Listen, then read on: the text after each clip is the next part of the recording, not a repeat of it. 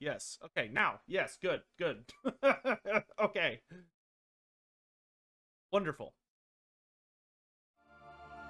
Hello there! Good morning, or evening, or afternoon, or whatever, wherever you may be in the world. I hope you're doing well today. How do I sound? Do I sound better than I used to? Worse? The same? I have been doing a lot of tinkering. I've been doing a lot of tinkering with audio settings.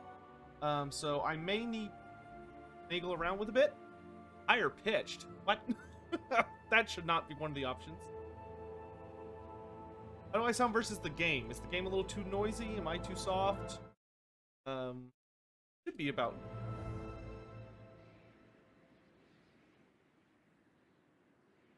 Yeah, I'm getting one person saying it's too quiet. No, two people. Here, let me turn this.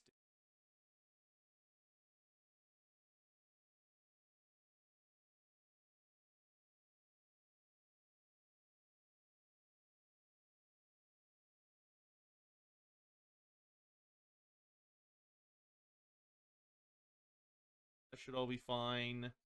Up to here. Okay, that should be a little better. That should be a little better. All right. Hopefully that's a little better.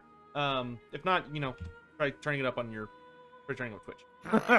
Another wretched foul lizard thing joins the red host. You get used to it. Cursed Sotek spawn. Good luck doing All right, that. hyped for the Imrek campaign. Hey, Reno, thanks so much for renewing your sub. Really appreciate it. I am sorry. It's been a hot minute, guys. I got very busy taking care of some things here at the house, and then I started messing around with like a lot of settings. So I started teaching myself new tricks on my computer, which ended up with me screwing and unscrewing a lot of things rapidly in succession. But everything seems to be stable now, and I tried to buy. Well, no, I did buy. I bought like a fancy mic stand thing so I could do this with my microphone, but turns out I bought the wrong one because my microphone won't fit in this because my microphone's gigantic. So this was a waste of money, but that's okay. We'll manage. So I'm gonna get the correct sized one, or maybe I'll just buy a new mic. I'm not sure which one I'm gonna do yet. This mic is pretty old. Kind of working on that as I go. But I did learn a lot of new things that hopefully will make me sound just a lot clearer, and there will be less background noise. So it should be much more difficult to hear me typing or to hear my air conditioner or my fan, my little mini AC unit blowing on me. But yeah, anyway, hope you're all doing well. Real quick, a big hello and thank you to being here to Defsa, Hawk Oddly, Tactical Sign, Jacka Diego, Shira Jira Jin, and also a Hydrate. Thank you for that, Shira. Appreciate you guys.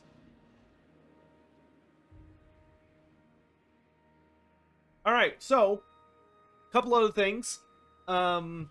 We were supposed to have another episode of the Lorebeards podcast yesterday. Unfortunately, I was not able to make it, so we had to cancel very last second because there was an incident with my family involving. I don't want to get into like the specifics of the details because I'll just get like angry talking about it. But basically, we kind of had an incident where a woman who is very likely to be positive with the Delta variant of COVID got into the same space as my family because she was lying about not having been exposed to the Delta variant. So that caused like a whole thing when everybody found out that she was lying and just being a selfish bitch of a human being. To say I was angry is a grotesque understatement.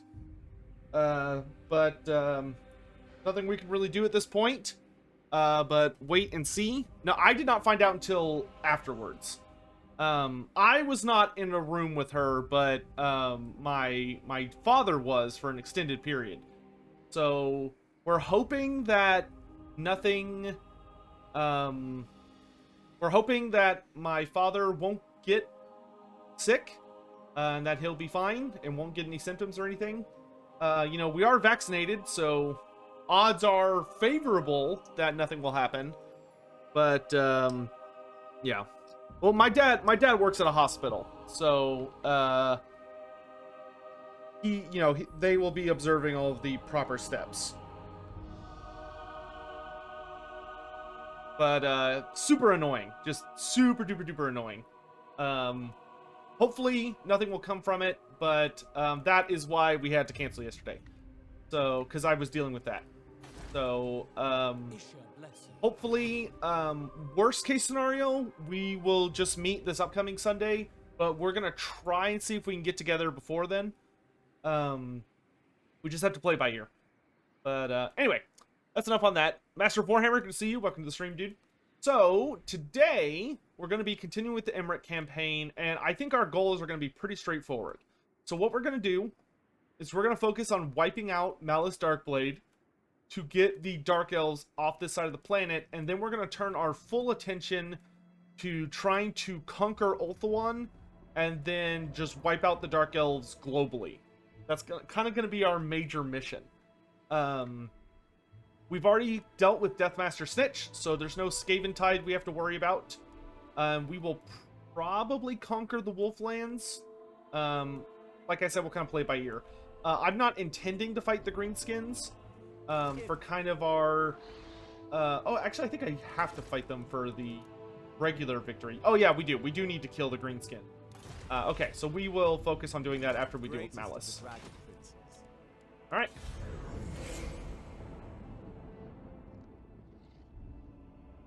Eldrin, I will... To have the ear of Prince Imric. I will make a note of that right now.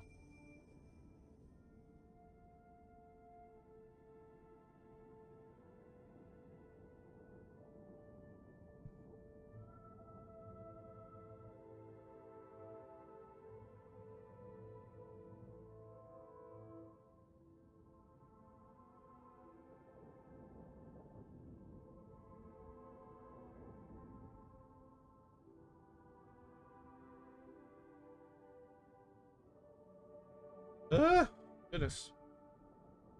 Okay, there we go. Yes, I am okay with having an alliance with Khalida. The Tomb Kings and the High Elves have had alliances before.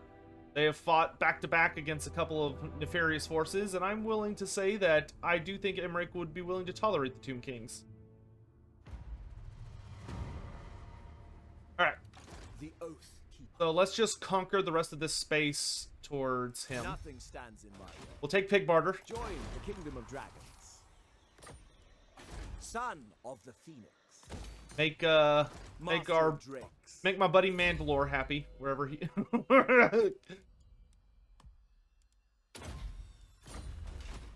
Okay. Our finances are rapidly crashing and burning. I could get rid of my general in Val's Anvil. Val's Anvil does look very stable for right now, which is nice. So yeah, let's go ahead and do that. Ah, that helped. Okay. So we're going to do our best to get our finances over here up and running well so that I can focus on dealing with that. Calador's champion. I'd really like to get a noble, I think. Or do I want a noble?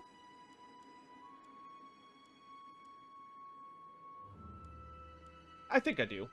To like lead our cavalry forces. The Fortress of Vorag. Could put a garrison there, but I think I'm gonna go with Elven Gardens instead, so we can get a noble sooner rather than later. Noble son of Ulthuan. Who's my favorite lord for each race? My favorite lord for... Oh, no, we have a noble. Okay, well, I want to get a combat noble. My favorite character for each race, I would say, for the Lizardmen, probably Krokgar. Dark Elves, it would probably be...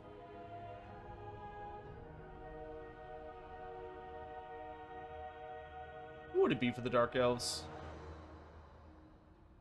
I really like Hellebron's campaign. I think Hellebron has a really fun experience. Look here, Felheart's pretty cool too. I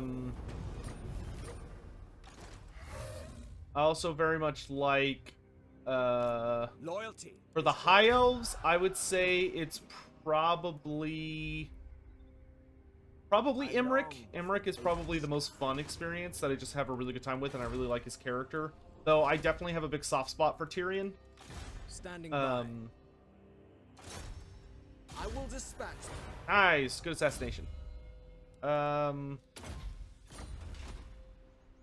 For Skaven, for me, it's definitely Lord Skrulk. Lord Skrulk is my favorite lad. Actually, for High Elves, it would probably be Eltharion. I actually really like Eltharion. Like, the way they designed him, I think, turned out really, really well. Any others you'll have to ask specifically, because my brain's going to start short-circuiting. Volkmar the Grim for the Empire. Heinrich Himmler for Vampire Counts. For Greenskins, I'd probably say Azhag, the Slaughterer. For Wood Elves, it'd be the Sisters of Twilight. The dragon shall wake. Yeah. As Alright, start moving my way this way. Let's work on finances. We need money. We need elven trinkets. They're very similar to lizard trinkets, but we very desperately need them. Alright, oh, we got Big Aggie, thanks so much for being here for the stream. Lorfax, could Valkia take out Eltharion in Age of Sigmar? Probably. I think they'd have a pretty fair fight. I do think Eltharion would probably have the advantage based on the fact that he's like a completely magical entity at this point. I don't know if Valkia would have I guess he's kind of like a demon, but like a demon of light. I'm not sure the specifics of how that matchup would work. That would be a really interesting thing to explore. But I do think Valkia would be able to handle him, but I don't necessarily think she would win. I think it would be tough. I miss the peaks of Calador. Noble son of Ulthuan. As for thank you for that, Santorino. A funny question: who's the most edgy character? Oh gosh, the edgiest character. I mean, I would say Alithanar is a very edgy character, but he's kind of like earned it, and he's super duper old, and he's not edgy in the sense that he's like he's edgy in that he does like really horrific acts, and he's a fairly dark individual. But I would actually say, like, who's the edgiest character, like, personality-wise? I would actually say Eltharion the Grim is super edgy. Like, Eltharion the Grim is so edgy that he really struggles at handling someone, like, making light of his edginess. There was a short story that, there was a short story you could read about Eltharion, I forget what it was called, but the point of the short story is that Eltharion essentially borderline does attempted murder because there's this character who's kind of like a jester, so someone whose goal is to like tell stories and stuff, and he tells a very he examines the story of Eltharion. And Eltharion gets, like, so angry at this guy trying to tell his story, especially with kind of, like, like, Eltharion just was going to murder this man. Like, he ends up getting stopped, and kind of comes to understanding. But, like, Eltharion's got a lot of problems, and Eltharion has not worked through his problems. He's just got... Eltharion needs to see a therapist. And he utterly refuses to. He's got some really unhealthy baggage. They'll thrive under my rule. Ogres, my lord. Ogres? These brutish nomads are as strong as... Yeah, no, I'm not hiring ogres. Emmerich would never tolerate such Glory awaits. disgusting, repulsive creatures in his army. No way, no how. That's definitely not happening.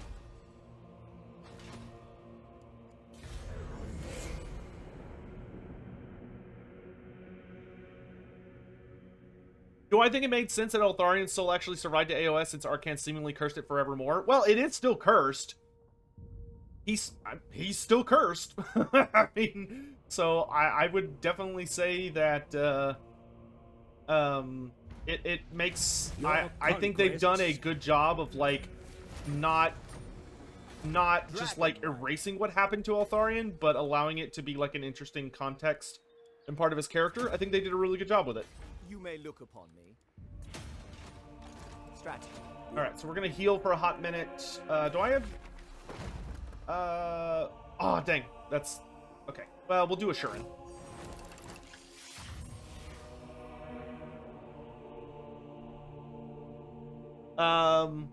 Who would have ogre mercenaries and who would not? Oh, dude, there's so many characters though. Like that's such an open-ended question, or not open-ended, but like. Could you narrow it down to like a handful of characters? Because like, listen, I love you guys, and I'm more than happy to try to answer y'all's questions. But especially when I'm like also trying to play a video game, like let's try and not have the questions where it's like, could you answer this thing about like 50 plus characters at the same time? Here, I'll refund you the points for that. I'll refund you the points for that, because I'm not going to answer that unless you're able to narrow it down.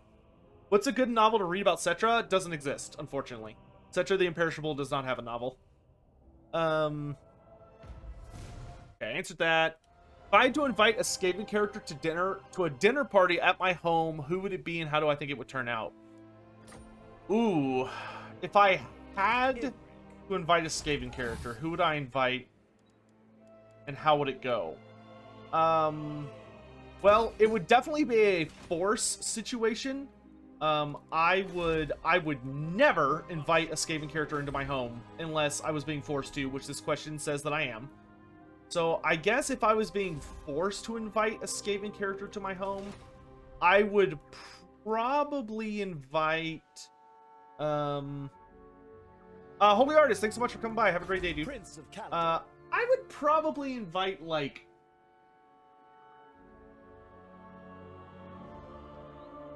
definitely not Throt, because I wouldn't be able to give him enough food. Like, he's basically just a bottomless pit. And when I'm inevitably not able to give him enough food, he would eat me. So that's a definite no.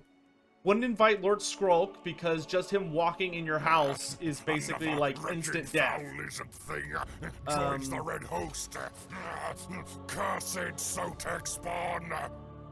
Lorimer 1 hype, Lorimer 1 hype. Joshua, thanks so much for continuing your sub, dude. I really appreciate the support. Thank you. I would not invite Queek Headtaker, because Queek Headtaker is completely unpredictable and would almost guaranteed end up killing you during the dinner. Like, I don't even know how you would be able, like, even knowing everything I know about Queek, for me, that just lets me know how utterly fruitless it would be to have him in your home, because he would kill you. There's no getting away around it. Oh gosh. I'd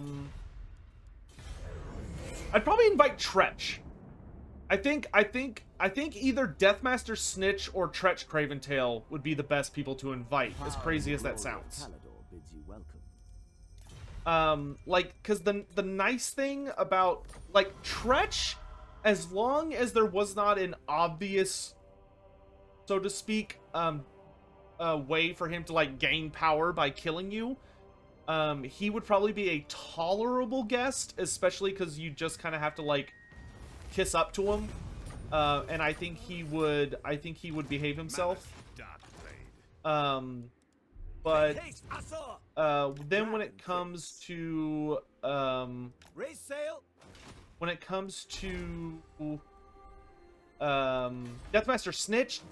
Snikch I also think would probably be a tolerable guest. As long as you could convince him that he did not need to kill you in order to, like, protect the fact that he had been there. Because that's the thing you gotta watch out for, is that I do think he would genuinely. I will not remember. Oh, here we go. We are just getting right into it. Malekith wasted no time. He knows what I'm up to.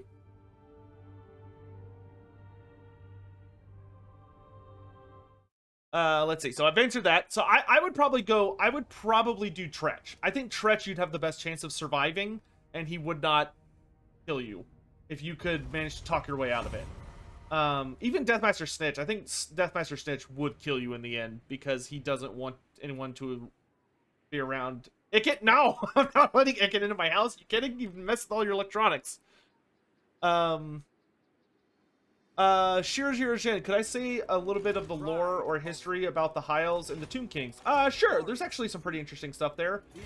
Probably the most famous alliance between the two was when there was an incident where I think there was an astrological event, if memory serves, where or astronomical event, where basically there was like a black sun, like there was basically an eclipse, or the sun itself turned black for some reason. I can't remember exactly what it was, but what happened as a part of that is like a ton of demons came pouring out in Nehekhara around the Black Pyramid. So it was just like a tide of demons, like endless demons.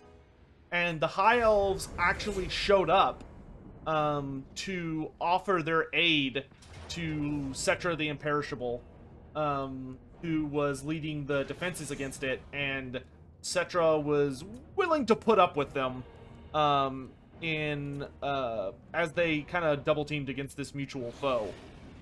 So they had this big fight where the two of them teamed up and basically fought a literal endless tide of demons and nightmares. Until they finally were able to... Until the event ended and the portal finally closed and there were no more demons. I'm gonna fix that right now. Hold on, chat. I need to fix Nightbot. Go.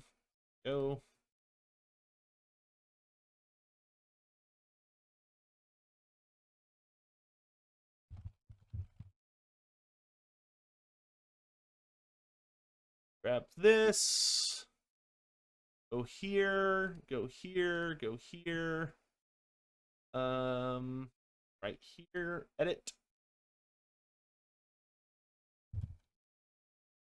Boom. Fixed. Thank you, Eldrin.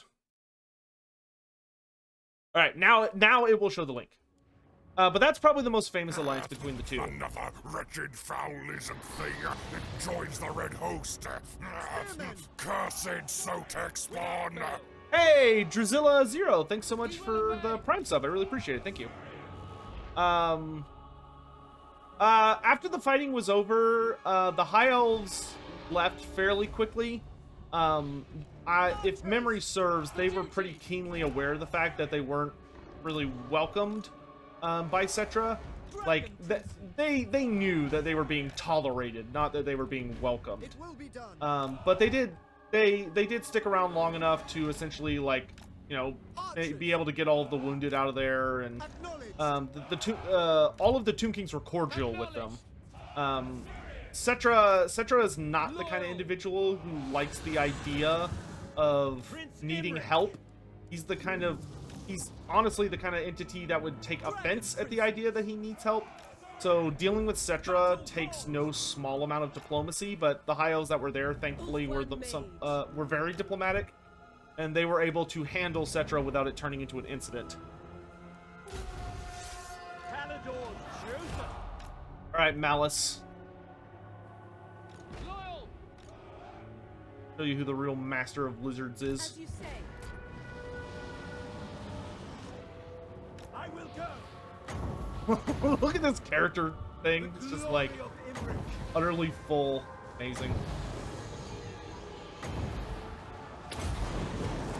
The dragons roar. Locating. Fall back. For order. Orders received. Orders received. Come and get it while it's hot. Men Louis! Araya, Men Louis!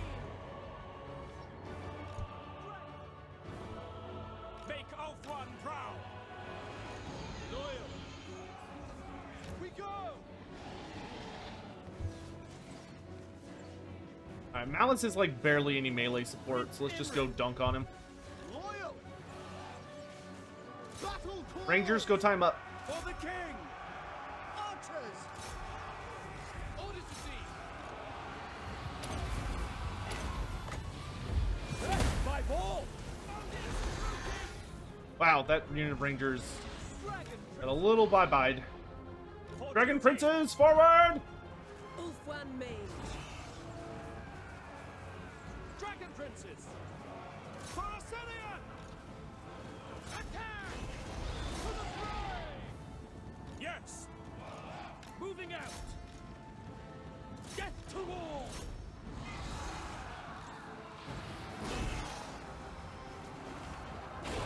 As you say.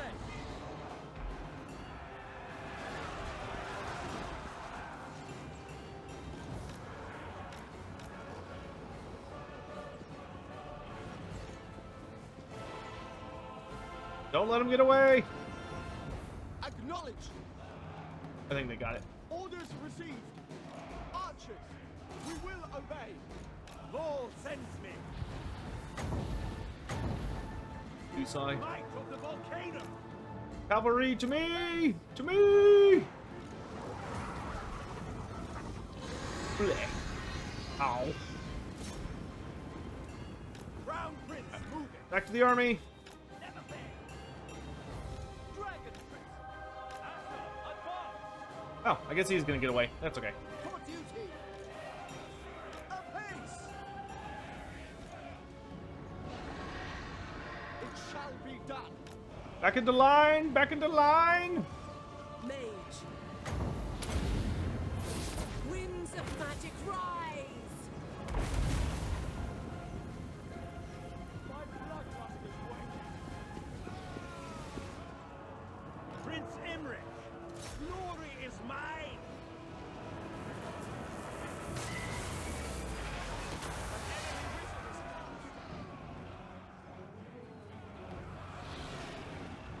Ready.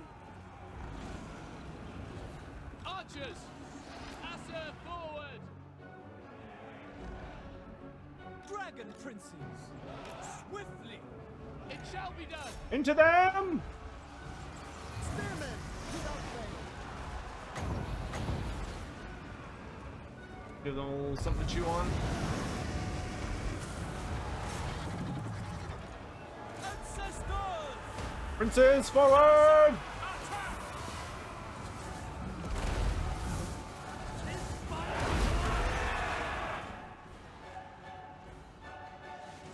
Ulfwan Mage. White Lions! Ulfwan Mage. Siphon, hear me. Lakoi Soraya. Waiting for them to kind of stabilize. The Dragon Tamer! Spearmen! Seal! It will be done. It will be done! It shall be done. Forward! Sinner! Orders. There we go. Rescuer. Bend to my will. Ulfwan Mage. Winds of magic rise.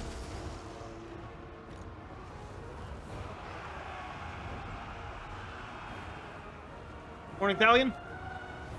I'm gonna consider that answered. A glorious challenge. Dragon Princes!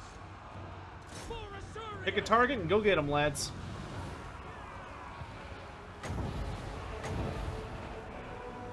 Without fail!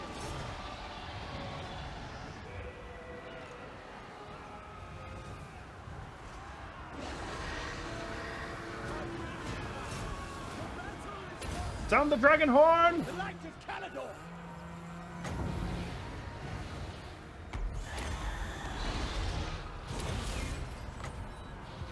Only a fool would behold the majestic!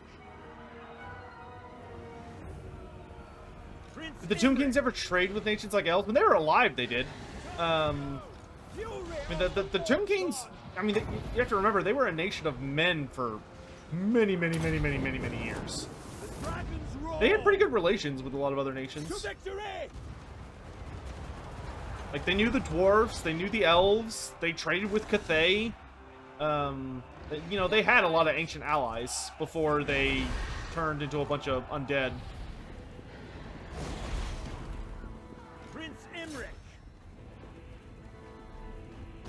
Is everyone in Nehekhara undead, or are there normal populations in the cities? So Johnny Snorson, Thorson. There's an older piece of lore about the city. I think it's Numus, having like a human population. It doesn't appear to be canon anymore. The Tomb Kings, as their lore developed into the more modern editions, a lot of their writing was changed to make the Tomb Kings much more hostile towards like living people, where the Tomb Kings are a lot less tolerant of the living just even existing in their realms. So I don't know if I would say that it's very unlikely that there are any living humans that still exist within the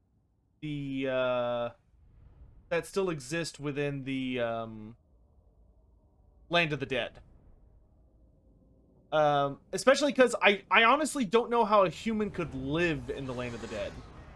No, I see his question. If y'all, as long as y'all use the lore redeem thing, I will see your questions until I answer them. And then Statorino, and which, to briefly expand further on that, the thing you have to remember with, plus 30 damage, that's so nice. The thing you have to remember is that ultimately, the Land of the Dead is cursed. Deeply, deeply, irrevocably cursed. Where the land, because of all of the horrors that Nagash unleashed against it, because Nagash was so pissed at Nehekhara, he just wanted it to roll over and die, he literally turned it into a Land of the Dead. So there is nothing in Nehekhara that you can survive off of. Even all of the animals and the plants and all that stuff are entities of death. Either they are undead things like carrion, or like the various spirits and crazy things that wander around, or they're just corpses. But there is nothing in Nehekhara, or the Land of the Dead entire, that is wholesome and can give way to life anymore. You know, that's why the river that flowed through Nehekhara, which is now the River Mortis, used to be the River Vital, or was it Vital or Vitalis? But it used to be like the Nile and brought life and like, you know, it was central to that crucible of civilization that was early humanity. But Nagash completely inverted all of that in his selfishness and his desire to punish Nehekhara for not obeying him.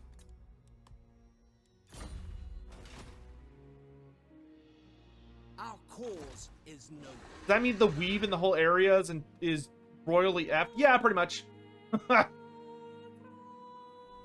there is no life to be found within the Land of the Dead. There is only death.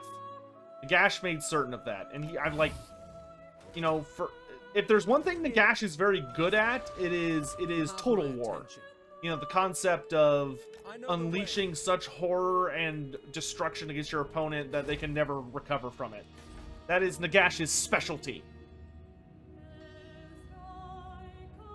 So for the Seraphon and Lumineth, do you have the same personal predictions on further Old World inclusions?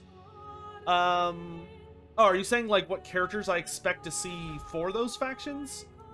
I don't think there's going to be too many more, to be honest with you. I think there is a very good chance that the Seraphon will have maybe 2 or 3 old characters pop back up. So, like, I think there's a reasonable chance that you'll see Krokgar. Jackalberry cheered. X100. How many bits to get a stream every day? Hopefully, that's just something I can be better about. I would like to stream every day, and it's something I really need to get on doing as best I can. I apologize that has not just been the normal case up to this point. Sure. Thank you for the bits, Chuckleberry. I appreciate it. No, I'm hoping to be streaming every day, but, you know, we'll see how it pans out. Follow the dragon. Do I have enough money to... Dragon Oh, shall no, I don't. I can't do it here.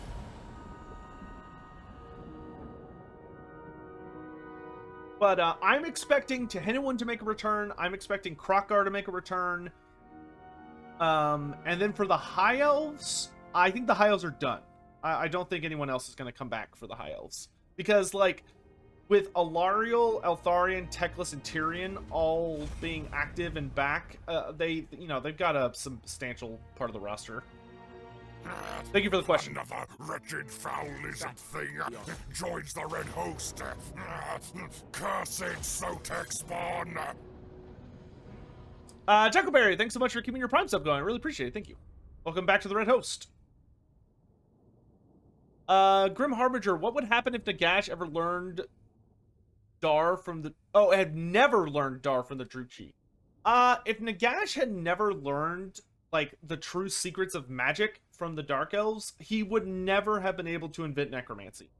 Nagash would have likely still been a power-hungry bastard and would have still, like, assassinated his brother and tried to take over as the, like, the ruling king of Nehekhara and all that stuff, but he would not have been able to achieve immortality. He probably would have been able to extend his life a fair bit, but he would not have been nearly as powerful or nearly as much of a threat as he ended up being in the timeline we know, because he just wouldn't have had the magical power to threaten, like, the entirety of the order of Nehekhara's pantheon and all of their servants and weapons and stuff. Alright, dragons, let's go make a mess. My power is yours. Archers! Asa, attack! Prince Imric.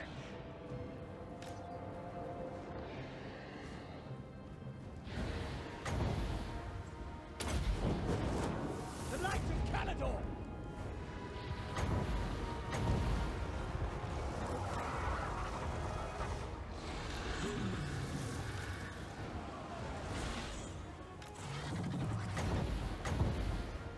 Prince Imric.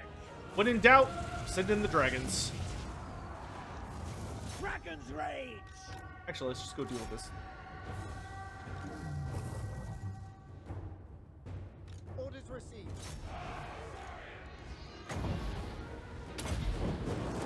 Winds of magic rise.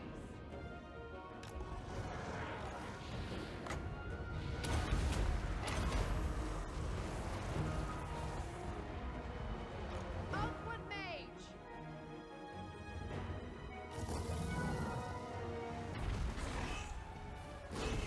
Yeah, I know. We're trying to get Shaklot in the army. I was actually just looking at that.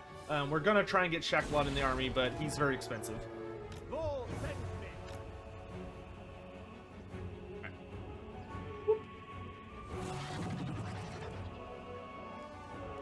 It shall be done. Oriole! Ready. As you are. Bend to my will.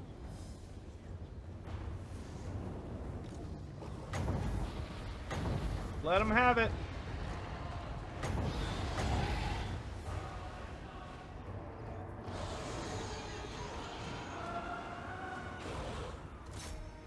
Go take out their general. Let our dragons just go haywire. Sound the dragon horn. Eradicate them!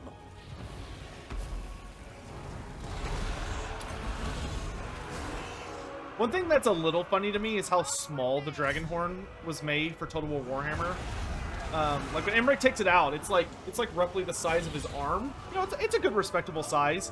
But if y'all ever looked at like the OG Have y'all ever looked at like the original art for the dragon horn? It's like the size of the man's body. It's so big. Like the OG dragon horn is like hysterically large. I absolutely love it. If y'all haven't looked it up, you should absolutely look it up. It's super duper funny.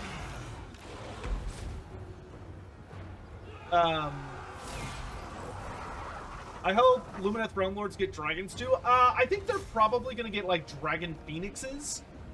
I fell in a pool. What does that mean? I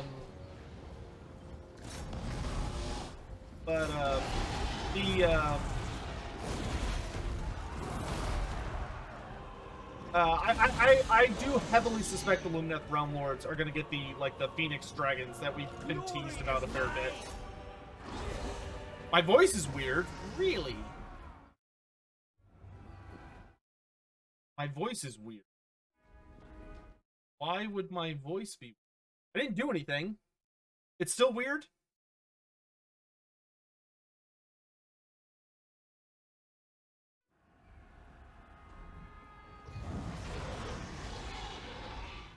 It's like in a cave. Shouldn't be. Wait, so it just like randomly changed? Like literally just a second ago?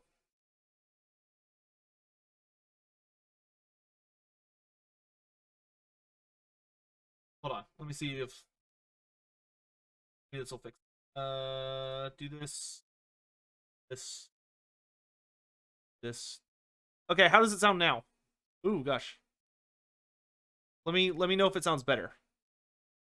Does it sound better now? Good? Okay, good. Awesome. All right.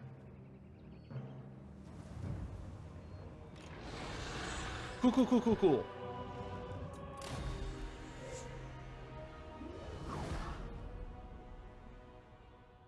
Yeah, so I have I don't have a reason to use it right now. Though I do plan on messing around with it on streams once I get the hang of it. But I have a voice changer mod. Or I have a voice changer that just hangs out on my PC now. That most of my audio goes through now. But I didn't turn it on. So it shouldn't have been doing anything, but maybe it got all weird for some reason. Alright, let's just go ahead and occupy. I claim it for Calador. Imric. Yeah, I'm not quite ready to use it on streams yet because I have not mastered its I have not mastered it yet, but it does have some pretty cool tricks I can do.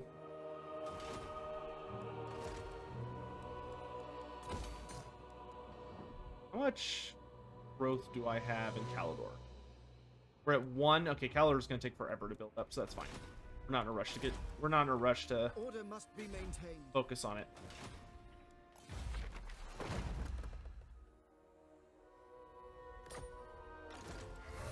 Alright, we've taken Dreadrock, which is the important one. Noble son of Ulthuan. We'll deal with Shattered Stone next. Yeah, I'm thinking I might have like hit a keyboard shortcut, but that's okay. Like I said, I'll deal with it later. So I just changed OBS so that it's doing straight to my voice right now.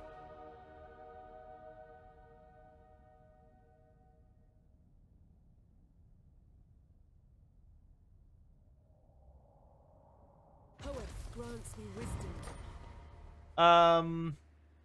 Jim 2006, thanks so much for being here. Welcome to the stream, my dude. Appreciate you. Immortality. Strategy beyond compare.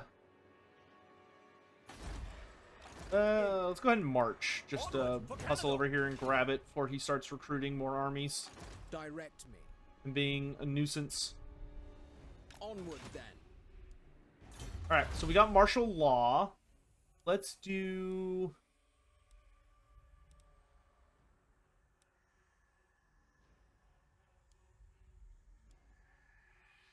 get recall colonists. Yeah, I don't have Lothern Seaguard yet. Well, actually, let's just start with light Ithilmir armor. John Locke, can I imagine anything or any way for the Wanderers to be redeemed and welcome again in the eyes of the Sylvaneth? Yeah, I think there are definitely ways they could achieve it, but it wouldn't be easy. They would need to do something where they make like a big personal sacrifice in order to help Alariel and like the just life in the Age of Sigmar.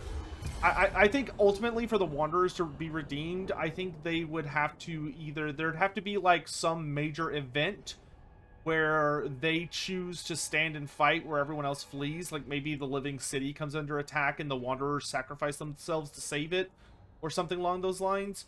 Or perhaps the Wanderers get like a special character, like a wizard character or like a king, who leads them and ends up finding a way to earn their redemption. But they're gonna have to earn it. I don't think it's gonna come out over time. What did the Wanderers do? They abandoned Alariel. So the Sylvaneth, which are the tree people in AOS, they had a relationship with the Wanderers where they were basically in a lot of ways like the old Wood Elves. They were supposed to fight side by side. They were supposed to like back each other up. And when push came to shove and Chaos like unleashed its big scary invasion, and the Age of Chaos started, the Elves, the Wanderers, who are like the old school Wood Elves, did not stay and fight. They ran away. Which, like, I mean, and it's kind of one of those things that it's one of the situations I actually really like, because you can argue it as far as like if they made the right decision or not, because they almost assuredly would have been completely and utterly exterminated had they stayed, but they also would have fulfilled their promise. So, whether or not they made the right decision is, I think, a genuine debatable discussion, which I really, really like. I think that's a well-written story when you have like multiple factors to it. But Alariel, she's not as mad at them currently as she was. Like they make up a substantial amount of the population in Ghyran, and they have returned and are trying to redeem themselves. And she has noted their efforts after the Realmgate Wars, but especially after the Season of War. But they're still not on the absolute best terms. Dragons sighted. Cool, I'll deal with them in a minute. Make haste, Asur! The dragon shall wake. I hate what it does. Row, I say. Now, one thing we do need to do is send out like a hero to float around and make sure there are no more Dark Elves lingering in this ocean.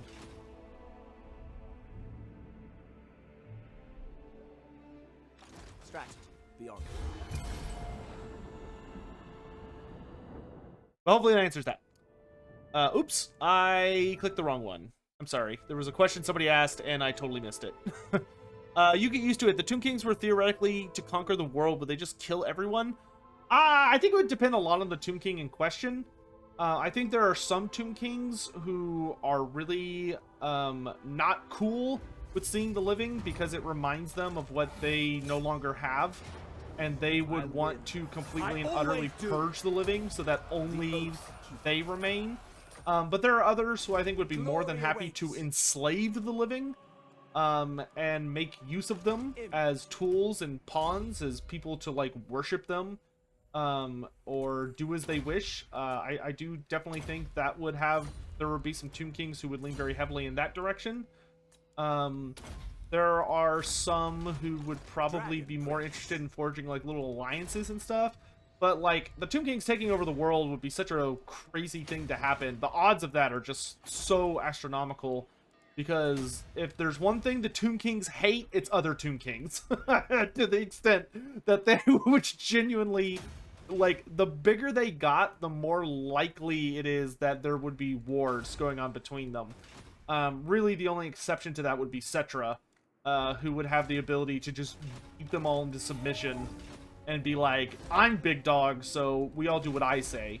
Cetra would probably be more interested in enslaving the living as opposed to completely and utterly wiping them out. Cetra does not like the living. He finds them to basically be like annoying insects crawling over the corpse of his empire. But I do not think he would be as vested in completely wiping them out. Survivor, thanks so much for coming to the stream. Thanks for being here. Dragon for later should be Sunlithir. Okay. A dragon should be Parthenex. Okay. We're gonna get some dragons here in a second. You may look upon me. So we will submit those as they came in. Caledon's champion. Alright, hopefully there's not a black arc lurking in this ocean. Oh my gosh, this is so expensive, but it's so worth it! Oh my god! My finances!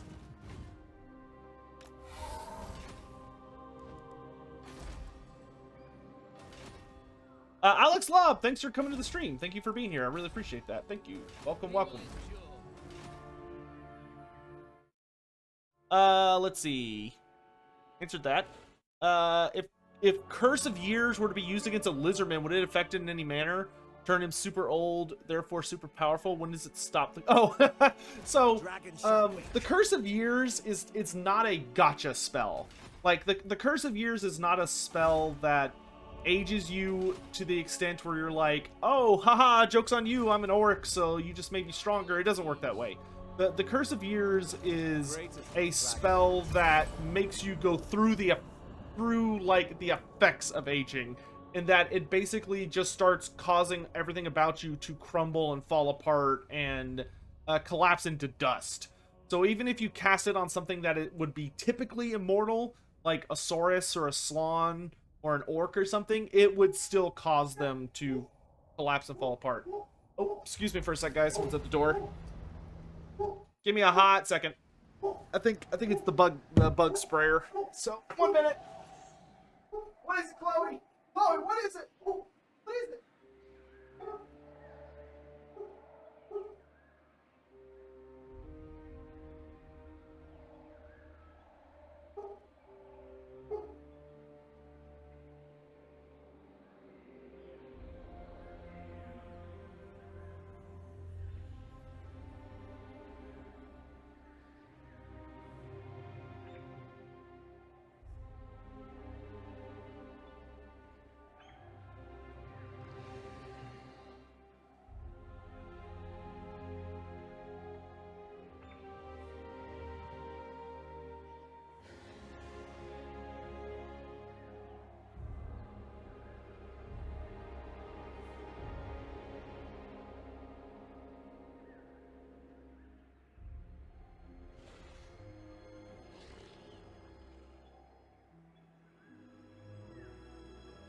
Alright, I'm back.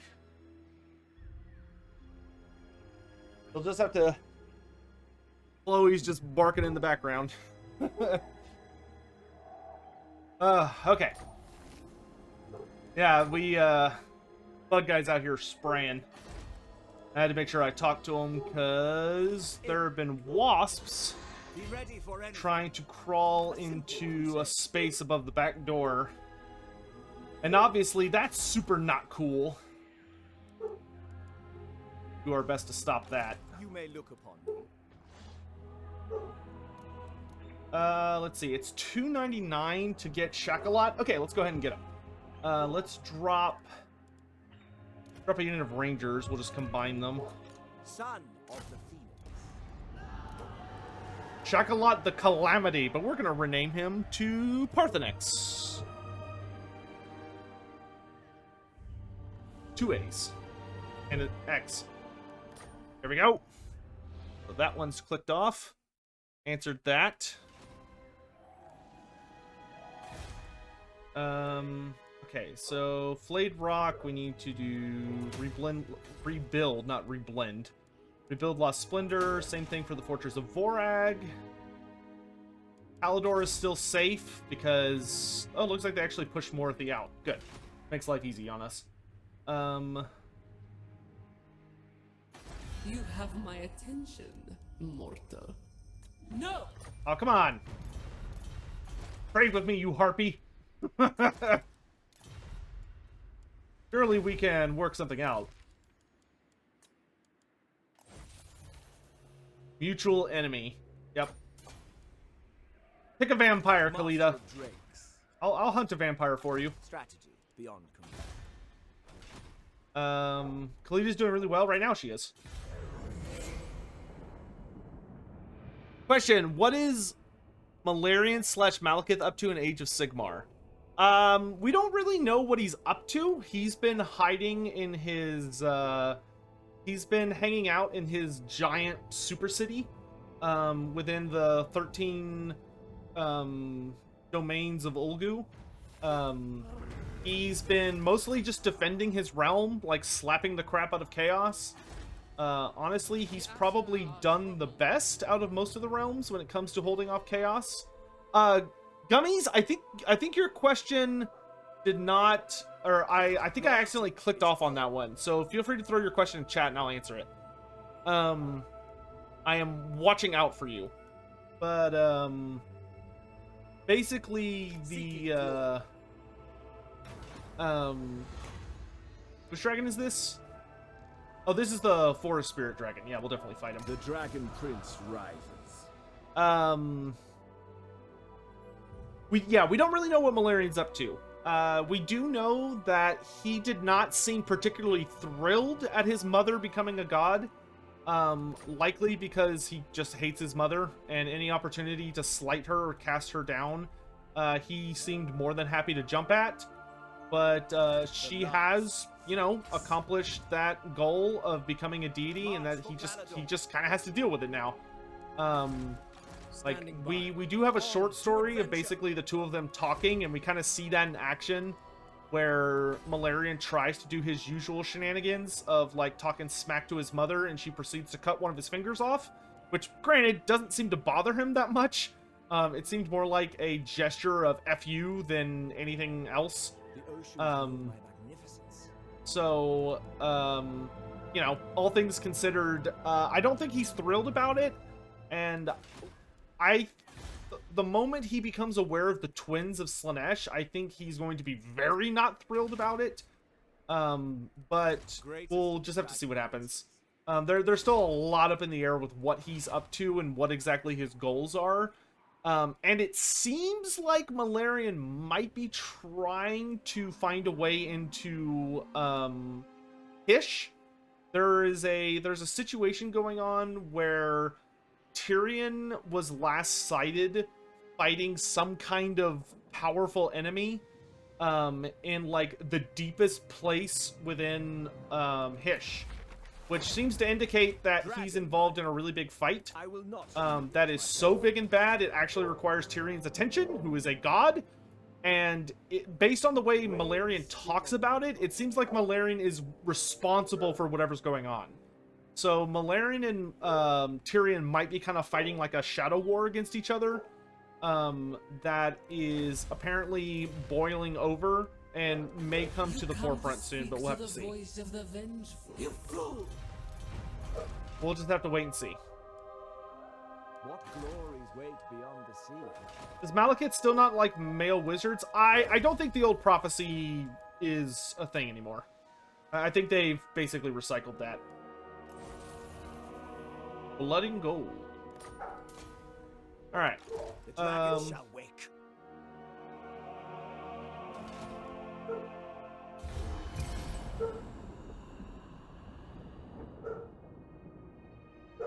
Well, Tyrion and Morthy have bumped into each other plenty of times.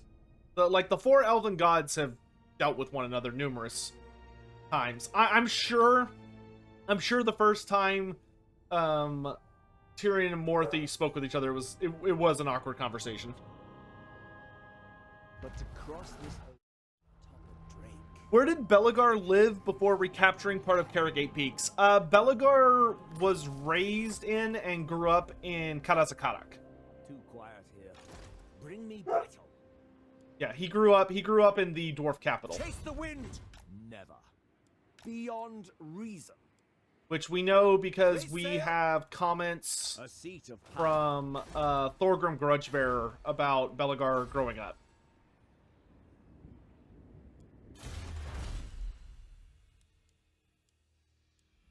Alright, let's go ahead and get this tree finished. I also want to go ahead and get the dragon building being constructed. It's very expensive, but it'll be worth it.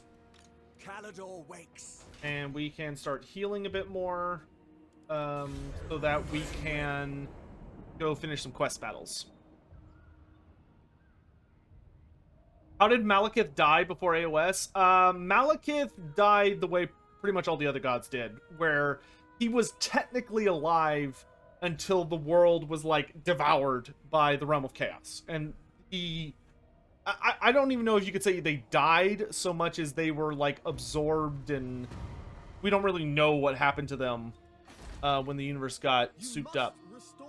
Wait, hold on, I'm looking for it. I'm looking for it, gummies. I'm looking for it. How did the Great Horned Rat come to be? So What do you require? the Great Horned Rat was a... how do I say this? The Great Horned Rat, from what evidence we have, seems to be an entity that came about as a response to civilization growing. So what I'm saying is that essentially the Great Horned Rat is a form of entropy manifest. He is the god of ruin, the ruination of civilization, the natural degradation of order and civilized society and all of that nonsense. Another wretched, So, foul lizard thing for- joins the red host. Cursed Sotek spawn. Love your content, Sotek. Really loving the podcast as well. Any news on episode 2? Yes, episode 2 of the podcast will either be sometime this week. Worst case scenario, it'll be on this upcoming Sunday. But hopefully we can get it in before then. But yes, hopefully that answers that. But the thing for so the Great Horned Rat was brought about in the he popped up because of what was going on with a very, like, arrogant society that grew lazy, which was the land of the people that originally worshipped the goddess Myrmidia, her, like, original folk. Civilization for many groups of humanity at that point had kind of grown on their power and access to the point where they were kind of becoming, like, essentially lazy and allowing much of their civilization and their works and all that stuff to start to fall apart into lesser things, because they just could not be bothered. They were not interested in pushing forward, and they started falling into a lot of those slothful actions, which resulted in them trying to find ways to cheat things, which led to a whole circumstance where the Horned Rat basically saw an opportunity. And the Horned Rat, he is a very complicated creature because he is a god of rats, as well as being a god that represents certain aspects of ruination and destruction, and the collapse of civilization. And he basically was able to find a perfect moment, probably quite some time after he had manifested himself. And he took advantage of this great civilization falling into decay and despondency because of functional laziness, and just kind of viewing themselves as being above consequences and being above the need to continue to grow or to be good or to stick to their tenets, and, you know, try and make good decisions. And instead of honoring their ancestors or continuing to improve, they tried to find ways to cheat. And granted, they were in a Tower of Babylon situation. I mean, they were literally building a tower to be like the greatest icon in all of creation as a... Granted, they were building it as a homage to their god, not to like go up and smack the gods, but it was still like a insanely arrogant action that they weren't capable of finishing. And instead of just like admitting they had made a mistake and trying to maybe do better, be better, you know, admit they were wrong and work on making amends. Instead, they were just like, you know what? Screw everyone. We're gonna find a way to finish this. And that's when the mysterious stranger showed up, who was the Great Horned Rat himself. A lot of people think it was Tzeentch, but it seems much more likely that it was just the Great Horned Rat manifesting as he could as a mysterious stranger and basically offering them like an almost Faustian deal where he's like, hey, I'll accomplish this thing that you really want to see happen, but in exchange I'm just gonna do just a little thing for me, if that's cool. And because they were idiots, the people of Khasvar agreed to that, which was a terrible idea. They were not worried with the consequences of their actions, just in, like, proving they were the best. And to hell with the consequences.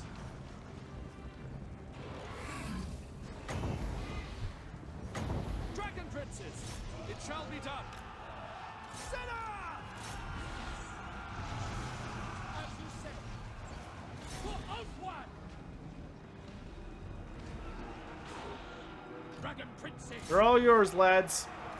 Is that Sun Dragon named? Yes. The Sun Dragon we have has a name. The the wizard we have does not have a name. No one's named the wizard yet. Prince Imric. Dragon Princes! For Lolland!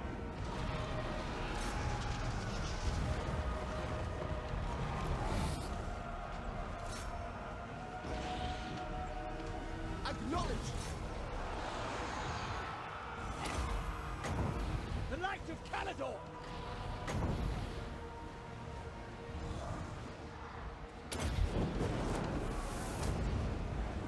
Ulthuan Mage.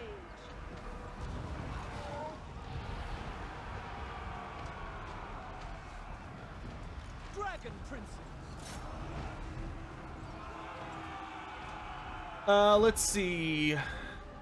Are elven mages excluding... Are all elven mages excluding Teclis and Loremaster of Hoeth women, or is that just a design decision? Thalion, that's just a design thing.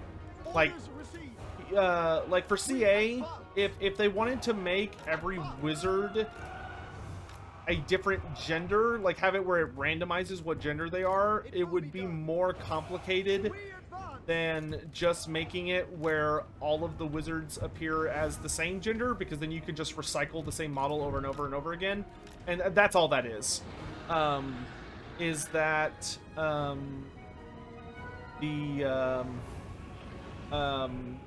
They didn't want to have to create more assets for something that they already had assets for. That's all it boils down to. Yep. That's why all the Empire wizards are dudes, and all the elf wizards are chicks. Is just because it's just cheaper.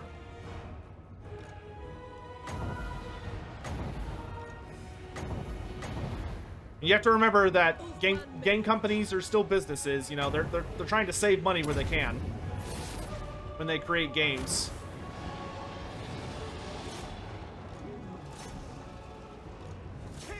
Because, I mean, ultimately, there's an upstairs guy that you have to deal with who's crunching numbers. And if someone walks up to that guy and they're like, hey, like, we need to do this thing for a project. And he's like, well, why can't we just recycle the assets we've already made for this?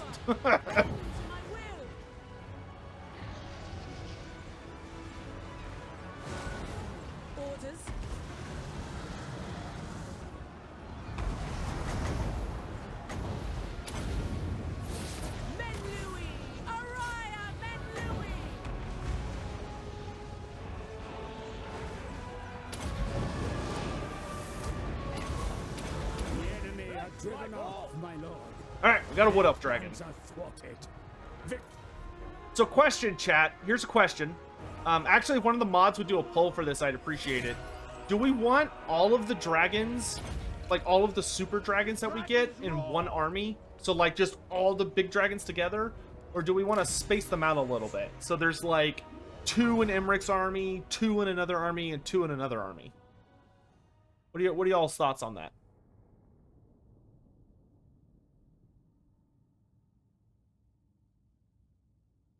One of the mods will do a poll, so keep an eye out for that.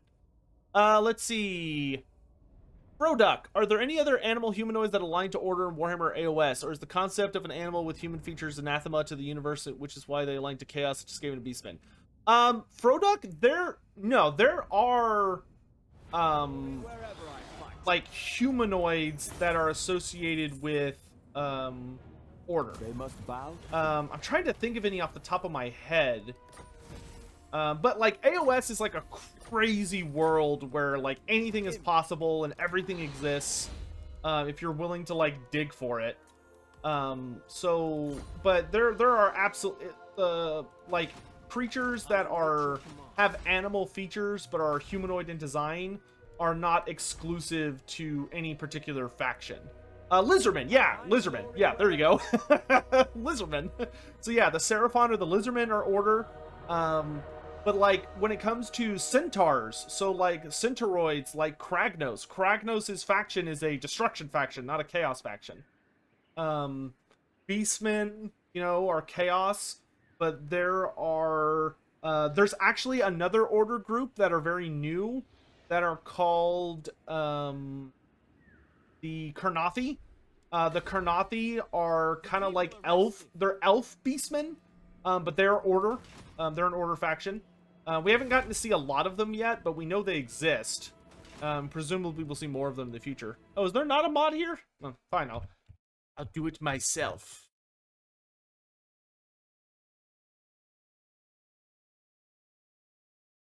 Where should all the big dragons go? In one super legion. Spread out among many.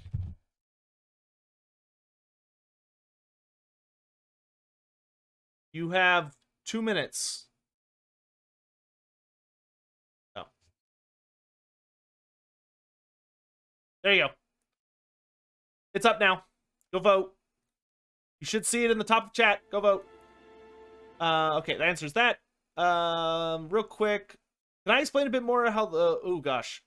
Hold on, let me finish my turn and then I'll answer this question because like it's a little bit of a doozy, I can see. Let's see. Let's do... I could put a forge here. Or do I want to do a Phoenix Temple here? Yeah, let's do a Phoenix Temple. And then I still have enough money to do another fight, so let's go get another dragon. Gordonar, the champion of flame, and his Tomb King lads. Alright, let's see. Can I explain more about how the realms in AOS work? More particularly how the fact that they were created by the winds of magic affects their nature. For instance, how is it that they are physical, the winds of magic are chaotic energy? Why does the realm of light have beings of energy? Okay, so... Oh gosh, so the thing about the mortal realms is that each of the mortal realms are... so the wordage I'm going to use for this might sound a little confusing, but like hear me out. The mortal realms are a series of... you can kind of think of them as realities, right? To call them planets really does not do them justice. In that they are significantly larger than planets, while also not necessarily following a lot of the laws that we understand with planets. They are planar realities. So they are a series of existences that are all planar, right? So they're disks. They're flat Earths. So there are all these flat Earths that basically what happened was after the old world, the world that was, detonated, what basically followed up was this situation where you have this situation of all of the winds of magic start to coalesce into sympathetic places, right? So you have this idea that all of the death magic in the universe, all of the death magic that ever was and ever will be, was called to by all of the other death magic that ever was and ever will be. And they started to coalesce into like meets like. And as they are all gathering up, it leads to this circumstance where they start to form little worlds as they all kind of plow together. And as they meet in all of their little worlds, this ultimately results in them gathering up. They start to crystallize. And when I say crystallize, I do not mean crystallize in the sense of like literal crystals, but I mean crystallize in the sense that they start to take on physical properties. So the realms of AOS do not start to form trees and mountains and rivers that do, for the most part, follow laws that we understand.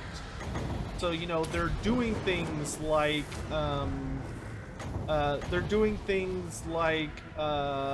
a mountain follows the laws of gravity, and rivers flow downhill, and oceans gather where those rivers all meet at the lower ground.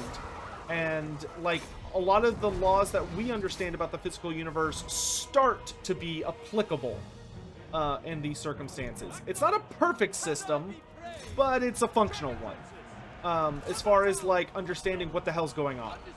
So as you have all these physical laws being established with the realms being formed, the thing to note about them that makes it a little tricky is that as these realms form, they start to develop their own laws. So like the realm of death is not simply a realm where death is present. It is also a realm where all of the imagined underworlds of the living take physical form. So any afterlife that any human or any creature, doesn't even have to be human, any creature capable of thought genuinely believes that, hey, when I die, this happens. I go to heaven, I go to hell, I go to an endless battle, I go to a paradise, I go to a giant goo city where I live in goo for all of eternity and it's an okay time despite the name. Or I go to a really random, I go to a blockbuster that's endless and eternal, and every time I rent a movie, it starts all over again. Like, no matter how weird or stupid or bizarre it is, your beliefs or the beliefs of those people create that universe and determine its laws. And the realm of death brings those into a reality and makes them manifest. So all of the laws of its physical nature revolve around that law, so that all of these strange afterlives, their physical nature is secondary to this reality bending nature, right? So, and each of these underworlds exists as its own separate country, essentially, where it's actually possible to like cross from one to the other, depending on various circumstances. But like the geography of those lands is based on the people that worship them and believe in them. Whereas like the realm of fire is kind of is one of the more straightforward realms, in that it is a realm where everything is designed by the realm of fire's laws, which means that passion has a surprising amount of like, there's a lot of fire, and but everything's very like aggressive, and like the forests that exist grow very quickly and expand very quickly. The oceans that exist are probably going to be more turbulent than you expect, or they're boiling seas, or they're places made out of lava. But the most important thing to know about the realms is that the magical nature of the realm becomes less and less prevalent the further you get, or the closer you get to the center. So every single one of the mortal realms has something called the perimeter inimical, and the perimeter inimical is the edge of the realm, the edge of those discs. And the edge of the disc is where magic is going fucking haywire. Like, the laws of reality don't mean shit at the perimeter inimical. Up is down, left is right, backwards is forwards, everything's turning inside out, like, and everything is beholden purely to the laws of that realm. So, like, if you were to go to the edge of the realm of death, your body would literally just collapse into dust, or your skeleton would rip out of your chest, or, like, any number of crazy bullshit would happen, and you would almost certainly die instantly. Like, there's no way you would be able to survive out there unless you were incredibly powerful, or had some kind of weird magical bullshit protecting you. But the closer you get towards the center, the more grounded everything becomes, the less prevalent magic becomes. And if you live at any of the continents that's in like near the center, you're able to hang out there pretty easily. Like, the center of the realms are just like us, like just here. Just maybe the world will be transitioned just a little bit so that it reflects the realm you're a part of. So if you live in the realm of fire, or Akshi, and you live at the center, maybe the sun is like really oppressive. Or not, well, the sun or Hitch, but like the stars in the sky are very oppressive, and it tends to be kind of hot. Maybe like when you plant growths, like you plant fields, the plants are fairly aggressive in how quickly they grow. Water is not necessarily easy to find. Water is a bit of a commodity, or it's a bit of like a rare commodity. So it's something that you kind of build your life around. The rivers maybe tend to be boiling, so you have to capture the water and cool it down. Maybe the fish that live in Akshi, many of the fish are noted to have legs because there's not a lot of water. So the fish in Akshi developed or evolved so that they have legs, so they can get from body of water to body of water. Maybe you're gonna live around volcanoes, so you have much more fertile soil to work with. But if you live in the realm of Gairan, you know, there's tons of water. Life is everywhere.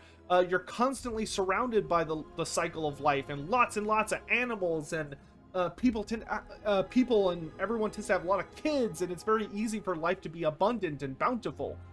But you also have to live within nature. You have to live alongside it, because nature is the dominant force, not you. Plants are king. You know, you have all these different life forms that are much larger than you. Everything grows really, really big in Gairan, and you're kind of like an ant trying to survive amongst much more competitive forms of life. But, you know, it's kind of your imagination just runs wild with it. Hey, Grugnir, thanks so much for the nice words. I'm glad you could make it to the stream. Welcome. But hopefully that gives you a little bit of an idea. But like all of the laws of like reality and physics and stuff, there are places, if you're closer to the center of the realm, where those make sense. But the further you get out from the center, the more wild and crazy everything becomes. All right, so chat voted to spread out the dragons. So we will keep that in mind. Is it possible to have children in the realm of death? Oh yeah, like there is life in the realm of death. Not originally. People had to move into the realm of death. That is something that Nagash and Sigmar allowed for. Thanks for the stretch, Redeem.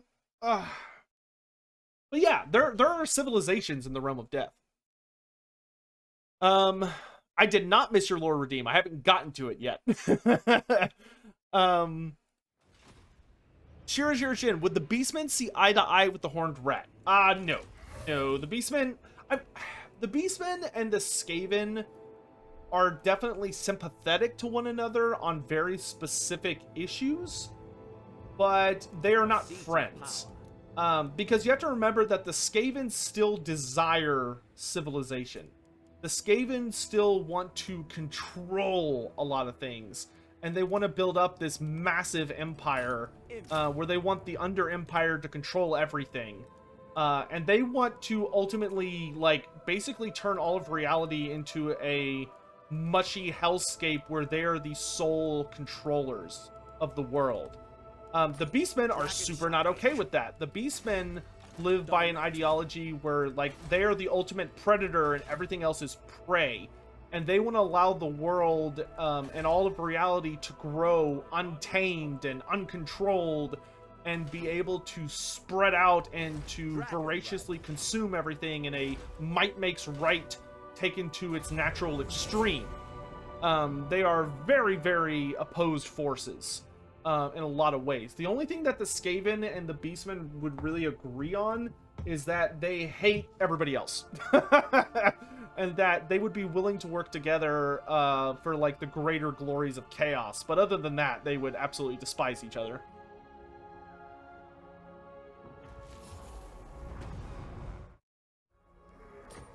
What was the exchange the Skaven made for building the tower? The Great Horned Rat, the deal he struck with the people of Khasvar, which was a really stupid deal on their part, was that, so they were trying to build this impossible tower, right? They were trying to build a tower that would scrape the very top, like the clouds themselves, like basically making this huge monolithic structure to just show how powerful and amazing they are. But they weren't able to finish it because they essentially kind of got lazy.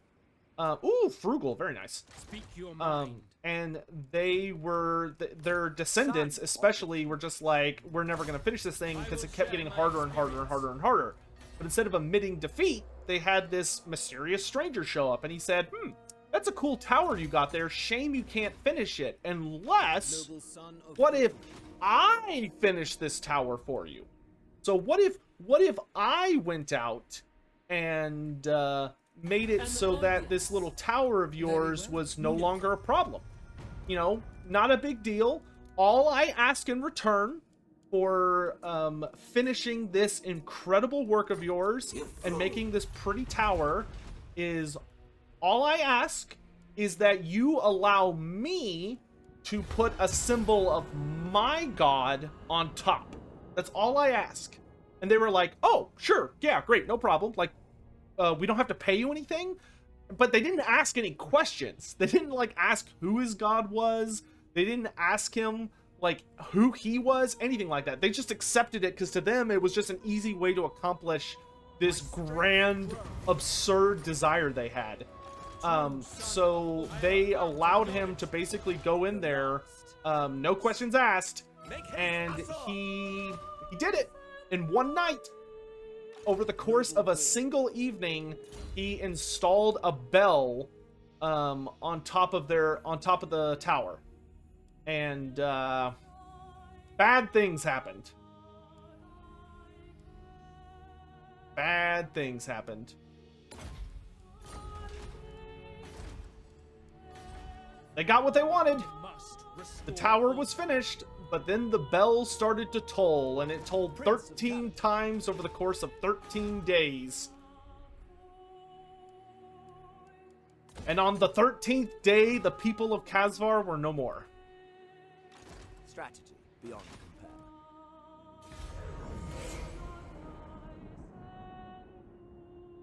Yeah, the town was humans and Dawi living together. The dwarves lived beneath the mountain that Khasvar were next to.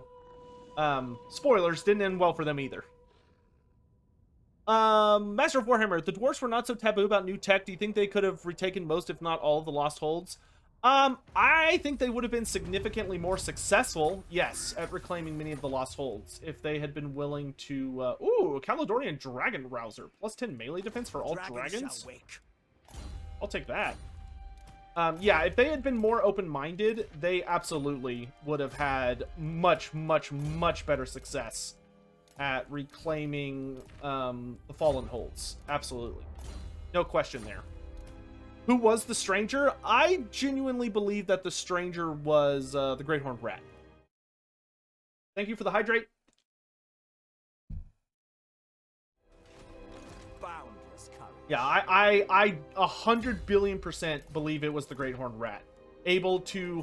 I think he had grown powerful enough because the Skaven already existed at this point. The Skaven were many, but they had not, like, claimed what would become their home yet.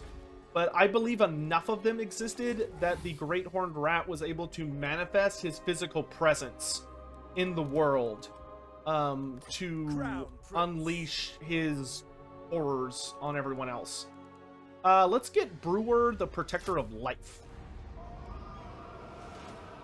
How is nobody redeemed naming the characters we have? That surprises me. Let's see. For Emmerich, and did we get any cool dragon items? We did! We got the Sun Shard, which I cannot equip because I have too many things. Actually, we could if I got rid of the Potion of Heal. I don't need on him. What does the Sun Shard do? This gives us a bound... Oh, this gives us Rage. Alright, I'm down. Put the Potion of Healing on you. And then what else do we have? We've got the Vine Dragon Scale. Pretty sexy.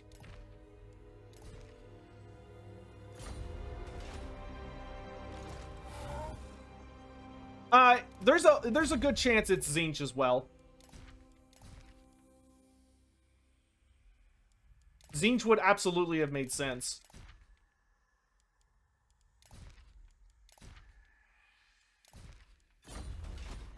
Master of Drakes. All right, we've actually got some money now. Let's conquer the Wolflands, and then we can go from there. This is my destiny. Beastmen. What news?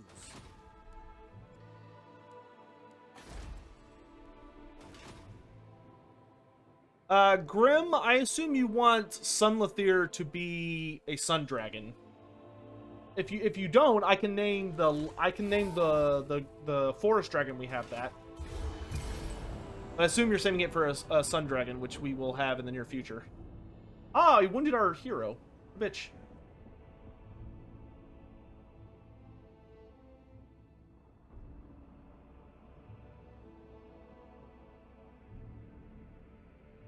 But yeah, Charger Rhino, it's one of those things where we don't know the truth. Like, we don't know, like, the absolute answer, so all we can do is theorize. And, like, even what my opinion is on it will probably, like, change from time to time as, like, various discoveries are made or new evidence comes out. What do you which can happen. But, at this current point in time, I'm of the opinion that the Great Horned Rat was the one who made the tower. But, like, I could absolutely see it, the argument that it's Tzeentch or even Nurgle, if someone wanted to.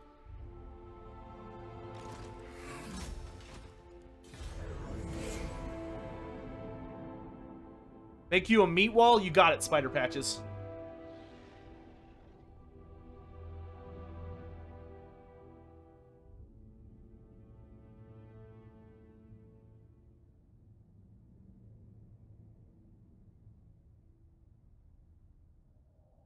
Bells are something of a Nurgle motif? They are.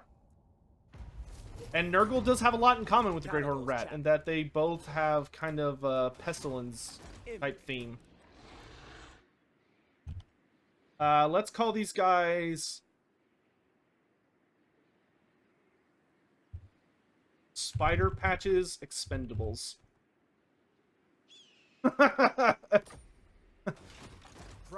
Hopefully that's a fitting name. Search the ruins. It is a... Strategy beyond compare. What's my favorite lore unit that's not in the game yet? My favorite lore unit that's not in the game yet. Our tradition make us strong. Probably... You have my attention.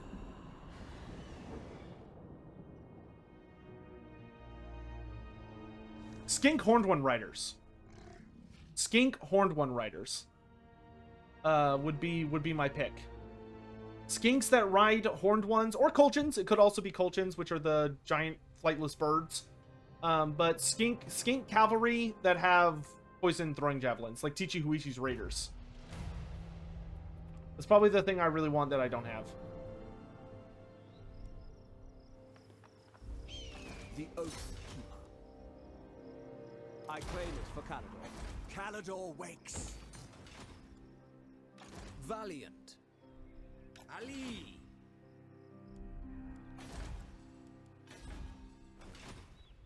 Druchii madness is Ugh, I need to order lunch. I'm super hungry.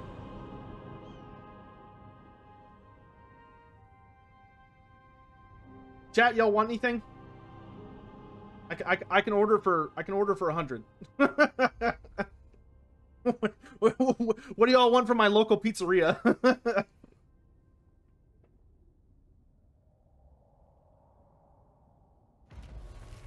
What do I want? Oh, wait, no. I've got... Well, no, if I was gonna... I could make that for lunch, but it would require me to actually do stuff, and I'm wanting to keep streaming. So I'm gonna order something that will be brought to me. Is this what I want for lunch? Yeah, I think it is.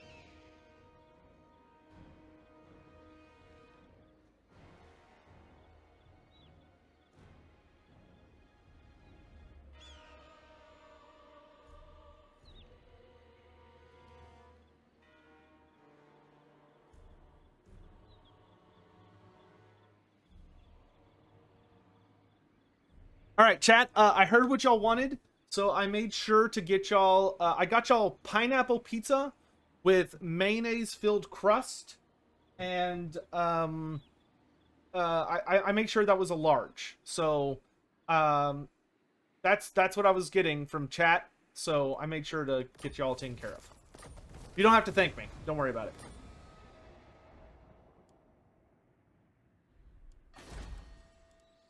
Thanks are not required. This building is useless here. Let's get rid of it.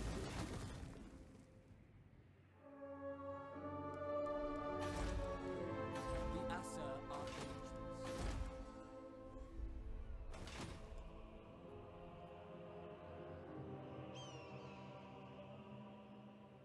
You want the wizard to be Glory awaits. okay, hold on. Wizard something lore related to lizards.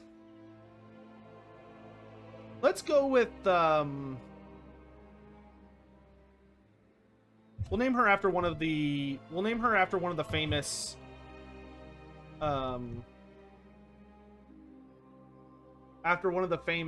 Ever Queens. So we'll call her Astariel.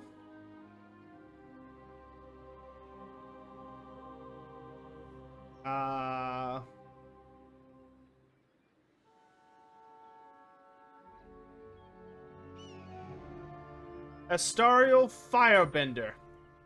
There you go. What Sotek orders is worse than being tortured by Snikch? Oof. Master of Dragons. Oof. I await your command. I will dispatch them. Hooray! We got rid of that jerk. Good. She's gone. I don't have to deal with her anymore. Afraid.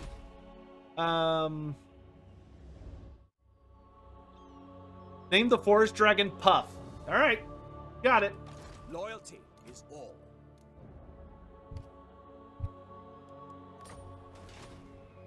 Puff has risen. Thank you for participating. Pride of Ulswine. All right, let's chase after these beastmen. Calador's champion. Kissed by the moon.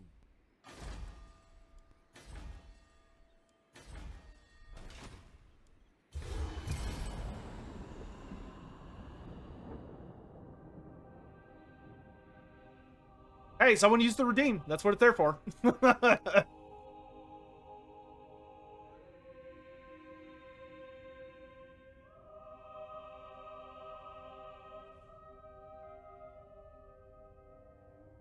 My powers grow.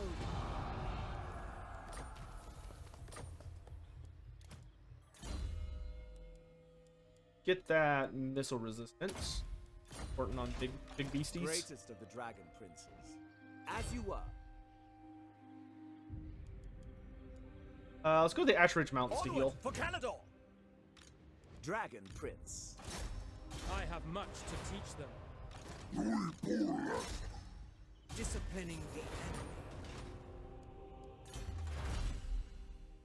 All right. Oh, we blocked cultural advance. Awesome. Let's get that rolling. We are ill at ease.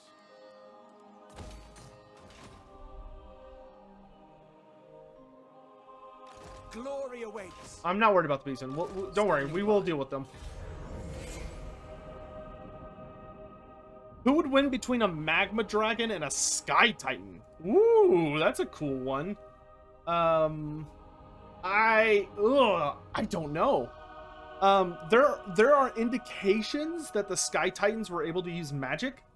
Though we don't know what the limits of their power were. We don't even know if it was they were actually using sorcery or if they were just so technologically advanced that they were able to create things that gave them the illusion of using magic. You know, kind of that old adage of the only difference between like magic and science is like how much you understand. Or I think it's like any scientific invention that is like far enough advanced is comparable to magic or something like that. But we just don't have a lot of details about like what the Sky Titans were capable of, other than they were like really powerful inventors and they seemed capable of using sorcery. Which if that's true, then I do think they would defeat a Magma Dragon. But it would be a hell of a fight, especially like an Emperor class Magma Dragon, the kind that can use sorcery themselves. That would be an insane battle.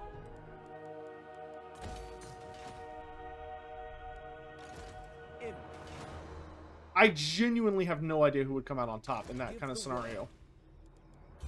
The Sky Titans were created by the Old Ones. Please tell you about the Dragon Isles and why they're called that. Sure.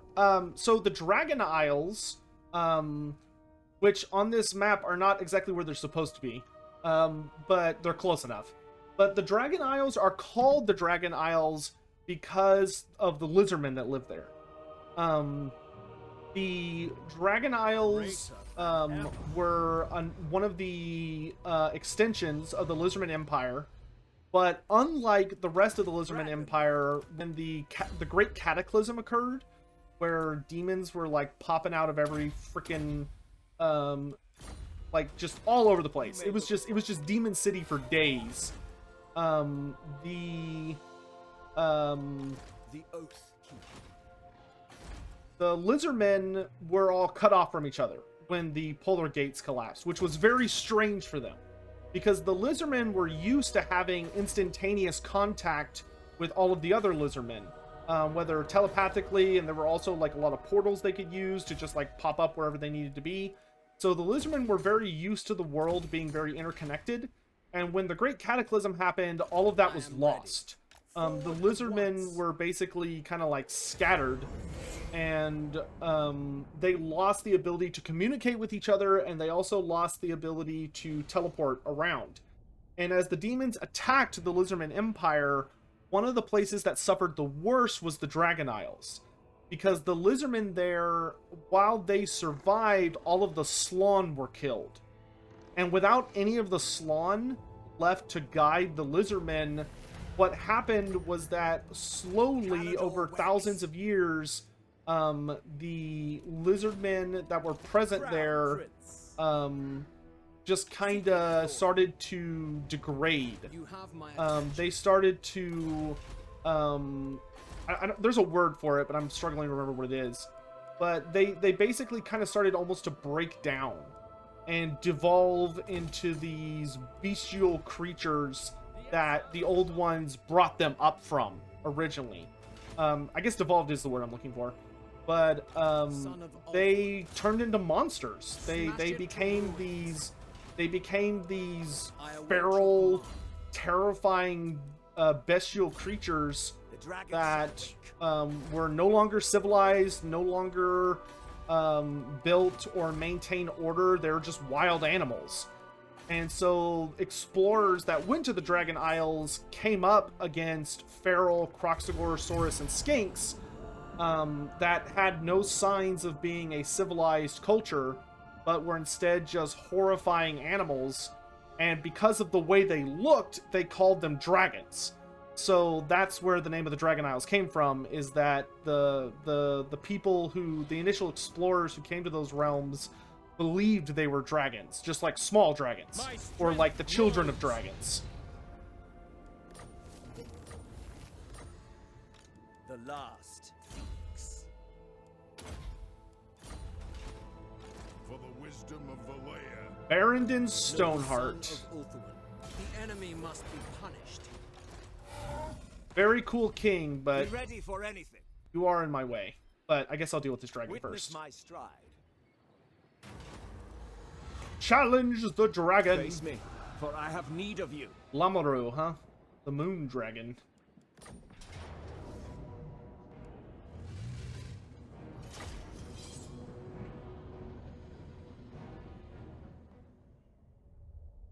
Would Ogres and Grom the Paunch ever have been bros?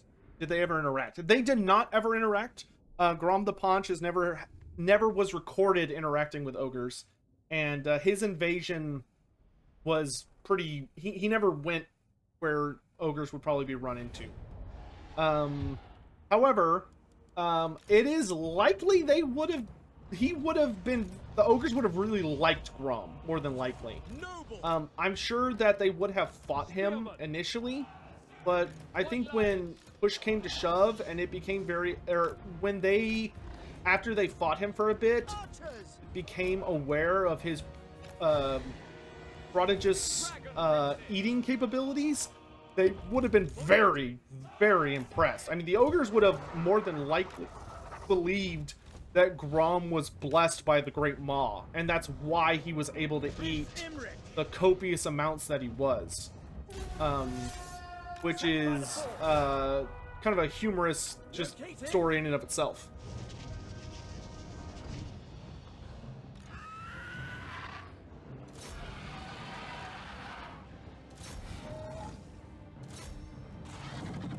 Make yourselves useful.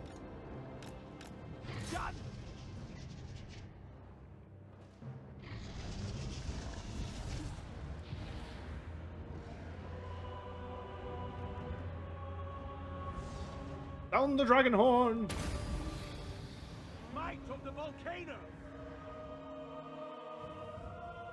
Dragon princes! Dauntless! I shall! We go! Back to Canada! The dragons roar! Blessed by ball!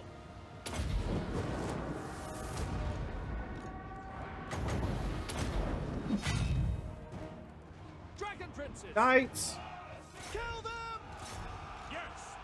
Forward! For fun! For order! For order! Noble! Glory awaits! Silver and Guard to the front! The dragon! Ulfwan Mage.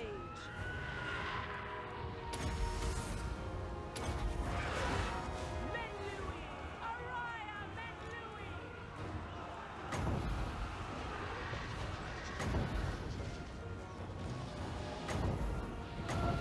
Dragon Prince!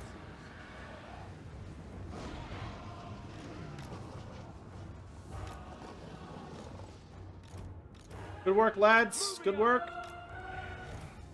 On me! For duty! Quickly now! Spearman! Can I be praised?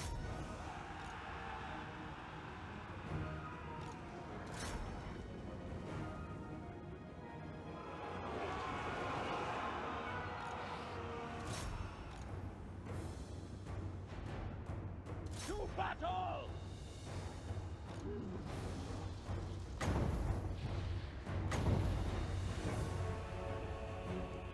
Where's my life dragon? There they are. Following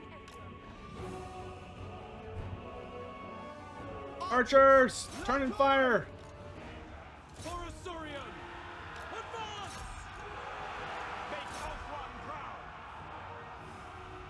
Battle calls! Wielder of the winds. The Light of Caledor! The enemy are driven off, my lord. Yeah, get out of here, Their bunch of nerds. plans are thwarted. Victory! Do I think we'll get to see Sea Lord Island in Game 3? I do. I think that's very likely. I do think Sea Lord Island is probably going to make an appearance, hopefully with playable Merworms. I'm still salty that... I'm still super duper duper salty they put Merworm in the game with the bad guy of the villain of the Vampire Coast campaign, but didn't make it playable. Like, there's no playable Merworms. Come on, CA. Come on!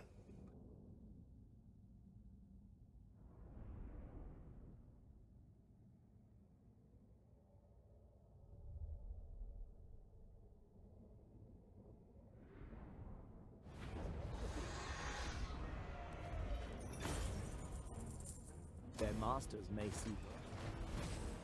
What about the Flying Eagle Chariot things? Yes, I do want those as well. The, oh god, I can't remember what they're called. The, All Caledor rejoices. they have a name.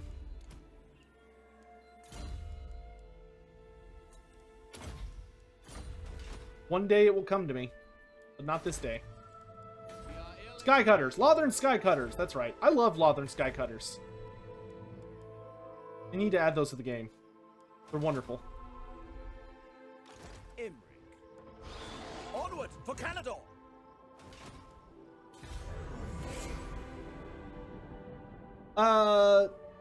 The forest spirits of Athel Loren were created by the old ones, yes. The old ones created them as one of their experiments.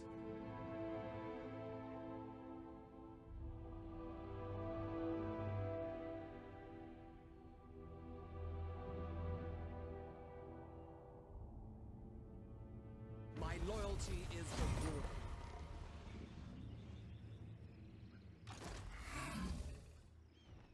Alright, let's do... Go ahead and pop the Invocation of Assurin. Get cheaper buildings. I await your command. Setting the pace. Alright, and then we're gonna punch the Warriors dwarves in the supreme. face.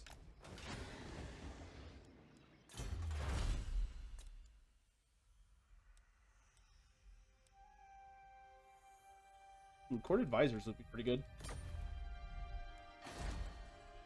We have shaped There we go!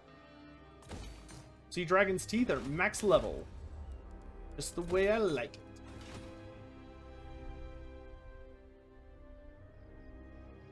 You may look upon me. With purpose. Hammond, no. It's not. That is not correct. I don't think a high elf could do something like that with a merworm and survive. I'm pretty sure that would be a one-way trip to death. a very fast trip to death, I might add. Oh Lord. Are forest spirits and lizardmen related? Not any more than lizardmen and high elves and dwarves and sky titans are. I mean, they all have the old ones for their, like, parents, but the old ones didn't use the same thing to make them. How different would the world be if Lord Croak had managed to survive the Great Cataclysm? If any of the first generation Slann had managed to survive the Great Cataclysm, I think that the Lizardmen would have been a substantially more powerful force. Because they would actually have someone alive that knows the Great Plan. Lord Croak actually knew it. For him, the Great Plan was not like this difficult to understand concept of like crazy far off ideas. Like Lord Croak actually spoke with the old ones, and has like chatted with them very, very, very often. All right, we've started our war with the Dawi, because Emmerich would take no flack from these mountain-dwelling, just bearded goblins. No, we don't have Sunlethir yet, but Sunlethir is just sitting in my request queue, so I won't get rid of it until I have found a suitable dragon. Oh, food's here. Excuse me for a moment, chat.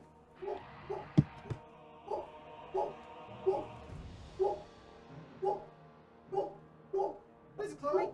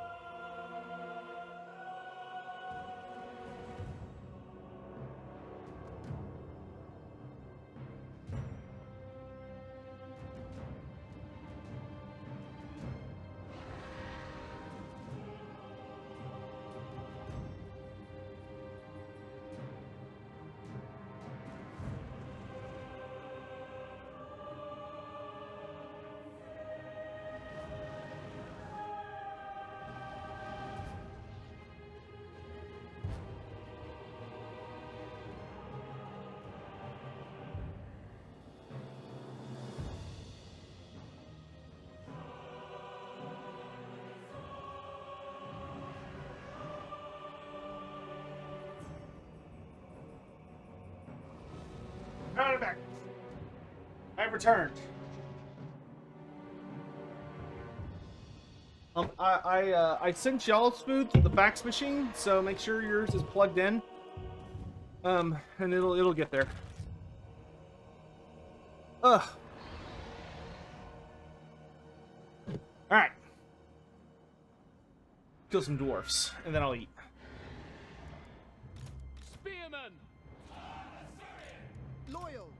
Loyal! Archers! So, Charger Rhino, I'm going to answer your question, but for future reference, there's this like super handy thing called a lore redeem that, if memory serves, is pretty cheap channel points wise. And if you use that thing, it'll put it on another screen for me, so I like can see it very easily. High mage. If y'all want lore questions answered, please use that. It just makes my life a lot easier.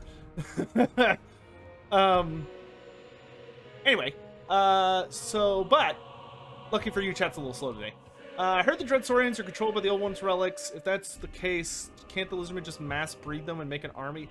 So, the problem with mass breeding Dread Saurians is that Dread Saurians are like super duper ancient creatures, right?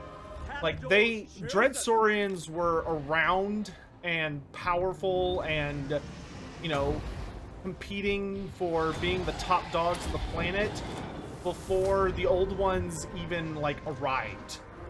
They have been around for just obscenely long periods of time, and the Lizardmen might not even know how to breed the Dread Saurians. The Dread Saurians are indeed the relics that the Lizardmen have on them allows the Lizardmen to have a much easier time controlling them. But it's not like they are not simple creatures to control. It's a very complex process that comes with a lot of its own issues. And I don't think the Lizardmen know how to breed them. And if they do, it might not be an easy thing. You know, it could be that it's just not really that simple. You know, you look at our world, where we have a lot of cool understandings of things, but they're like, you can't force something to breed. The Lizardmen have a lot of clever understandings of Lestria and the creatures that inhabit it, but they don't know everything. And plus, they've lost a significant amount of knowledge as well. So it could be that they've gotten to the point where maybe they lost some knowledge. Maybe once they knew how to do that, but they no longer do. Or it could be that it's too dangerous, and that breeding those creatures comes with some unforeseen issues. But there has never been any indication that the Lizardmen know how to do that, for whatever reason. You know, it could be that they don't want to do it, or it could be that maybe doing it would be a really bad idea for whatever reason. Dread Saurians are very powerful, horrifying creatures. You know, even in Total War Warhammer, like, from a lore standpoint, the Dread Saurians in Total War Warhammer are a joke, right? They're significantly depowered to make them balanced. A real Dread Saurian, you can't even hurt with guns. They're so tough, and they're so big, and they're so scary that you could fire guns at them all day long, and it's not going to do shit. Like, it's just not going to happen. And that's not even including how terrifying the actual Dread Saurians are in the lore. But I just don't think the Lizardmen have the ability to breed them, for whatever reason. Whether because, like, it's just too difficult, or maybe they don't have enough of them to make proper breeding pairs, or maybe to make a new Dread Saurian takes far too long. I don't know. How do you kill a Dread Saurian? I would say in most cases you don't, but if you had to, I would probably say go for the eyes. You have my attention. But yeah. Are there any accounts of anyone battling with the Dread Saurian? No, because it only exists in like a... The Dread Saurian is from the Monstrous Arcanum, and with a lot of the creatures in the... And much like the creatures in the Monstrous Arcanum, it's a very self-contained series of stories and monsters. Another wretched foul lizard thing joins the red host. Hey! Door Cursed Night Dad. Sotek spawn. Door Night Dad, thanks so much for joining the red host. Welcome, welcome. Okay, I'm gonna eat my food for a sec, guys. Let's just hang out and chat. If my family were to take and exchange a student from Skaven Blight, how would I handle the situation? I would kill the creature that they brought from Skaven Blight. More than likely. Also, I would ask what government agency is okaying exchange students from Skaven Blight, considering that the creature would almost assuredly have some kind of disease with it. I would need a lot of explanations. I would have several questions that would need to be answered. Could Gotrek have killed a Dread Saurian? Probably. I would not put it past him. Is there a mushroom race? Yeah, they're called greenskins. they're orcs and goblins. They are fungoid in nature. Or in physicality.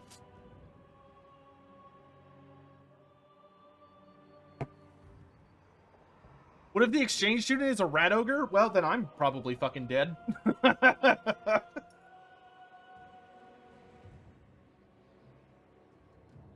I would put out a message saying, see you guys.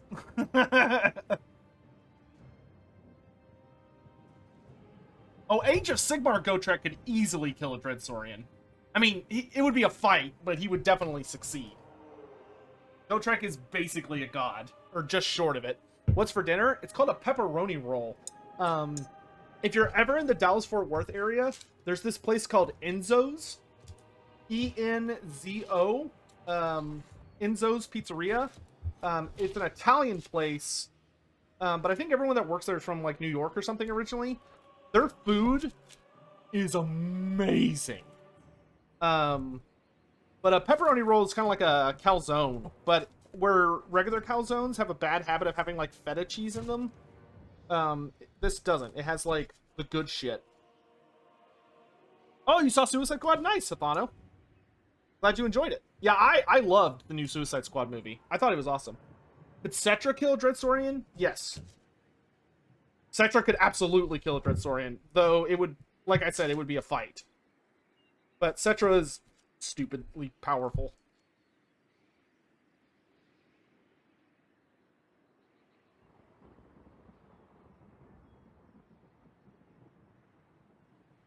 Could Wolfheart? No, I don't think so. A Wolfheart could hurt it.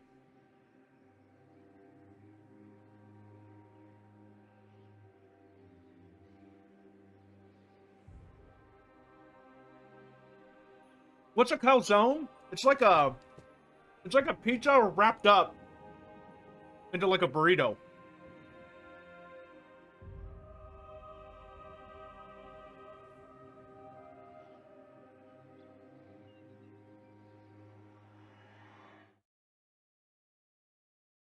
Also, Thalion, thanks so much for coming to the stream, my dude. Sometimes consistent. Thank you so much for being here, my dude. Thank you. Metal 2, welcome to the stream. Glad to see you.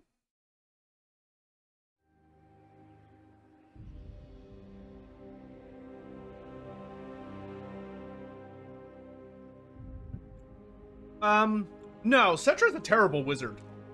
Like, Cetra can cast magic, but he sucks at it. The reason Cetra is such a bane to hardcore magic users like Nagash is because he has the Amulet of Ushirian. Or the Brooch of Ushirian, which protects him from magic. Do they have calzones in Talea? I really doubt it.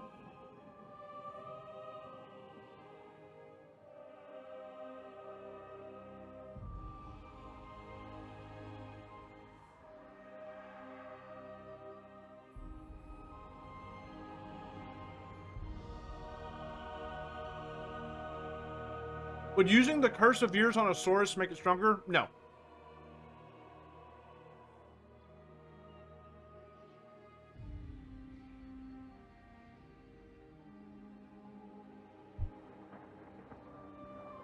Curse of Years basically turns your body to dust. Like, is it technically is like, oh yeah, it ages you rapidly, but it's not aging you rapidly in the extent that you can play gotcha with it.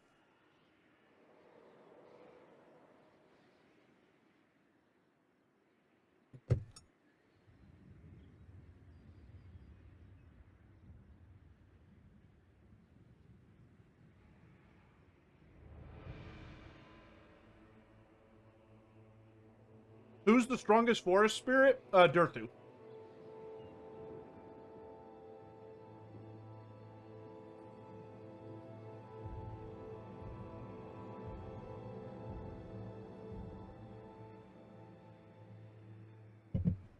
Could I give a lore rundown on Kairos Fateweaver?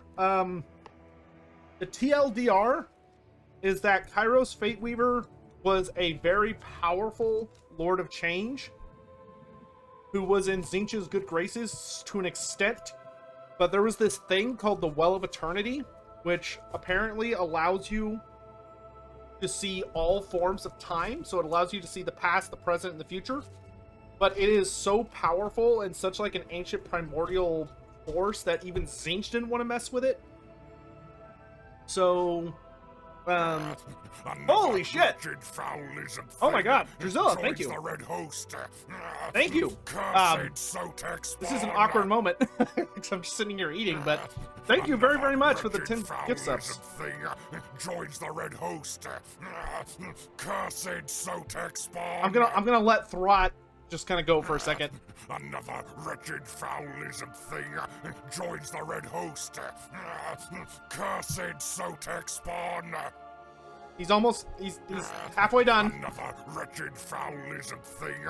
Drusilla, thank you very much. Thank you very, very much. Sotek spawn. We will inscribe your name on the sacred plaques for this. Another wretched foul lizard thing joins the red host. Cursed Sotek spawn. Another wretched foul lizard thing joins the red host. Cursed Sotek spawn. Another wretched foul lizard thing joins the red host. Cursed Sotek spawn. Another wretched foul lizard thing joins the red host. Cursed Sotek spawn. My name is Mons. Why? Another wretched foul lizard thing joins the red host. Thank you for the 5 gift subs. Sotek spawn. Oh god, we're in hell. Another wretched This is foul hell. lizard thing joins the red host. Cursed Sotek spawn. Oh god. Another wretched foul lizard thing joins the red host. Cursed Sotek spawn. Another wretched foul lizard thing joins the red host. Cursed Sotek spawn. Another wretched foul lizard thing joins the red host. Cursed Sotek spawn. I regret everything. Another wretched foul lizard thing joins the red host. Cursed Sotek spawn. Y'all know this is the actual Throt voice actor? Another wretched foul Fun lizard fact. thing joins the red host. Cursed Sotek spawn. Oh, okay, we're done. Oh god.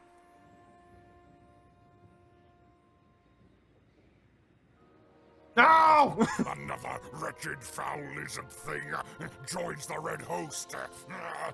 Cursed Sotek spawn. No, stop! Please stop! Thank you. Thank you for the sub. Eshard here _ Valiant cheered. Stretch and hydrate, thank you! Good God, Malekith must have invented the torture on a really bad day.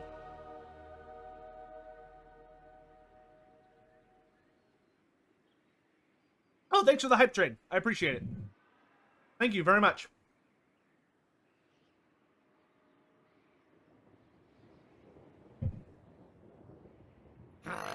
Another wretched What? foul lizard thing joins the red host.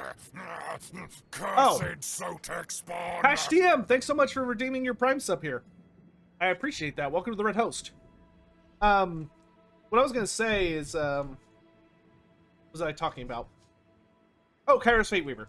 So Kairos Fateweaver was this super cool, powerful Lord of Change, right? And there was this place called the Well of Eternity that Tzeentch managed to collect into his realm in the Realm of Chaos.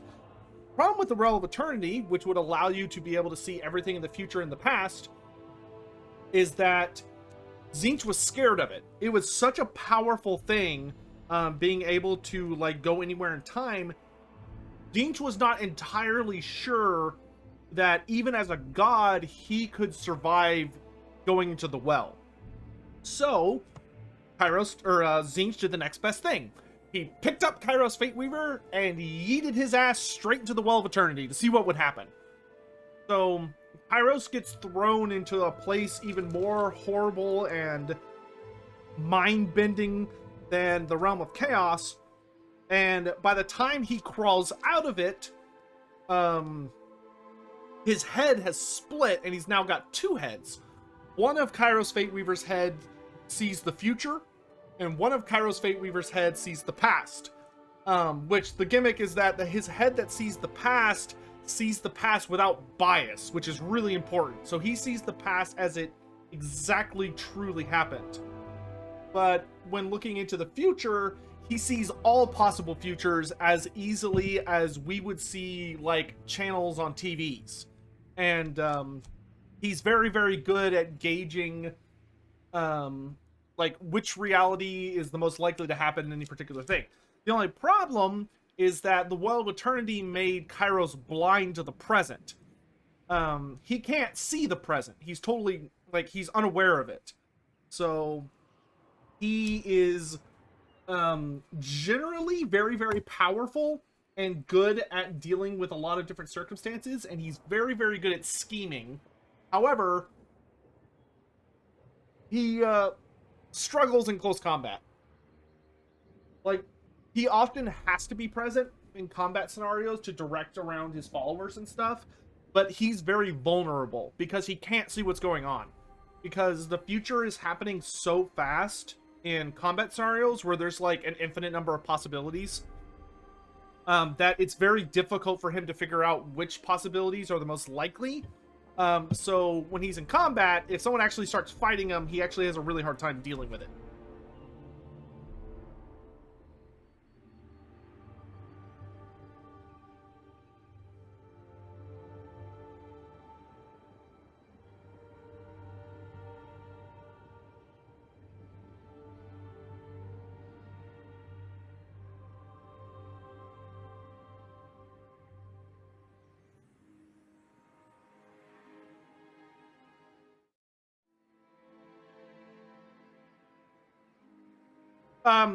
It's because of both. Like, he's blind in the present, so he can't really see you, per se, but he sees every future of you attacking him.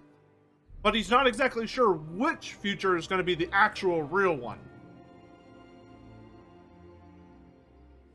So, when Kairos Fateweaver is fighting, he's trying to, like, decide to dodge or to parry or something, but he's trying to parry a million different versions of you at once. More sobs! Another wretched, foul lizard thing joins the red host. Cursed Sotek spawn. Thank you. My name is Mons for summoning Throt up from Hell Pit again. Cursed Sotek spawn. Thank you very much for the gift subs, my dude. Another wretched, foul lizard thing joins the red host. Cursed Sotek spawn. Another wretched, foul lizard thing joins the red host. Cursed Sotek spawn. Don't apologize, my dude. No, you're fine. I really appreciate the support. Thank you very much. I love y'all. I love y'all bringing that hype train to life. I really, really appreciate all the support.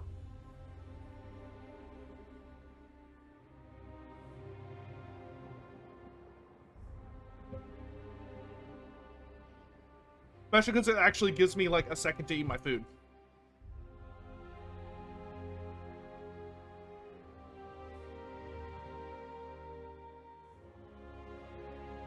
I'm nearly done.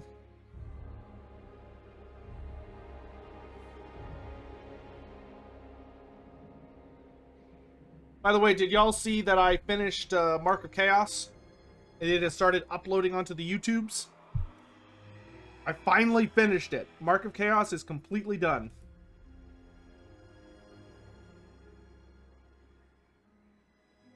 King Kokichi, I see it, my dude. I'll answer in just a bit.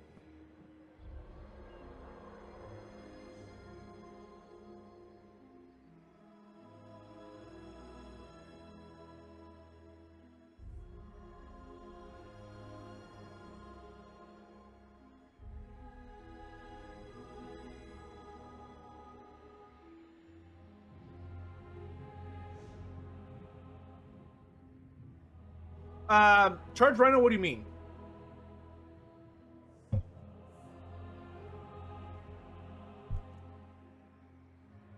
Could you elaborate a little bit on that?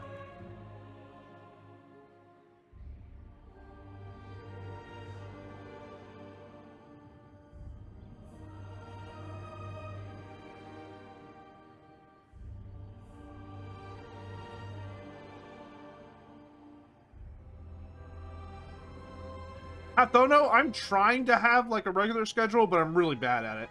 Oh, Charger Rhino. Yeah, they breed Stegodons. I mean, an ancient Stegodon isn't different from a regular Stegodon. It's just older.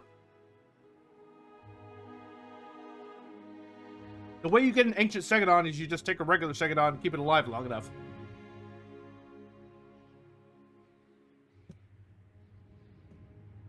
But Stegodons, the Lizardmen have long understood how to breed.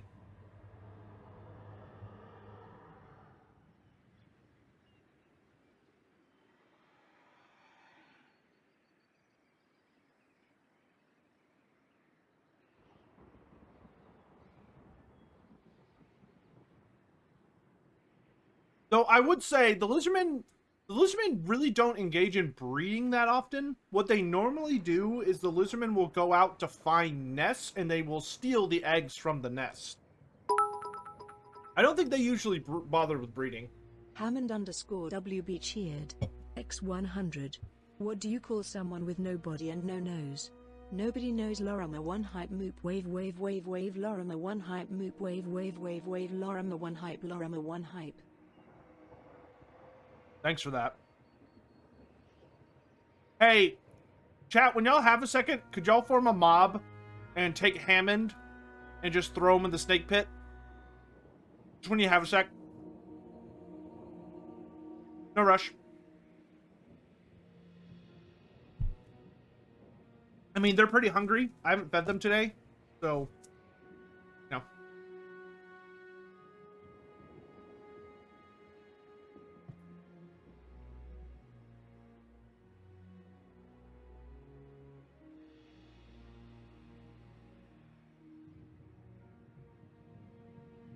Oh, wow.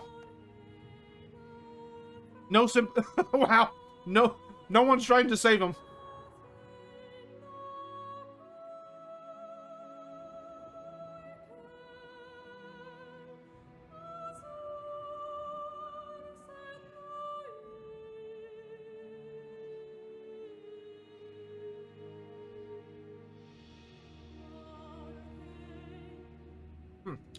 That is so delicious.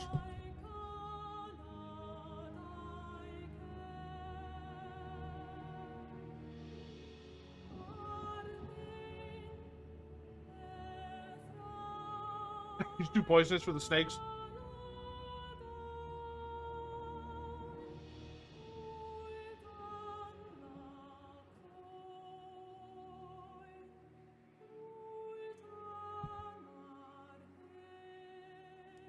All right. Well, Charger Rhino, so I think I mean, you are correct that, I mean, if they could get mass legions of Stegodons, and they could, like, get them all to have how to cruise, and, have them organized with, like, riders and stuff, yeah, they could probably make a pretty terrifying army out of it. But greatest of the dragon princes. Whether or not that would actually end up working out, I think is kind of there's just a lot of issues that come into that, of, like, you'd have to set that up many, many, many years in advance. Like, I don't think Stegodons reach maturity for at least, like, oh man, like, I don't think you have, like, a regular traditional Stegodon until after decades of training. Ancient Stegodons even more so. And, like, you have to have all the crews to be able to control them. And there's just a lot of managerial issues that come up. But I'm sure it could be done. It would just be a lot of work.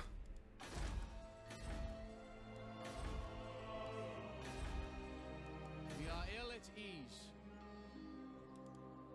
Which is actually a kind of a idea they're exploring in Age of Sigmar. In Age of Sigmar, you have a whole thing about there's a constellation,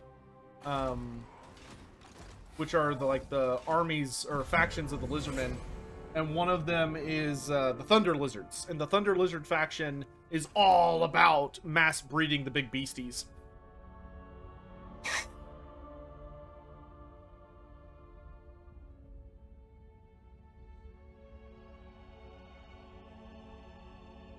Can you go into the Lamian pit? Sure. You know what?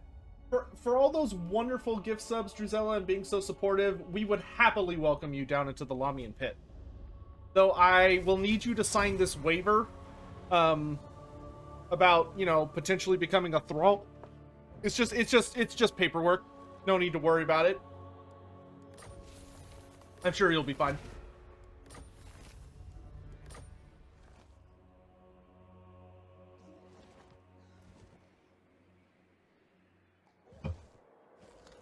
Hey, Trim Venturas, thanks so much for coming to the stream. Really appreciate you being here. Thank you. Welcome. Oh my gosh, so many lore facts while I was eating. Do the Slawns still use geomancy in AOS? No, not really, not anymore. They seem to be much more about manipulating like the stars and like are hardcore into wielding like astronomical magics than anything else. Geomancy is much more of an elf thing now with the Lumineth. The Lumineth are really big into geomancy now. Let's see. Druzilla, did the gods always exist, or do they exist because various beliefs? So the gods of Warhammer Fantasy are... all of the gods in Warhammer Fantasy are because things believe in them. None of them are naturally occurring creatures or entities. They only exist because of belief. If nothing worshipped them, if no one believed in them, then they would cease to be. The only exception is the old ones, who were not actual gods. They were just so powerful that people think they are gods. Can Chockox cope with any threat? Yeah, pretty much. I mean, he could definitely be killed, but Chockox is certainly up there when it comes to being incredibly durable and powerful. And able to adapt to many threats. I mean, his whole gimmick of the fact that he's able to, like, time slows down around him, makes him able to react to things that almost nothing else would be able to react to. Just because he physically has more time. Because of just shenanigans. But... like, speed is not something that Chockox worries about, which just gives him a colossal advantage in dealing with virtually any threat.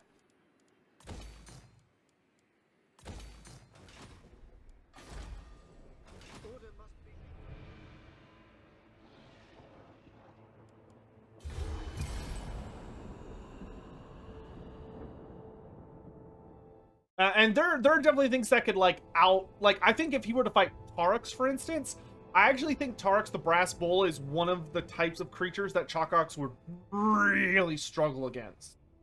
I genuinely think Taurox would overwhelm Chockox. Just because that would be too much for him to be able to hold back. And he's not as durable as the likes of Gorok. And while Chockox would probably be able to hold off Taurox for a bit, even with slowing down time so that he has the ability to react to everything Taurox is doing, like going up against just a juggernaut made of metal, metal and fire, sooner or later Taurox is gonna get him. We will prevail. Here, Beastie Boys. Easy prey.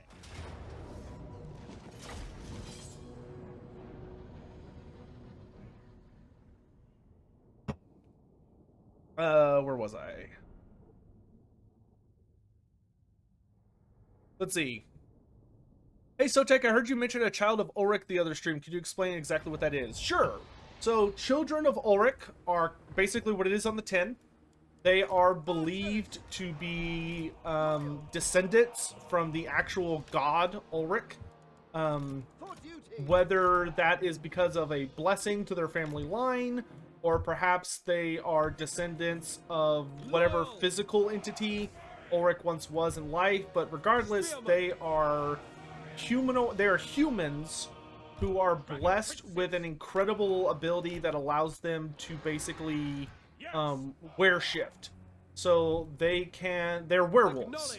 But they're more, for the most part, have the ability to transform at will. Though what exactly the Children of Ulrich turn into varies on the individual. Some of them turn into much more traditional werewolves, where they're like humanoids with, like, you know, dog features. Some of them literally just turn into giant dogs. So like they'll just turn into like a hound or something that's very, very large. It just depends on the child in question, but they are creatures that are very sympathetic to like humanity and the Empire. However, they are kind of the black sheep of the Cult of Ulrich. The Cult of Ulrich does not like the Children of Ulrich, and they actively like hunt them and do what they can to make sure that the Children of Ulrich cannot have like influence or power within the world. Not because they're assholes, though they kind of are, but because they just see them as too big of a threat. From their perspective, if they allow the Children of Ulrich to just like do whatever they want, that would basically just result in the other religious orders declaring them to be heretics. Because they'd be like, oh, you know, you're consorting with beastmen or monsters or whatever. So the Cult of Ulrich, basically, to protect their political power, do anything and everything necessary to basically wipe out the Children of Ulrich wherever they're found, and ensure that they are not a presence within the Empire. Which is a pretty unfortunate situation, honestly. Because they are really, really cool creatures, and they are very powerful, but they just have a really unfortunate history within the Empire because people are scared of them and think they're monsters when they're really not. Dragon Princess! Sign up! Battle Call! My power is yours. Men Louis! Araya Men Louis!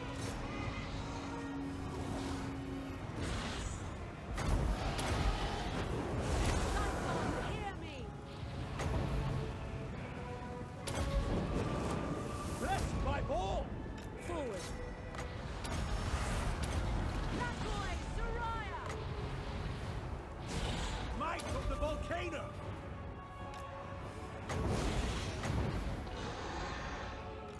To the fray!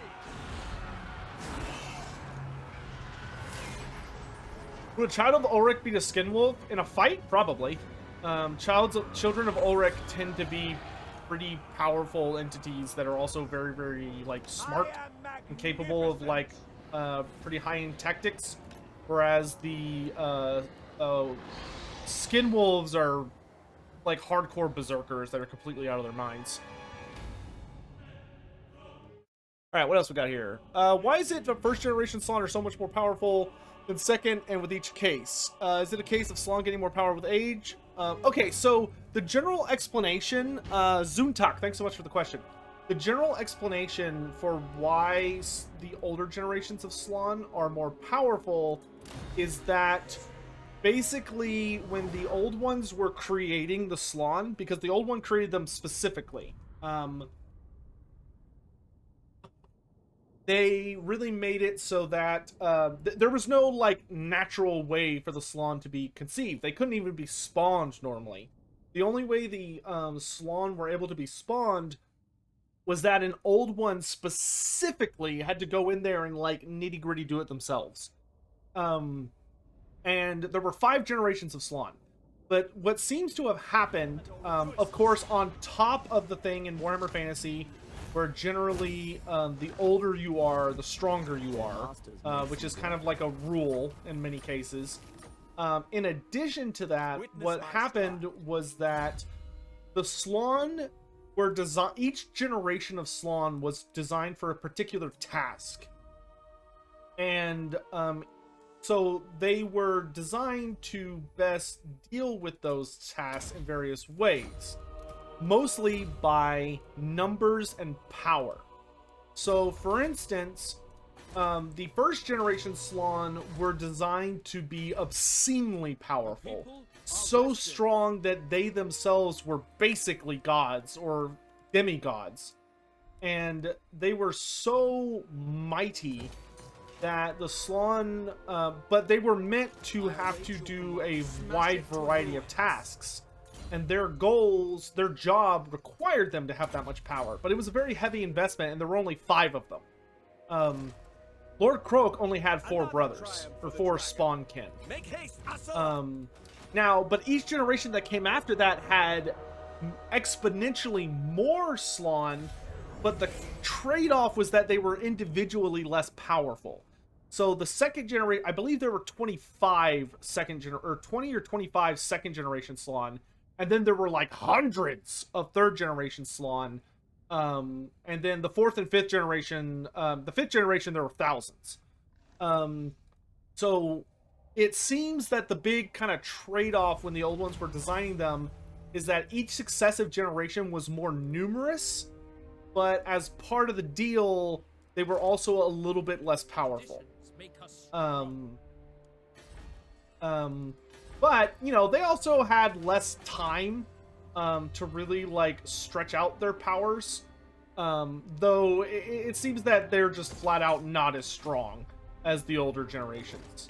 Like, Lord Croak's power, even compared to Lord Mazdamundi, which Lord Mazdamundi is considered, I think quite accurately, to be the mightiest of the second generation Slawn. Even Lord Mazdamundi's power just completely pales in any comparison to that of Lord Croak. I mean, Lord Croak was something other. His level of power was genuinely insane. Where when Lord Croak like went all out during the siege of Itza, there's some descriptions of the spells he was using, and like the general gist of it was that the magic Lord Croak was wielding was so strong that the very fabric of reality started to come undone. Because he was unleashing so much power that it was basically causing like the very laws and structures that allow reality to exist to start pulling apart. Because he was that freaking strong. And, you know, it took the Dark Gods, it took a lot for them to bring him down. It was not an easy affair, by any means of the imagination.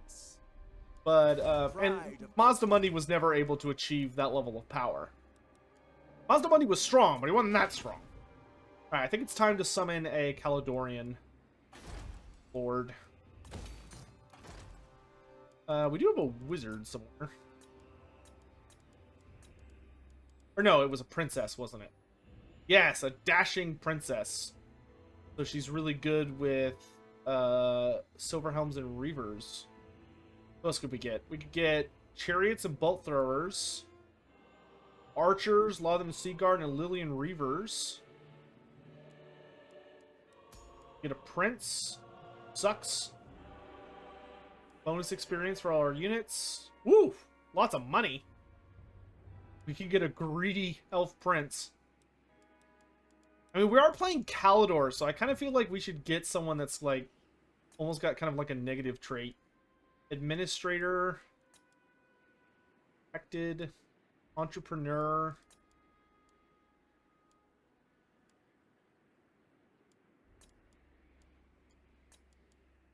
Incendiary. Ah, I wish I could have an incendiary fire mage. I kind of want to get the greedy prince.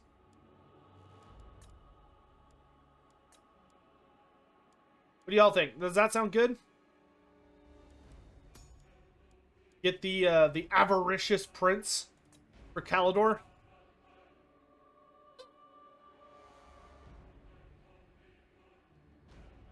Okay, I answered that. Could the Slawn be resurrected by necromancy? You could resurrect their bodies, but you wouldn't be able to resurrect their souls.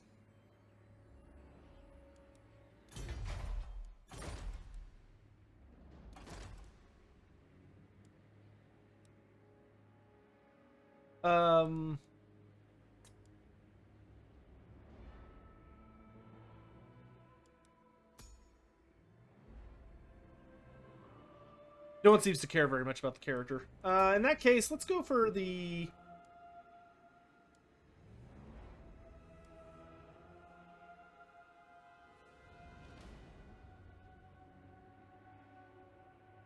Let's get Ardent. Let's get an Ardent Princess. I think that'll work good. The Ardent Princess. So she has Frenzy. Yeah, let's do her. Let's do her. Princess of Althwan, defender of the Aesir. And she's going to be able to get, like, really, really cheap starter troop. Great.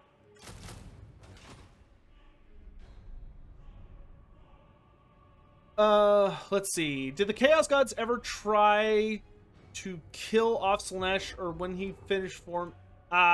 So, generally, the thing about gods in the Ether is that, for the most part, it seems that gods have a difficult time capturing and killing one another. It is an extremely rare event for two gods to attack one another, just because it makes them too vulnerable.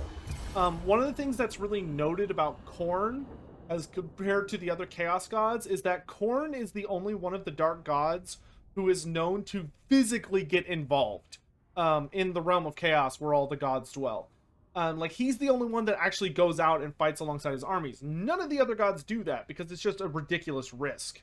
Khorne is far too arrogant and assured in his battle prowess to consider it concerning.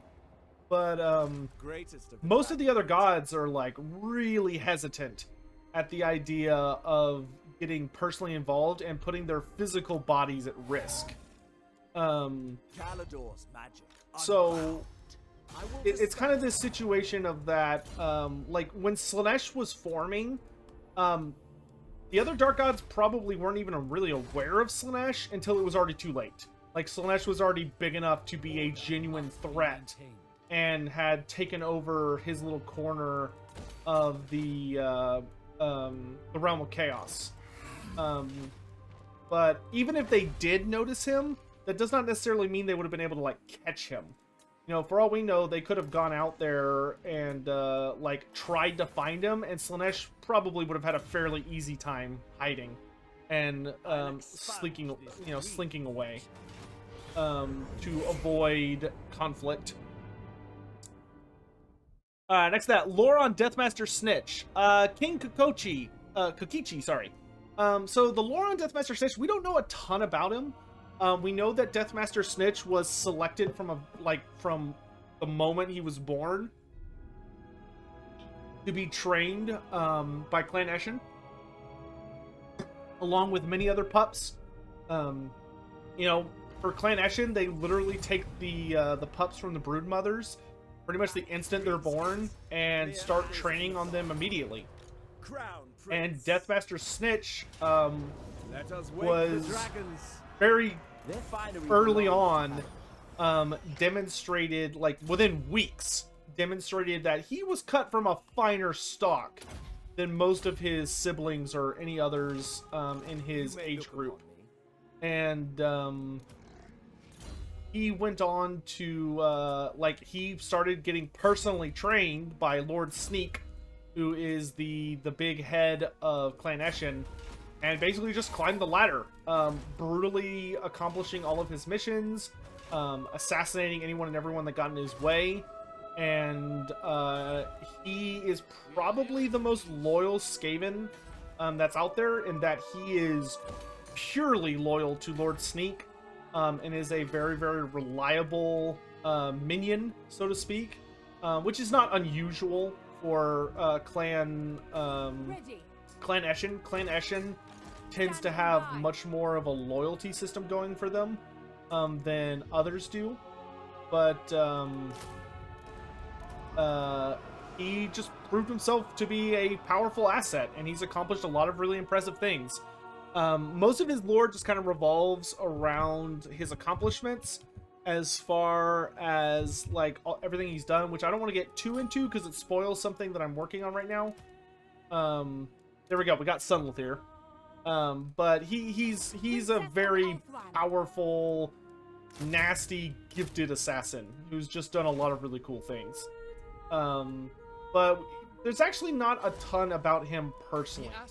I mean, Snikch is kind of like a perfect soldier that was popped out of a meat grinder designed to make the perfect soldier. Who he is personally doesn't really matter so much as who he or what he is was made to accomplish. Hopefully that answers your question. Senatorino, just wondering about the Lumineth Realm Stone or that special material they use for their weapons. Any famous weapons made by this material? For example, Gotrek's axe, I think, is made from... yeah, there's a ton of really powerful weapons and items made from Realm Stone. The Lumineth use their Realm Stone like it's freaking cocaine. Like, they use that stuff like crazy, which is called Ether Quartz. Because Ether Quartz, when you use it, it can allow you to kind of reach like a higher state of mind and become even more skilled at whatever it is you're trying to do. But the Lumineth do use it quite frequently. And I don't know if they have any weapons that are explicitly made out of it. I'd have to go sit down and like look at it. I'm sure they do. Because making weapons or material out of Realm Stone is like super common, and the Lumineth have an even closer relationship with Ether Quartz than like any other realm has with their personal Realm Stone. So I would be genuinely shocked if they did not have weapons made of those. Nobody cared who Snikch was. Yes, till he put on the cloak. Or Snikch. Nobody cares. Hopefully that answers that. Speaking of Tarax, how would he have fared against Gelt, the Master of Metal? Probably not super well, to be honest. Being made entirely out of metal does not end well when you're fighting someone who's really, really good at manipulating metal. Yeah, I don't think that would have ended well for Tarax at all. Probably would have been just about instant death. Or very close to it. That being said, like, Tarax does enjoy the blessings of Khorne, so, like, maybe Khorne would have thrown him a bone and bolstered him through Gelt's magic long enough for Tarax to be able to push through it. But yeah, no, there's not a lot of scenarios where Tarax is going to survive a showdown with Gelt.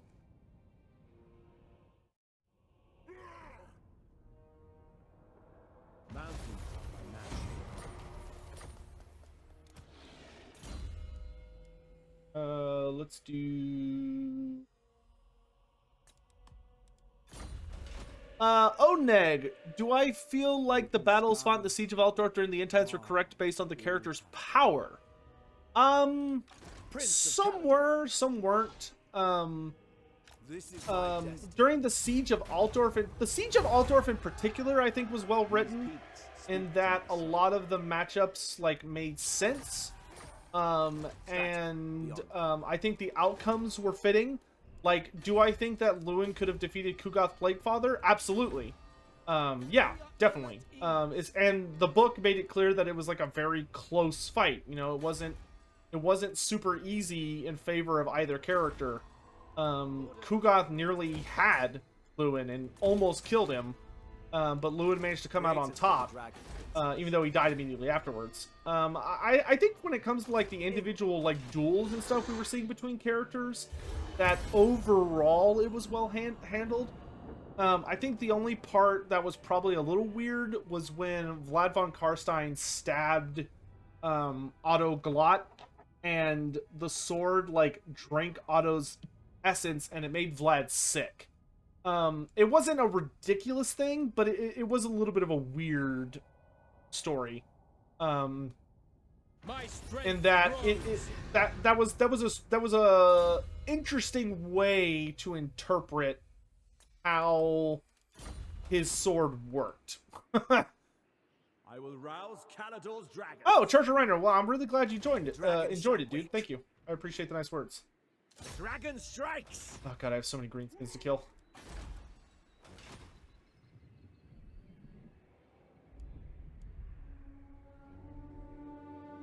As of names that I parlay. Never!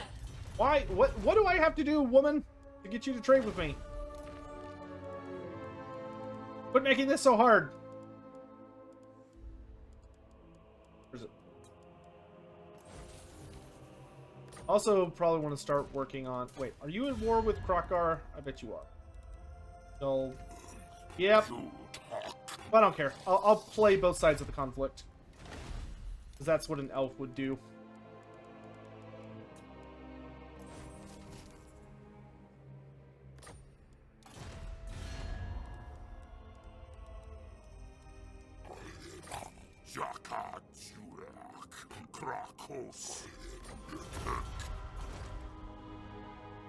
Alright, is there any new way for Slann to be born created in AOS? No, the Slann have still not figured out any way to make new Slann in Age of Sigmar. That's actually one of their major points. Or one of their major narrative things going on. It doesn't seem like they're going to figure out how to make more Slann, but it's definitely something that the Slann are, like, keenly aware of, is that when one of them dies, it's still kind of a massive issue, because they do not have the... there's no more Slann. Like, the Slann dies, that's it. Like, that Slann is dead forever. And they're well aware of that. So.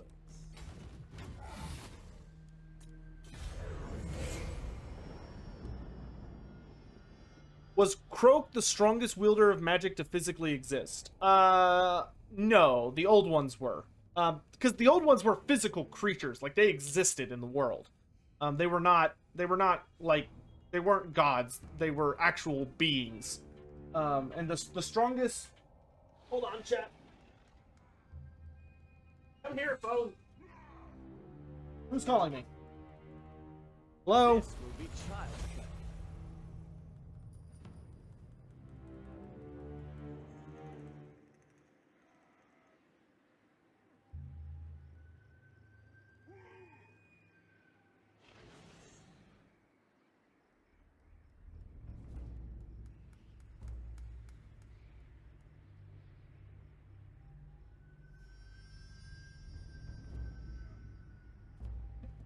Sorry about that. I had results for I got a thing taken out of my arm. So because the dermatologist wanted it to be gotten rid of. So that was the biopsy result for it. Which it was nothing. Nothing interesting. Be ready Which is for good. anything. Nothing stands in my way. Onward for Calador.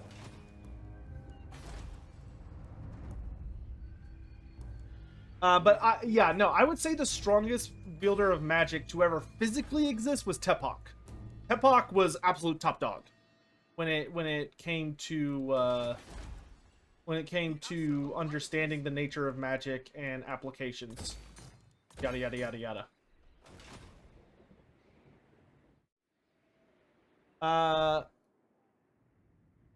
Yes. Sure, Jen. Just for you. There you go, you're a princess now.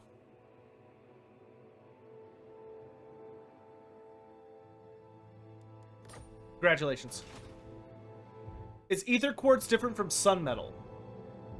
Yes, though I don't believe those are the same thing. What would you have of me? I think sun metal's a Warhammer Fantasy thing, I think. Time is of the essence. Yeah, we are definitely going to war with Aurelian. Aurelian is a bunch of annoying boogers anyway.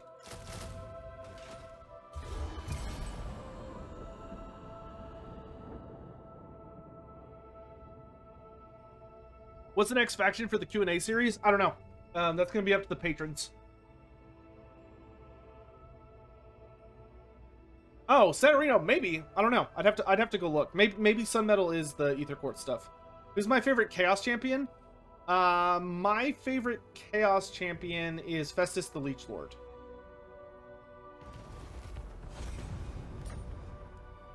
Your request? Oh yeah, let's get you some Regiments of Renown, girl. Let's take Science of Mathland. What do you synergize with? Aurelian Reavers. Okay, so we'll get the Heralds of the Wind, Storm Riders.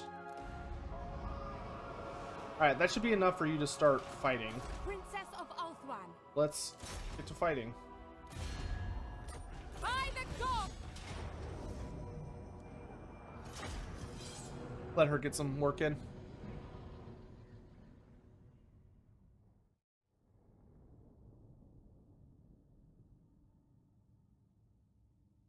Are the old ones... Did the old ones... Shira, Oh, like... Are you asking if the old ones were stupid? They don't seem to have been stupid. I mean, they were very clever and intelligent, but... When they were fighting Chaos, the problem with them is that they were fighting Chaos on Chaos's home turf. In that you have to remember that when Chaos is fighting like our heroes in the world we know and love, the heroes in the world we know and love are getting to fight Chaos on unfavorable ground for Chaos, in that Chaos really struggles to physically manifest in the physical plane. Whereas when you're dealing with the old ones were fighting Chaos in the realm of Chaos. Like, they were actually engaging Chaos in where Chaos was at its strongest, trying to prevent their empire from being, like, utterly annihilated. Which had a whole bunch of issues. So it wasn't that they were stupid, it's that they were trying to fight a battle that, from what we could tell, they just weren't able to win. Though they did give it like their best damnedest effort.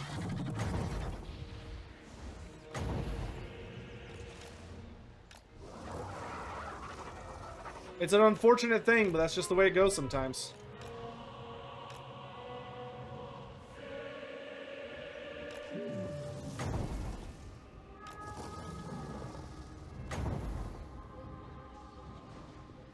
Get that side shot.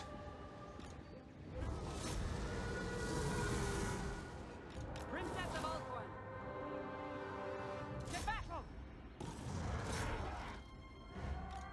Serve the king! Orders received!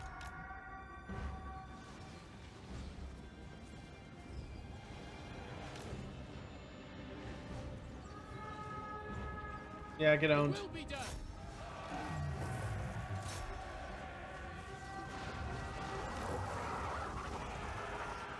Have fun turning your butt to me, nerds. Defender of Ulthuan.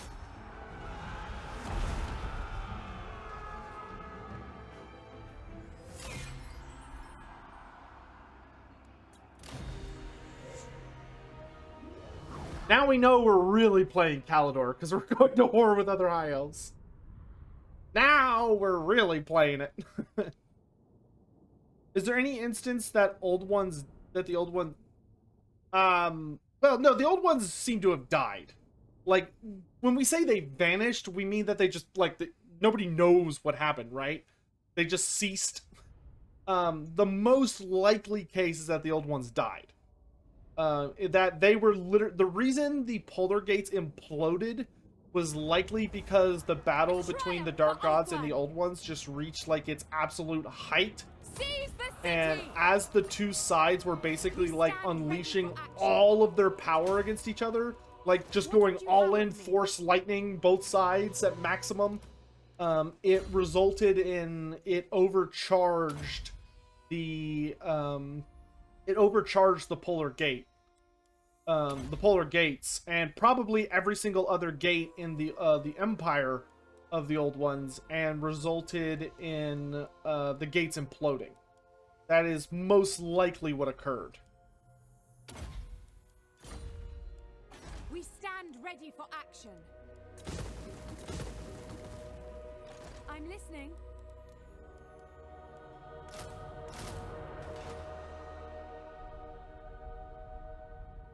How powerful of a caster did Eltharion become due to the Talisman of Poeth? I mean, he's decent. I wouldn't say he's a great caster, but he's better than Cetra, for instance. He was like comparable to a human mage, not a wizard lord, but like a regular wizard. I win. I always do.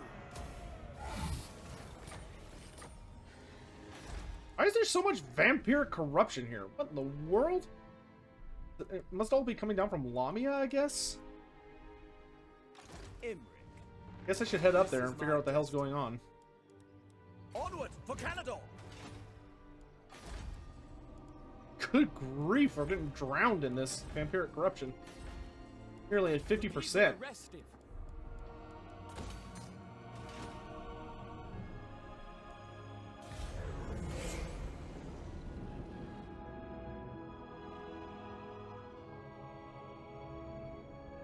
Gates on the, yeah, the old ones were a cosmic force. From what we understand, they controlled many planets, all over the damn place. Like they were a galactic, if not universal, empire.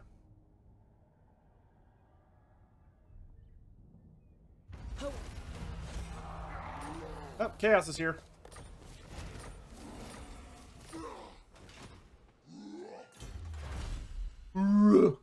Idiots. Let's see. Ooh, all ports are visible. Bad.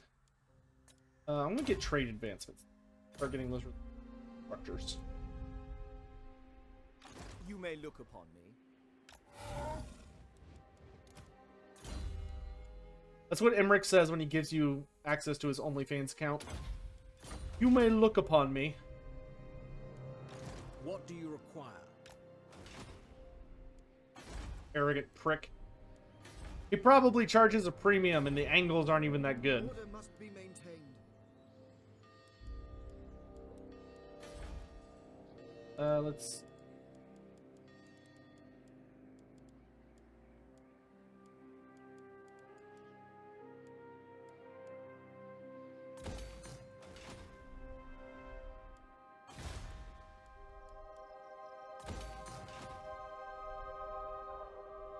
Actually, Nagash did eat Gazul. Gazul got 8. He just kind of like walked it off, apparently. But Gazul was eaten. Like he fought Nagash, apparently. But Nagash still hasn't found his way into the... Still has not found his way into the Dwarven underworld. Because he can't get in. Because the gates are keeping him out. But apparently he ate Gazul. Very well. Yes. But Gazul was just like, yeah, whatever, minor inconvenience. Which, like, okay. I sound like an expert in regards to what? Oh, OnlyFans? I wish, dude. The amount of money you can make doing that is just obscene. Princess of Ulthuan. Ready. Just goes to show that at our deepest core, all we care about is horniness. Who is Gazul? He's the Dwarven god of death. And from all accounts, a very tenacious individual.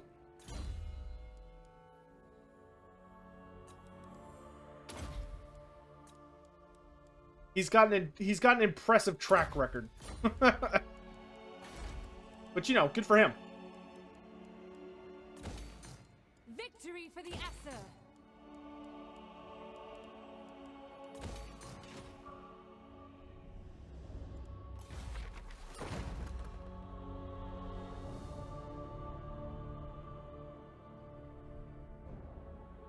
Hopefully we'll get to see some more stuff with Gazul and AOS. Gazul and, well, most of the Dwarven Pantheon was criminally underused in Warhammer Fantasy. I would have really liked to see them do a lot more with the entirety of the Pantheon. Direct me.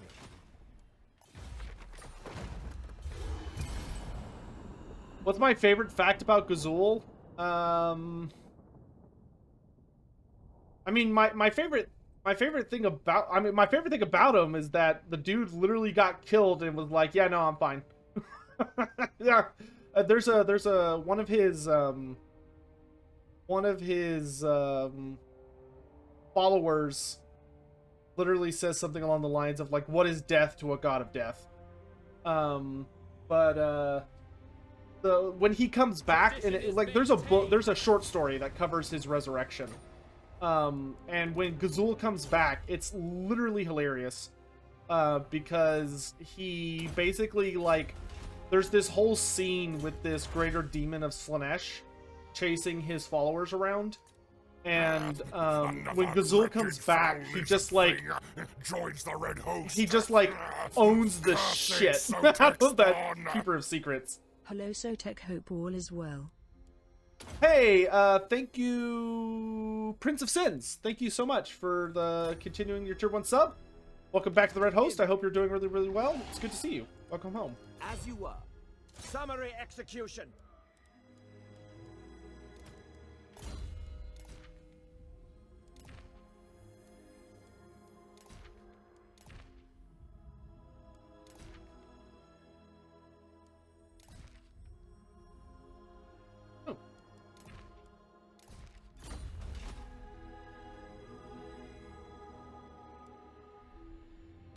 No, Gazul's just a badass, though. He was a very cool. He also, if I remember correctly, I believe he was the only member of the Pantheon who had he had a very different relationship with them. Almost the entirety of the Dwarven Pantheon are descendants of Grimnir, Grugni, and Valea. I believe Gazul was not. I think he was more akin to like almost like another brother of theirs.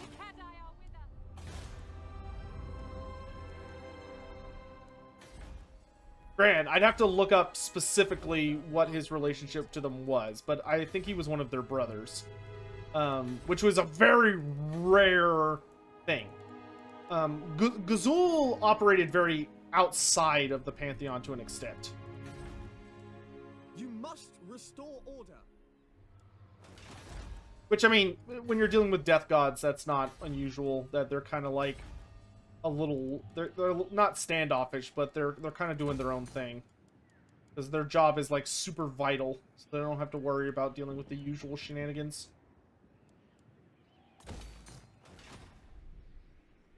What god do the Knights of the Blazing Sun from the Empire worship? Myrmidia. They are worshippers of Myrmidia, the goddess of battle and strategy. Because she saved them a long time ago, and they haven't forgotten it.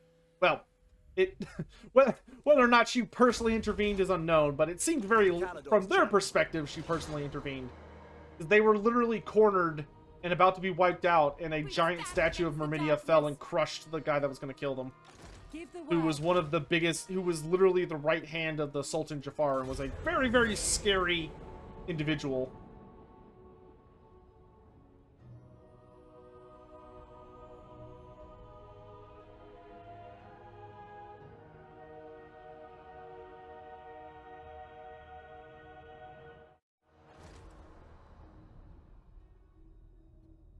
Damn it, Wurzag!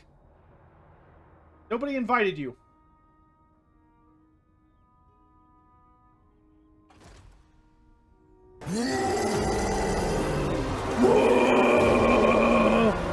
Thanks for the wall. You are privileged indeed to have the ear of Prince. I can be friends with you. None may stand against us. Did I make the wah emote one of the basic ones? I was messing around with the emotes recently. So you can get, like, more emotes now by doing different things. Like, I think if you donate bits and, like, you have a bit badge, you get access to new emotes. But whenever someone was, y'all gotta spam that. Y'all gotta spam that emote. It's Time critical. is the essence. It's critical. We march. We lie in wait.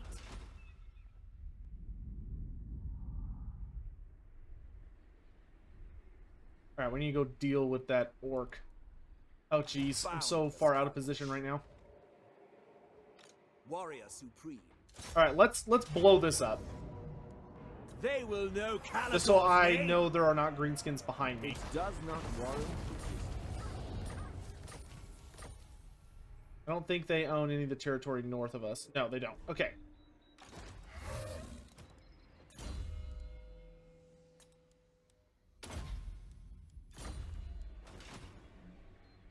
Thank you for the stretch, Redeem. Do it here in just a moment.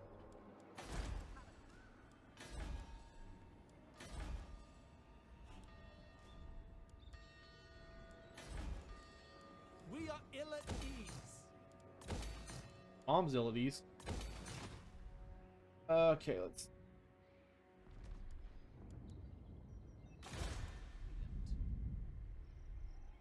Setting the pace.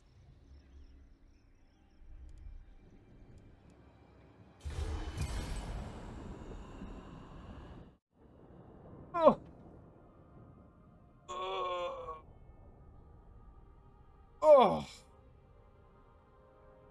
No, when Gotrek spoke to Snorri, he was in the Realm of Death. He was in Shaish.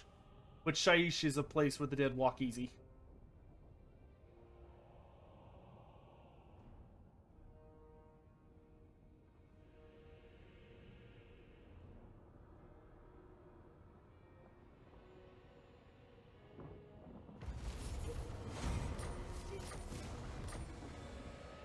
Loyalty is all. Make haste, Asur! Ride hard, ride fast! Standing by.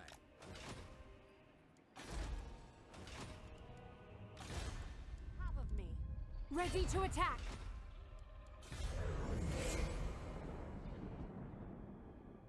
If a Grail Knight worships the Grail, what is a Foot Knight worship? I see what you're trying to do there, and I gotta tell you, it's working.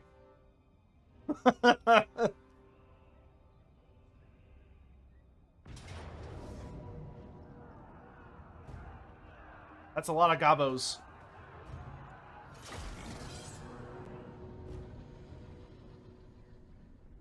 Oh god, he's got Mournfangs with him. I would feel really good about this if it weren't for the fact he has a unit of Mournfangs. It's also, you know, freaking Wurzag. But, I mean, it's mostly just goblins. We'll be able to beat his army off pretty easily. Just a matter of holding the gates. Fine then, keep your secrets. Noble! To me! To me! Alright, let's do... I'm just not that worried about the walls. The walls are going to be just fine. I guess we'll have the Lothern Sea Guard deal with the incoming gobos. For duty! Archers will take the walls. White Lions will help defend the walls for the It shall moment. be done. Aurelian Reavers want y'all back here so you can shoot up onto the wall. You'll help lead our defenses. As you say. Spearmen, hold the gate. Spearmen! Illyrian archers! Silverhelms, hold the center. Bird, be bird.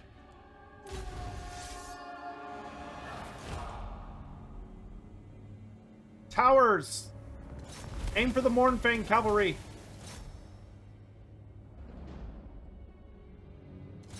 Or in this case, the Squid cavalry. Be our best chance to hurt them.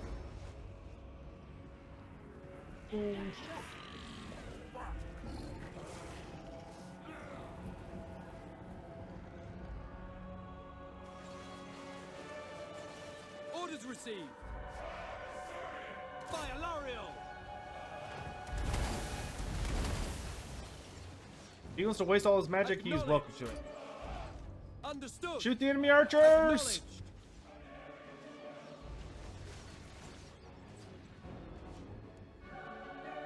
Wish I had a wizard. Silver helms. Lothern Seaguard. We will obey. We will obey. Prepare for battle! Archers. As you say. Acknowledge.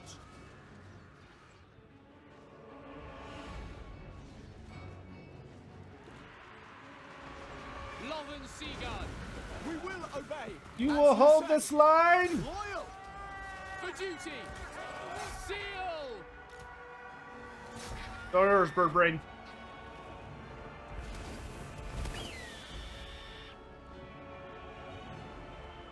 The Mornfangs are taking a beating from those towers. That's good.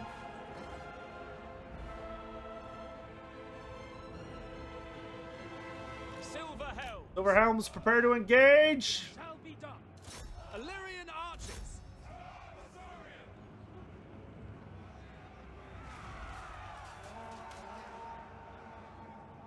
Acknowledged. We away. Forward. We go.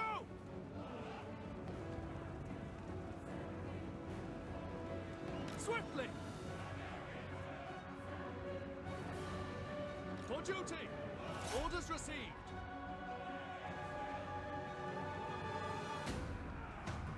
Archers. Understood.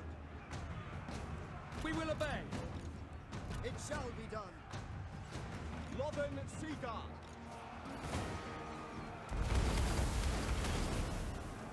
Noble. Noble needs you downstairs, buddy. Archers. Without fail. Spearmen, hold the line! Noble.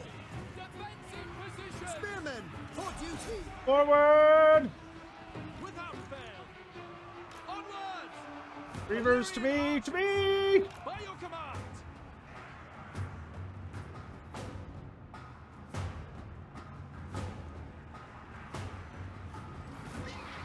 Eagle, get a fresh charge in. Archers. As you say. Assar Noble. Without question. Illyrian archers. Loyal. Death to all. Illyrian archers.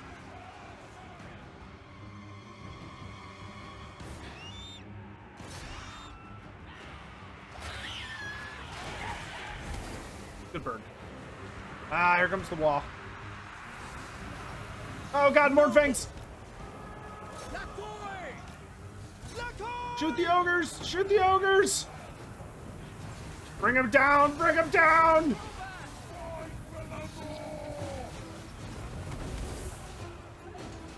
Brave and true. Truth. The Justice. king. Oof. Brain burster hurts. White lions to the ground level! Serve the king.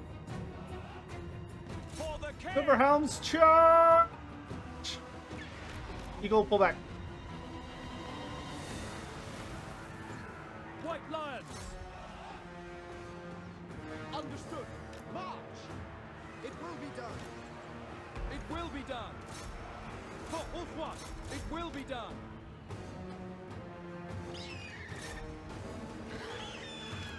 Our Saurian guides us. Acknowledge.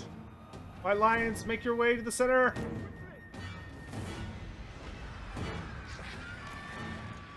Our sir, advance. White lions. Forward. Can I win this? Oh yeah. We'll be fine. Noble. Especially when Warzak gets involved. Archers. It is monstrous. For duty. Silver helms. For Charge!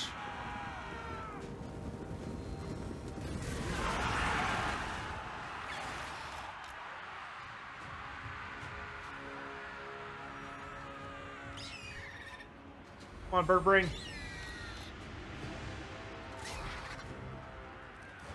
It will be done.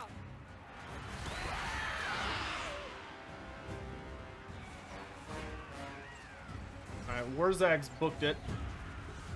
Oh, Warzag's dead. Okay. Yeah. Oh, yeah, we're fine. With Warzag dead, we got nothing to worry about. Loyal. To me! Weapons ready. Loyal for duty. Illyrian archers.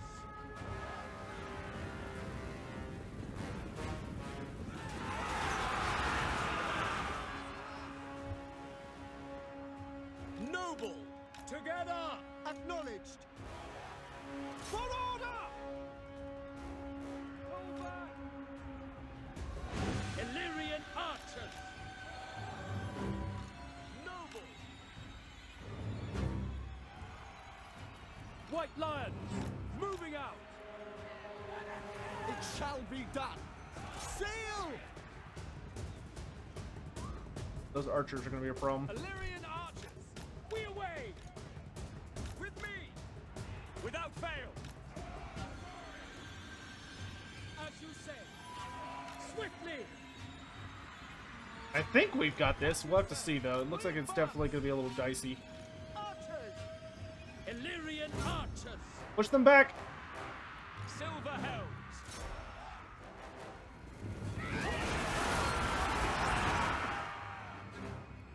Son of Ulfwood! When in doubt, cycle charge. Illyrian Oh god. archers. Off the wall. Silver Fall back! Fall back! Forward. Orders received.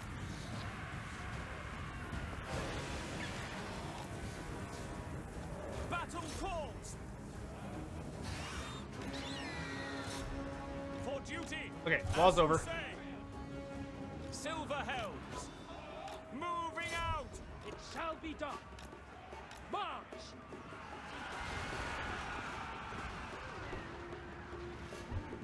Asurian guides us to the fray. Charge! Oh, beautiful. Beautiful. Orders received. Alright. With me! Spearman. We will obey. For order.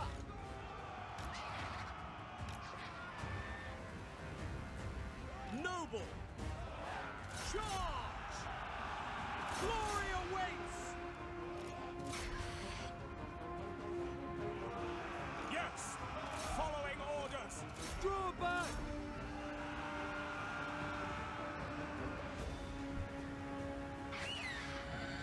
How's everybody doing today, by the way? Y'all been taking care of yourselves? Ready and able. White lions. Without fail. Setting forth. Quickly now. Silver helms. Quickly now. After attack. White lions. Asurian willing. We away. For the Everqueen. Warriors follow them. We're getting some surprising mileage out of these, Fail. brilliant Reavers. Wolf Riders. Those gotta go. You lot! You, come here. Seagull. Understood. Pull back. Oh shit, we got guys behind us. Make one proud. Dauntless. Duty calls. Can I be praised? Azor, withdraw. To battle. Understood. Noble. Silver helms. Defending order. White lions. Claim the city center! Loben Seagull. Moving out. Draw back. Acknowledge. By Alariel. Onward. Lacoy.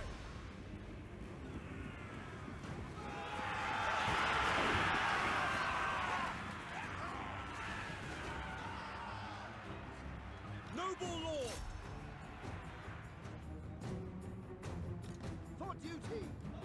Decoy! Killer out of ammo. March! Oh, they got rid of the Wolf Riders, though. Great job, guys.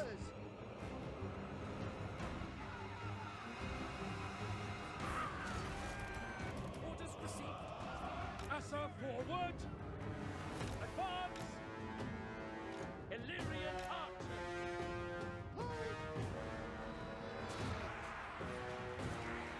Awaiting orders! The heck if these goblins not broken yet. As you say, attack! Loyal! We go! Apace! For our ancestors! Silver Helms, fall back. Forward! Setting forth! Charge! There! And we might lose this.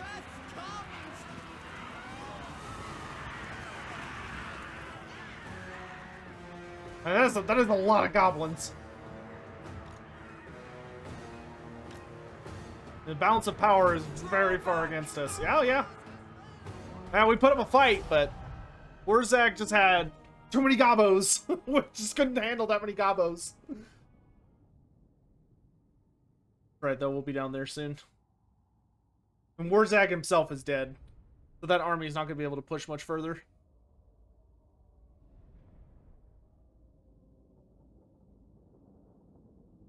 What do I think the Slawn eat? We know the Slawn are like really big. The favorite food of the Slawn are something called Ixie grubs. Ixie grubs are known as being like a delicacy to the Slawn and like their favorite thing to munch on. But they eat a lot of bugs. They have a very bug heavy diet, which is probably just full of like really fatty nutrients, lots of protein, and but Ixie grubs are noted for dwelling in like magical soil. So they're like plumped up with like lots and lots and lots of magical energy. They very much appreciate. Silver Shield saved them.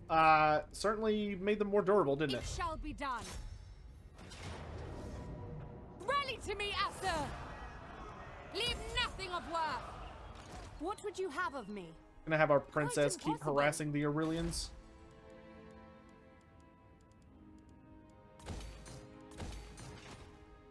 While we get our defenses solidified there.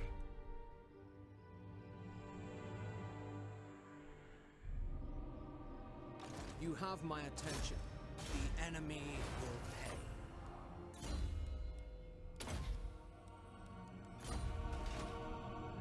pay. In.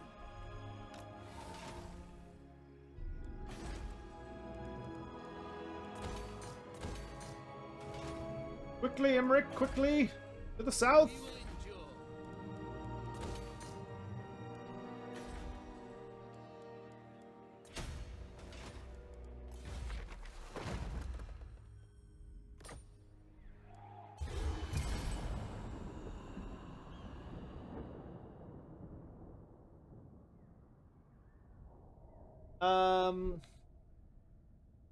See, any idea on how big monsters like Stonehorns, Thundertusk, and Rhinox will be? Stonehorns and Thundertusk are big. Squander the Dragon Princess. They are big. Sure, I will accept peace from the dwarves so long as they are paying me reparations. Even though I started the war, but they're paying me because they're an insult to my senses. Oh, yeah. The Asur follows strength. Well, there goes Crookback Mountain. That's so much for the Wolflands.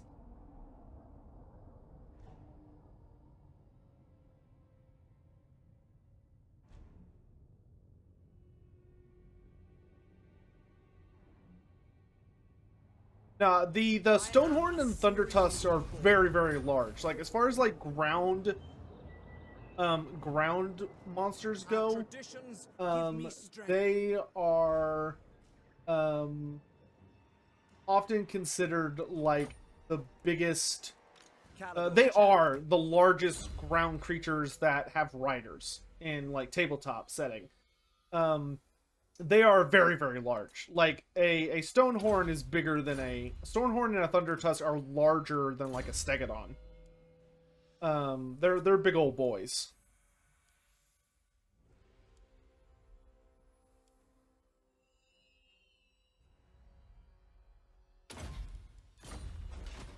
The Oath Keeper. Be ready for anything. We will prevail. Standing by. Disciplining the... Alright, it looks like the greenskins are finally had enough of my shenanigans and are invading. So, you're probably about to have a hell of a fight. Who are better spellcasters, Slawn or Lords of Change? I would say that the Slawn are better spellcasters. But the Lords of Change certainly make up for that discrepancy by being melee powerhouses. The Slawn definitely are not. Let's hear it. Asur! We fight! Ravage this place! Princess. Yes, feed me experience.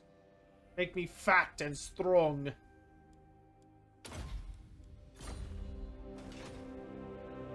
Time is of the essence. We march on! Defender of the Asur.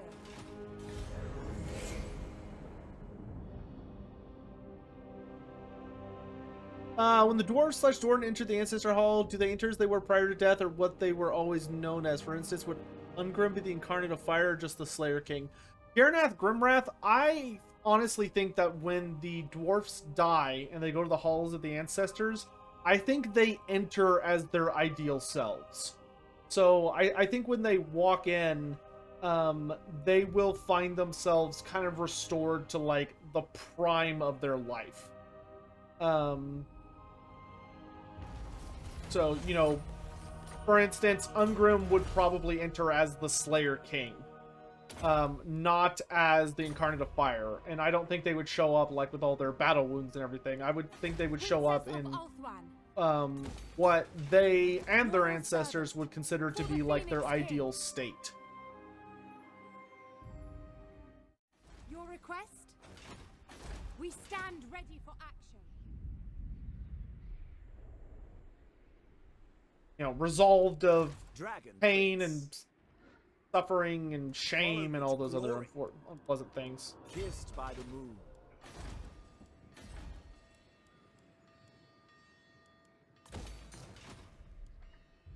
I await your command. The enemy must be punished. No doubt Mount Silver Spear is about to go down in flames, but we'll see what happens. Stand with me. So I assume Rhinox are as big as a Stegodon and Stonehorn Thundertusk are as big as Ancient Stegodons? No, I would say it's probably more like a Rhinox is as big as a Stegodon / Ancient Stegodon, because Ancient Stegodons and Stegodons are fairly comparable in size. But a Stonehorn is notably larger than a Stegodon. A Rhinox is more in the ballpark of a Stegodon. You are going to be teleported to the Warhammer World, but you're allowed to outfit yourself Total War style with everything you could physically carry / use. What am I taking and why? So, if I was being shunted off to the Warhammer Fantasy World, but I was allowed to prepare with equipment, the biggest thing would be the first combo I would absolutely take is I would have the Armor of Destiny manifested as a version where it's fairly light. So like it's made out of a very wait, am I allowed to take any equipment? So like I could steal equipment from other characters? As you were. Yeah, Stonehorn Thundertusks are smaller than Dread Saurians, yes. There will be carnage. The dragon shall wake.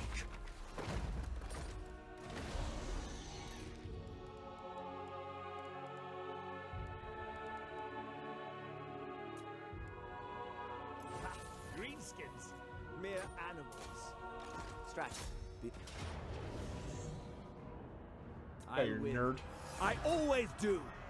They'll thrive under my rule. This is my house. Prince of Calador. You know what? I'm not gonna do that yet because I want to wait to get a level 5 capital. You may look upon me.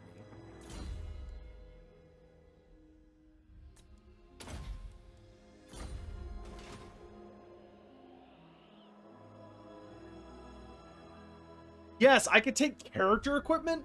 Oh, jeez. That's super hard. That is super duper hard. I would have to sit and think about that for a really long time. Like, as far as, like, what equipment I would take to make myself as powerful and survivable as possible. Oh my god, I would have to think about that for a hot minute.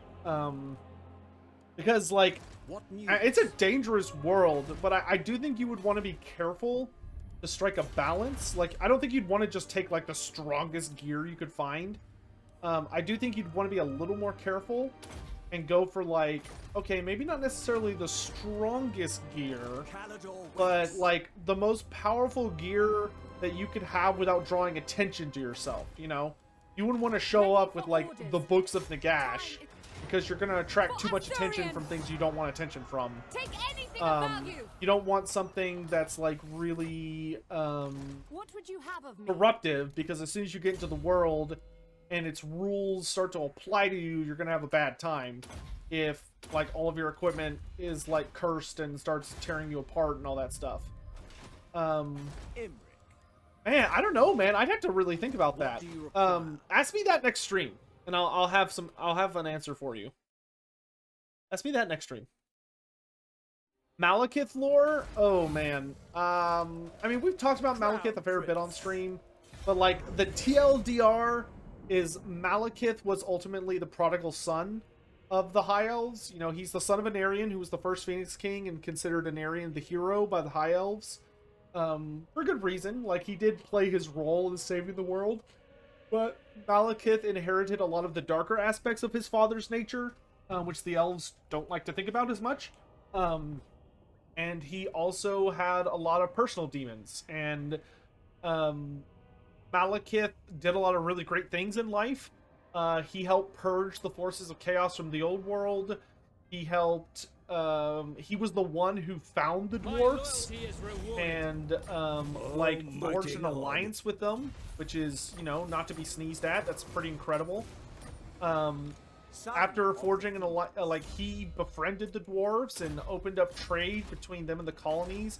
He helped establish many of the High Elf colonies and protected them when they were, like, young, weak nations that weren't really able to defend themselves very well. He was the one that, he defeated a lot of the most powerful champions of chaos running around at the time, and was, like, a consistent thorn in the side to the forces of chaos, and his hatred of chaos is pretty considerable. Make haste, Asur! And when his mother started unleashing, like, the pleasure cults against Ulthuan and started doing, like, a lot of really not okay stuff and pissing off a lot of that nation, he was the one who actually brought her to justice. Like, Malekith legitimately was the one that figured out what his mother was up to, and he actually went after her and, like, battled her and defeated her. Like, Malekith beat his mother at her own game, which was very impressive, and they actually, like, had a battle, and he won. He took her alive, which he probably shouldn't have, but he did. And then eventually he fell because he started getting envious. He started getting really irritated that a lot of the glory that he was earning, like doing a lot of amazing things, was constantly being given to others, like Finnabar, the Phoenix King at the time. Or not Finnabar, Jesus, not Finnabar, Belshazzar. And, like, Malekith just kind of started falling down this descent of he cared more about power and glory than he did necessarily about doing the right thing. And it eventually led him down some really unfortunate paths. Glory awaits. Be ready for anything. Where he ended up committing some horrible crimes to put himself in authority. So he assassinated the Phoenix King, He released his mother and worked alongside her, and then he tried to Dragon Rider. make himself the Phoenix King by walking into the flames of Ashurin after he brutally murdered most of the princes, so most of like the royal lines, or a representative from all the royal lines, which, you know, didn't go over well. And then he tried to walk through the flame of Ashurin, and I refuse to agree with the end times. What the end times suggested happened was complete bullshit. It makes much more sense that Ashurin just rejected Malekith, because Malekith caused such horrible sacrilege by spilling blood in Ashurin's temple, like just brazen murder, and just spitting on everything that Ashurin stood for, and just trying to seize power for himself. I do not think Ashurin would have stood for that, despite the horrible writing of the end times where they tried to suggest they're like, oh no, you'd be totally fine with it. Ignore that.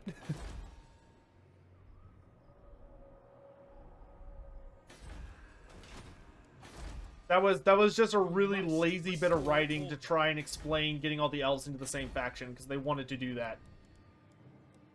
They're like, how do we get it where all the elves are good guys instead of some of them being good guys and some of them being bad guys? And someone was like, I have an idea! And his idea was garbage, and I hate it.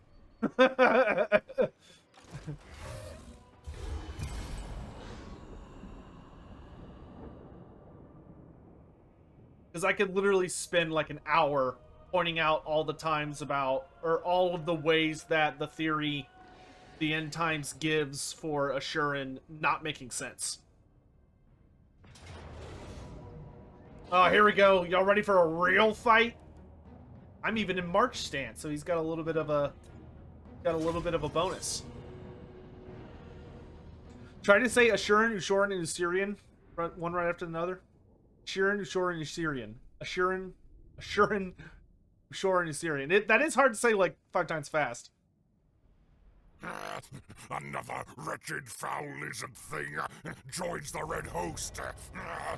Cursed Sotek spawn. This kind of stream makes work just fly by. Hey, Regaldo88, thanks so much for renewing your Prime sub. I really appreciate that, my dude. And I'm glad you're enjoying the stream, and that work's going by quickly. That is good to hear. Archers. Probably time to trade out some of these archers for higher quality troops. But... Prince Imric. Direct me. Dragon Squad, prepare for battle. Phoenix Sun.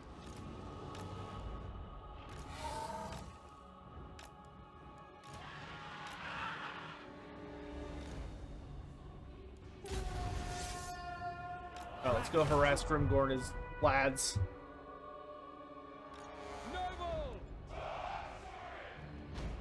Very well. Quickly now. Fury of the Forge God. Smells like orcs on the menu.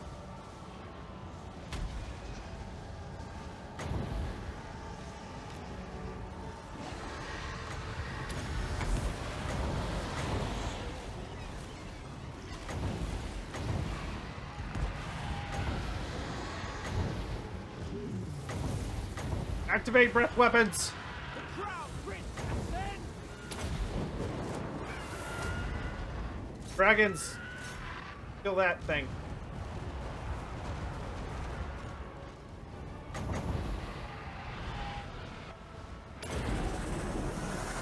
Emmerich, he's all yours.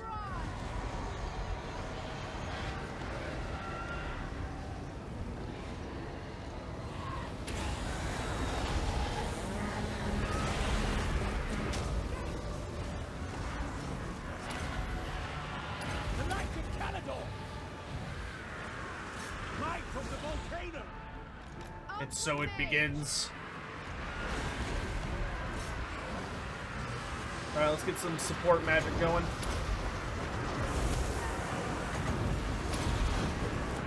Saigon, here giant can be a problem.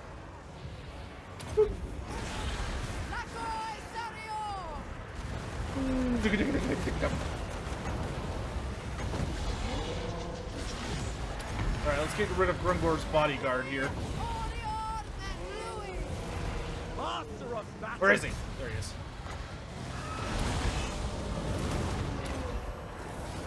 Let's fight all!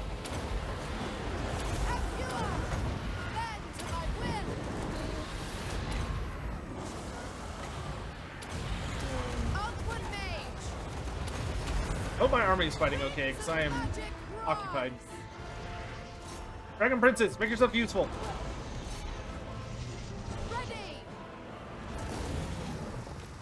Oof, Puff is looking a little rough.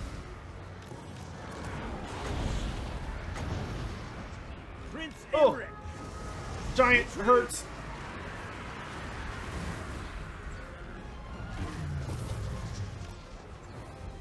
Duty calls.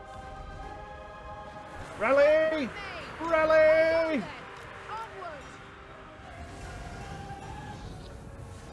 Oh god.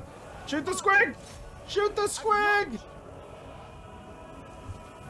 Noble! Acknowledge! Dragon Princess! Orders received! Oh! Spearmen! Forward! Behold the majestic! A superior valor! Okay, the archer's gotta go. Following Emperor! Saigon, hear me! The Dragon Tamer! White Lions! It will be done! Can I be praised? For the King! Ancestors! Fight them back! Dragon Princes! Charge! White Lions! Utter attack! Blow the horn! Blow the horn! Roar! To war!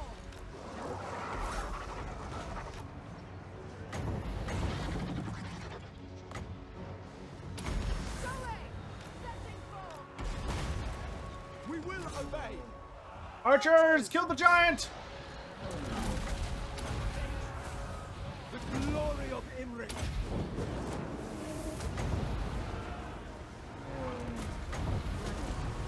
The light of Caledor! To battle! Might of the volcano!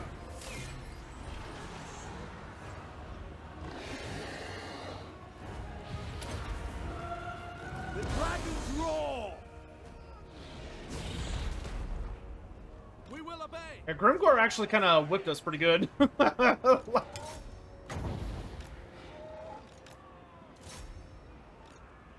Princes!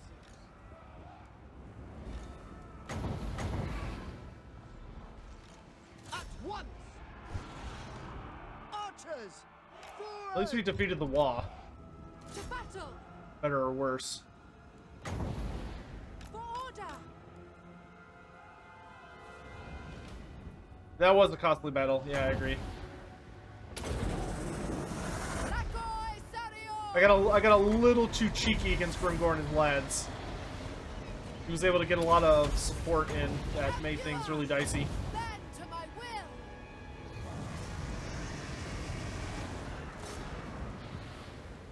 Making my way!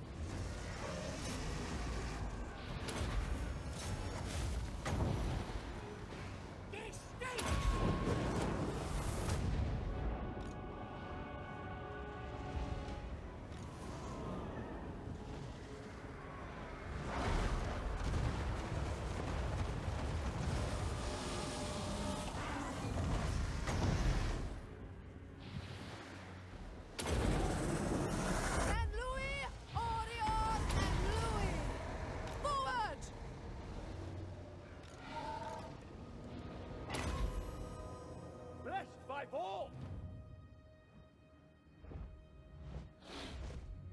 Get all the heals.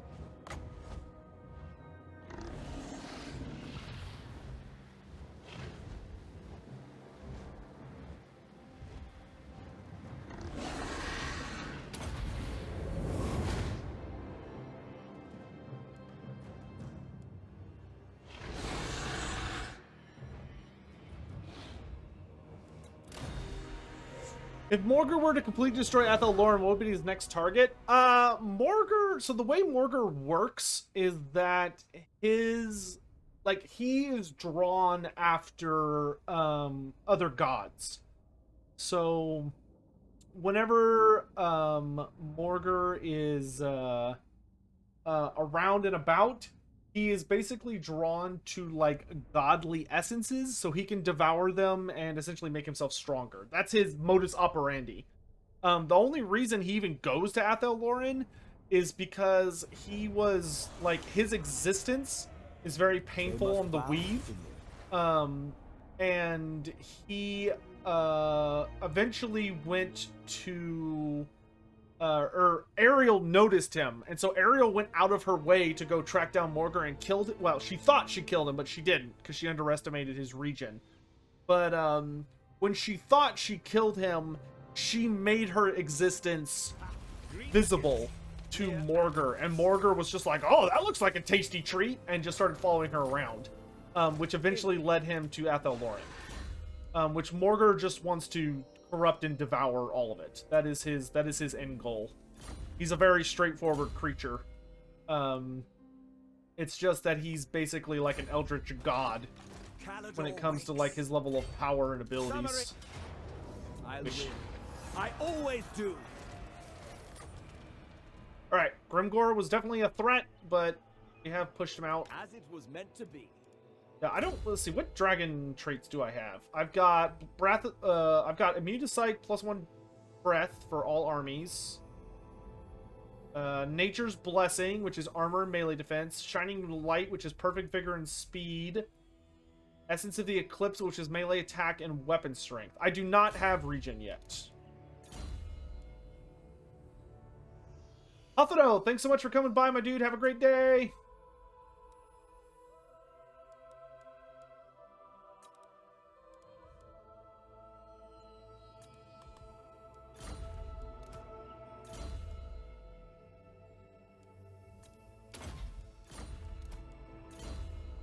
But I mean, Morgur literally eats gods for like a hobby. that is his that's his favorite thing.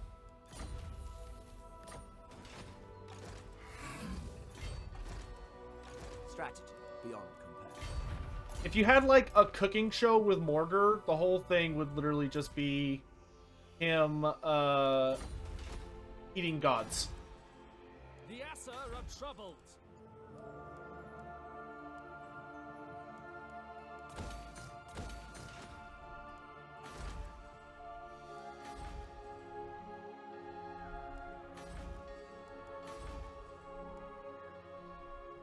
The dragon shall wake.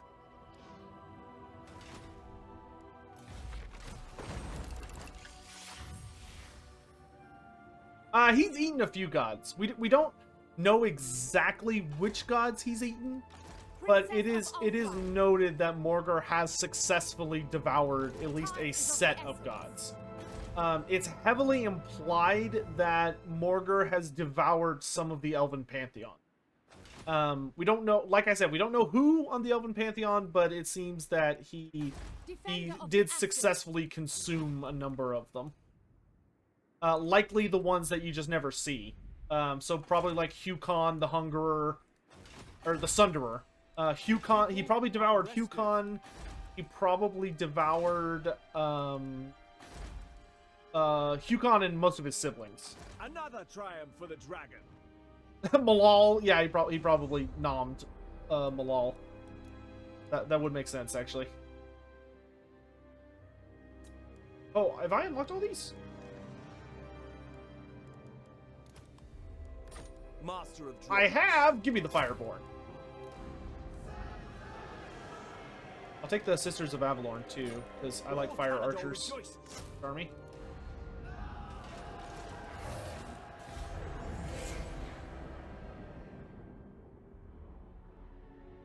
The Hand of the Gods is basically an Iron Man arm, right?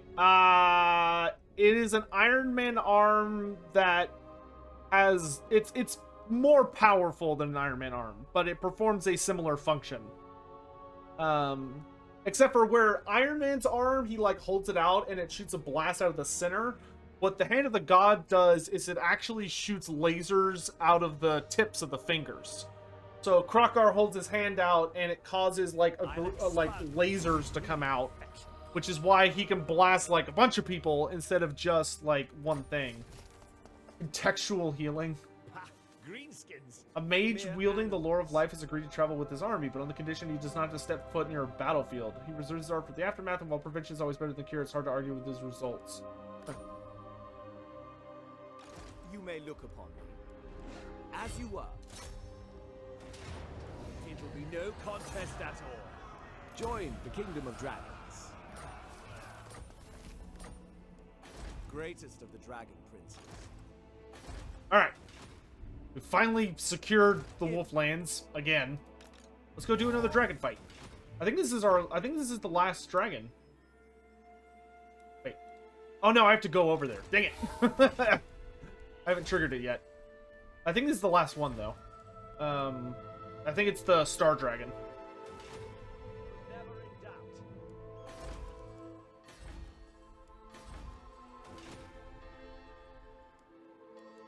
Dragon Rider. Dragon Rider.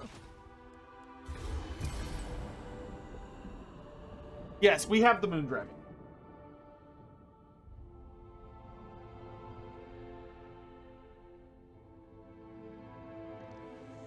It's not... Hand of the Gods is not non-stop lasers. I mean, it has to be activated to fire. But it shoots lasers, and it's also heavily shown to have other properties. Like, it kind of seems to grant a protective barrier against, like, magic. And it also seems to have, like, a higher functionality, but Krokar did not tap into that until the end times. And it seemed to basically cause Krokar to, like, ascend into something else. He basically started turning into a Seraphon before it was cool. Oh, Ash Ridge Mountains are probably boned again. There's a goblin heading right for us. It's coming right for us! I guess I should hire a general to try and hold them off. Dude, what's the best lore of magic for sieges? Probably the lore of metal, because you could just spam Searing Doom.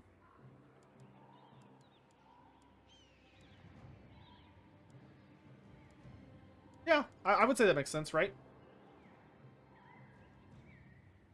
Oh, Charger Rhino, yes.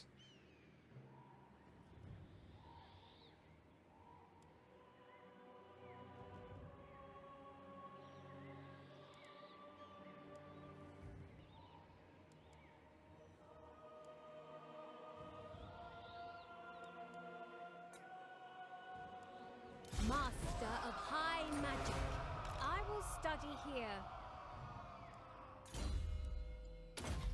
Alright, your job is to protect this. Don't let anybody blow it up. Actually, wait. Do Searing Doom, Metal Shift, and Gehenna's Golden Hound. I could recruit ogres? Never! I will dispatch. I will not have such disgusting grease-stained things that remind me way too much of myself to be a part of my armies. Master of high Thank you magic. very much. Let's hire some Lothern Sea Guard. Or I guess Silveren Guard would actually be better. Because they're, like, super duper tanky. Order must be maintained.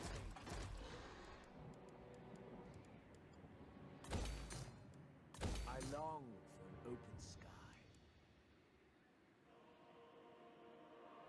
Mount Grey Hat. We could do some, like, military here.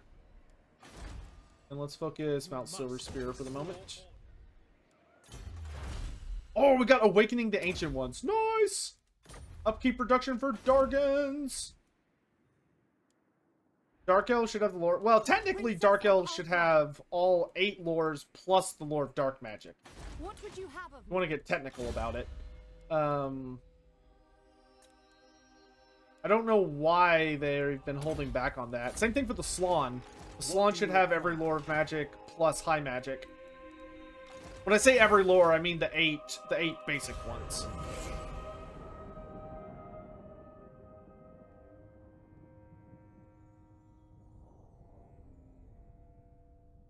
Is the reason the dragons are falling asleep in Ulthuan because of Malekith? No. It's mostly because the dragons are like, for the most, the world's environment is not correct for dragons. The elves were never 100% sure what caused, like undeniably was responsible for the dragons going into their slumber. But it seems, but like the reason most dragons aren't awake is because of climate change, essentially. Because the old ones very drastically altered the climate in the world to make it more suitable for their own ends, which made it very unpleasant for the dragons because it just made it much too warm. Because, you know, that's the truth, folks. That's the real truth, is the old ones are responsible for climate change. Global warming, it was the old ones all along. It was lizard people. It makes me sad. Anyway, just give me all the big things. That's the main reason the dragons are not active anymore. Is just because the world's a lot warmer than it used to be, and the dragons just kind of started drifting into longer and longer sleeps. Yeah, you know, there's that one guy in chat that's like, I knew it! It was lizard people all along. Oh my, they called me crazy. They said I was a fool. Well, what is it? Do not squander the Dragon Prince's time. I'll agree to non-aggression if you pay me, dwarf. Alright, fine. Alright, oh my god, that army. Look at all those black orcs. Doesn't have a lot of shooting, at least.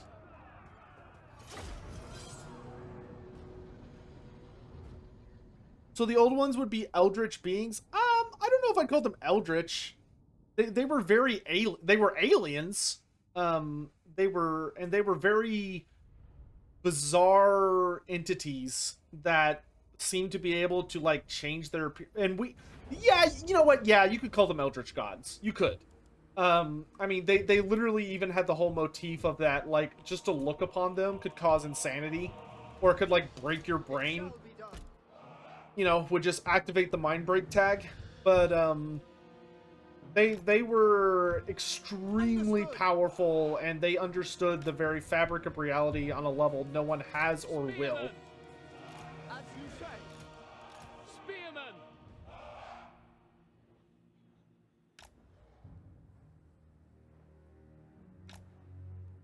Remember my Monstrous Arcanum series? What? Yeah, of course. Where can you find out more about the Deep Ones? Good luck with that. The only place you're going to find lore about the Deep Ones, which I actually missed a piece of lore about the Deep Ones, which I was kicking myself over after I made the episode, because there's actually a full fight scene between the Deep Ones and Lokir Felhart. Because Lokir Felhart invades Chipiodal for reasons.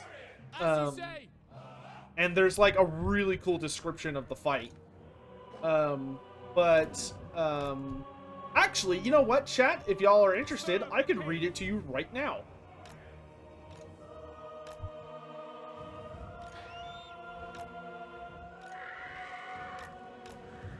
The Arcane Phoenixes are pretty, but I do wish they had had more of a unique design.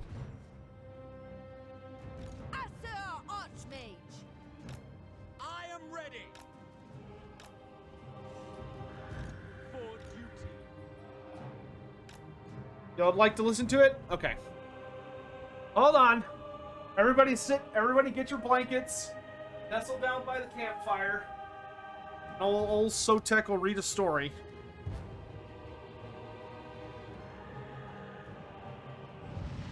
Old Sotek will read a story. Let's see here.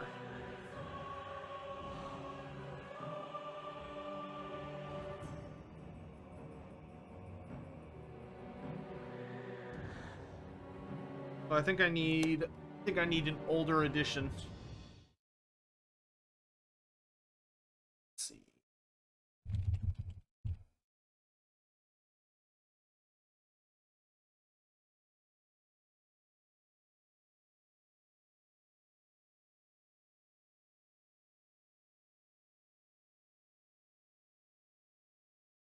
Hold on a moment. Let me pull it up. Let's say it's the 7th. Definitely not 6th.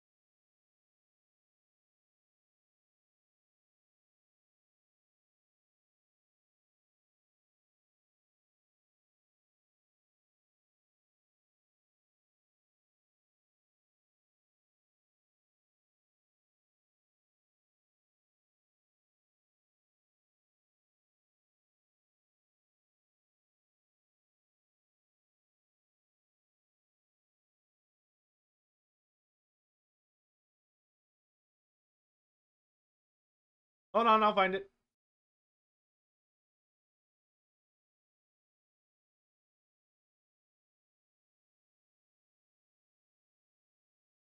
It's not a long story, but it is a fun little tale. Let's see.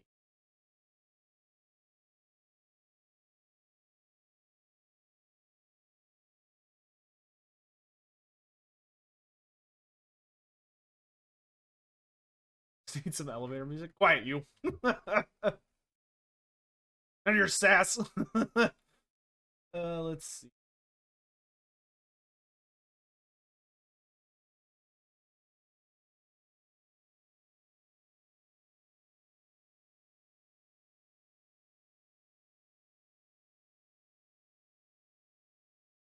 How's the Queek video coming? It is to the point that I need to start recording it. Because at the rate I'm writing, I should be done writing before I finish recording my voice for it, because it's gonna take me fucking ever. But it's one of those things that I'm hoping it should be done by the end of this year.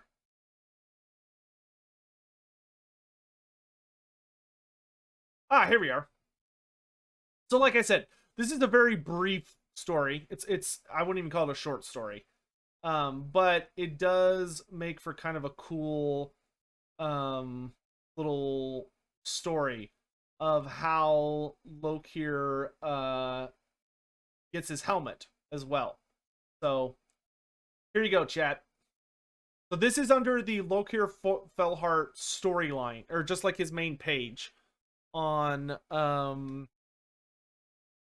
in the 7th edition book. But it says this. Here we are. Since so Lokir Felhart. Since his great-great-grandfather first fought in the Battle of the Waves, Lokir's destiny has been set to rule the Tower of Blessed Dread and prove his worth on the dangerous oceans. When Lokir first took command, he led his followers to an attack on the elven port of Tor Canabre in the Kingdom of Etain. In the deepest winter, the Black Ark and its fleet crept out of Karankar, surrounded by blizzards and storms. Bringing snows and lightning with them, Lokir's warriors descended upon the town and razed it to the ground as a statement that the Felharts had returned. When Lokir's fame from the Tor Canterbury raid began to dwindle, he set out southwards in search of treasure with which to decorate the Fellheart palaces. Past Arnheim he sailed, leaving the High Elf colony to lesser raiders. Along the Vampire coast he sailed, sinking ships crewed by the dead and fighting off boarding parties of rotted zombies and animated skeletons. Lokir's target was not the settlements of the Pirates' Cove, nor the teeming temple cities of the Lizardmen.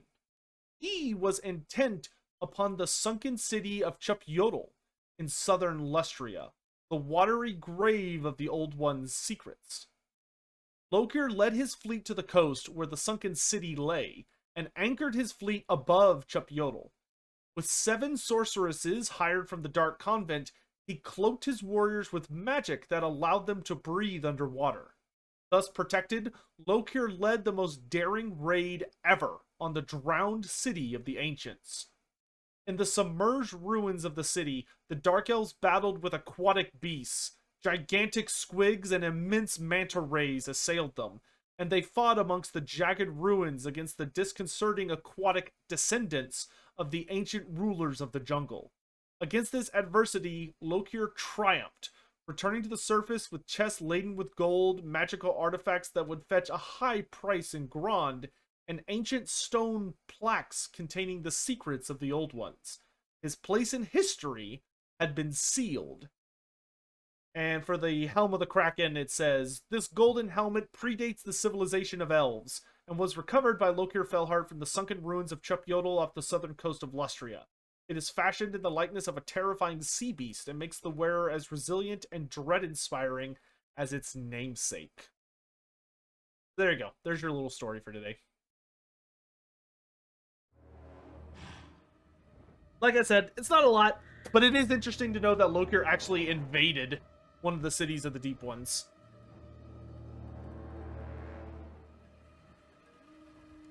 Alright. Assyrians fire! We'll send out our dragon and our phoenix to do some harassment. And the rest of my army will wait patiently.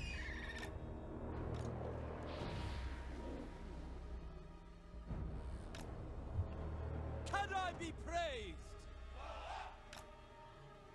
Illyrian archers.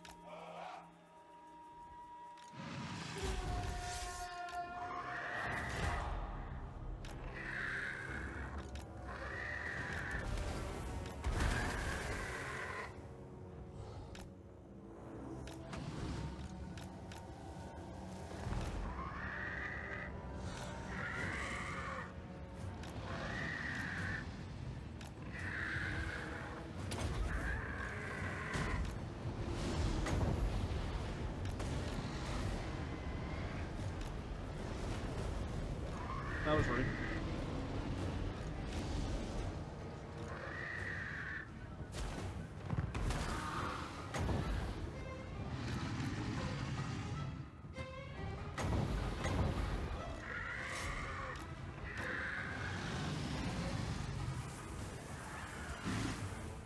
Wow, that breath attack, not that great.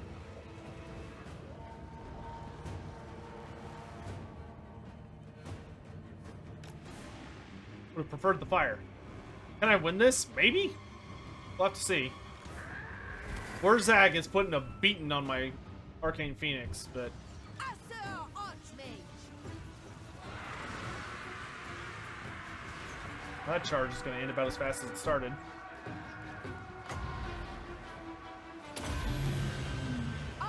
I love when the AI has instant reactions, and by love I mean hate. Get him out of here. Actually, send the bird after him. Go, hounds, go! Oh. Black Orcs are going to be a problem with the AP. Well, luckily we do have a Metal Wizard with us, which will help even the odds a little bit. Ow! Where's that? It hurts.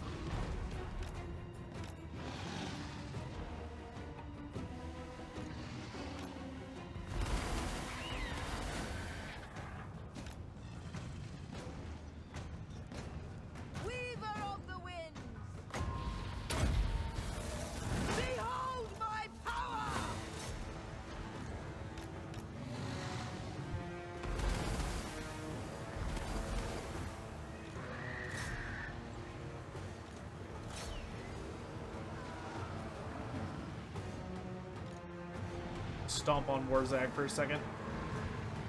Loyal for duty. We go. Oh, time to go.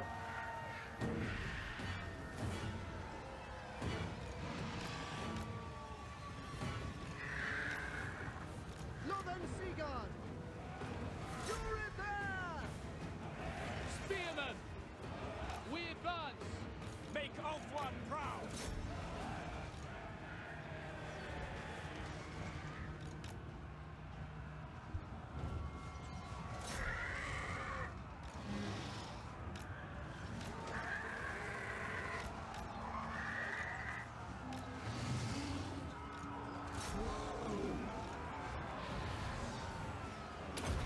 Look on this!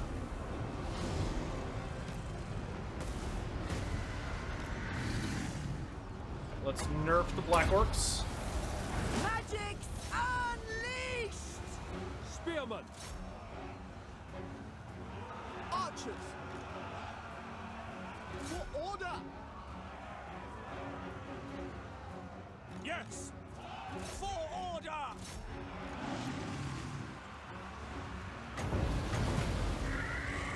I'm gonna be honest, it's looking pretty dicey.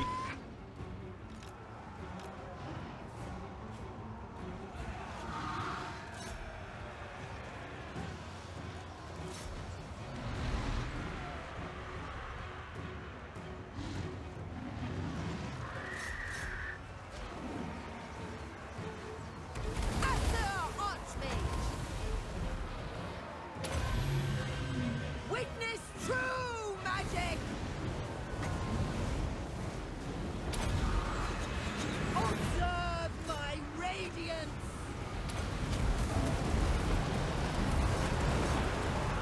For duty! Spellcaster supreme! Now, Warzag's gotta go. Illyrian archers! He is absolutely wrecking us. Pull back. Understood! Acknowledged! Oh, those are the AP loonies. That's not good. Oh my god, my dragon is getting ripped to pieces.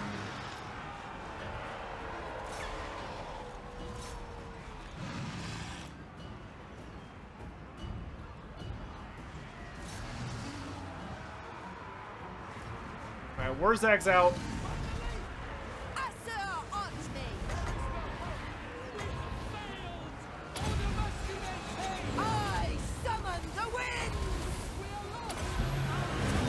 Magic's unleashed! Behold Yeah, my yeah, I don't see power! us surviving this. Master of sorcery! Once they get that full surround and they're coming in from every direction, there's just not a lot we can do about it. It took us too long to deal with Warzag. Mage ready! That's a lot of work for a single dragon to deal with.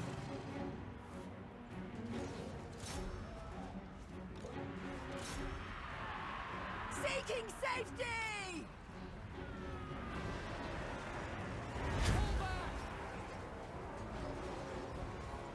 Oof. Yeah, it'll be easier once their wall is over with, but we've got to just kind of keep trying to hold them off until the wall is over.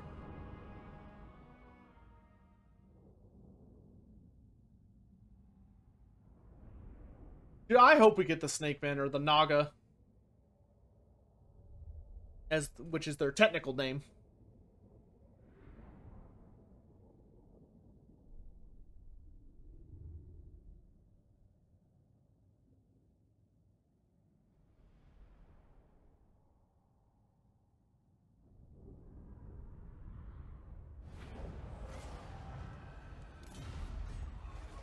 Ash Ridge Mountains just can't catch a break, man. Can you get a lore fact about Core Hill? Yes. And like I said, guys, I do see the redeems. I have like a special little thing where I see them, so you don't have to worry about me missing them. I can't miss them. As long as you actually do, like, redeem the points for it, I promise you I'll see it. But what I would say, for Corhill. I mean, my personal favorite fun fact about Corhill is that Corhill is like so well liked by like everybody, because he's just such a bro, and he's known for being like basically anime protagonist level of like a reliable friend, that he like literally goes super duper out of his way to always be there for his buddies, and like he honestly does his best to honor his oaths and to be there when people need him.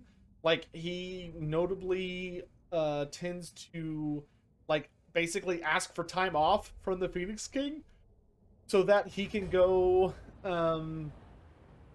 help, like if a friend of his needs his help, to the extent where like he's the kind of guy that you would be friends with, and like you would find yourself up against a wall and your enemies are all around you and you're like, oh my god, like I'm about to get, like I'm gonna die here, and then like at the last second you see enemies just like flying around because something's plowing through them, and you're like, what the hell's going on over there? And all of a sudden you see like Corhill on his lion chariot plowing through enemies, fighting his way to you to save you, because he's just like that good of a guy. Wielder of the winds.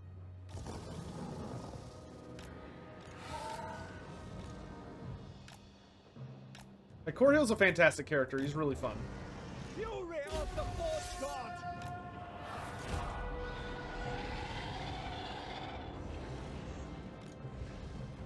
Alright, Yimrath, get your fat ass over here.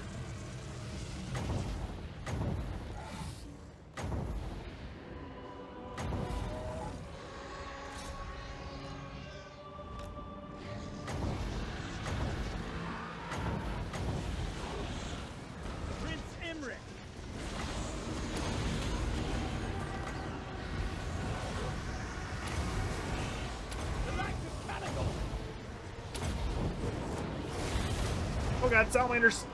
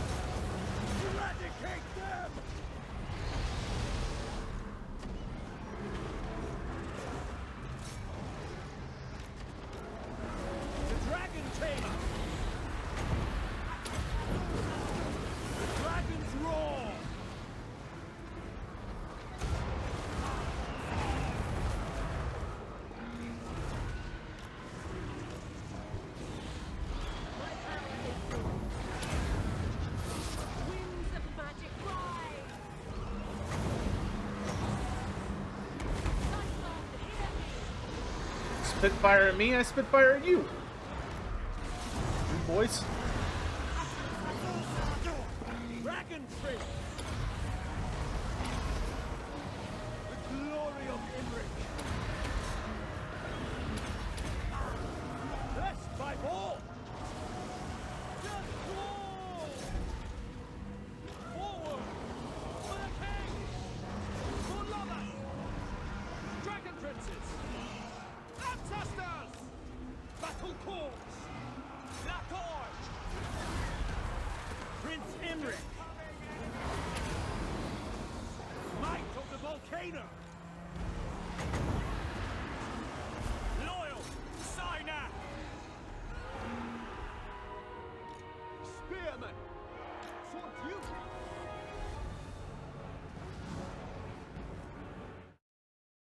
Yeah, I would say that's the best thing about Corhill.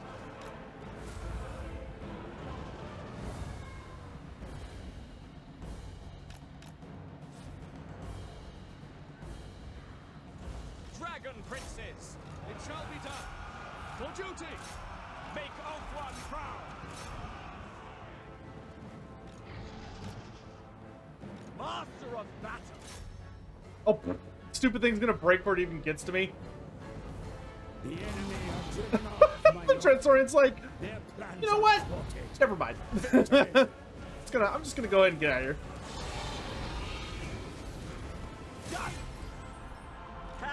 He just shows up and everybody's dead, and he's like, never mind.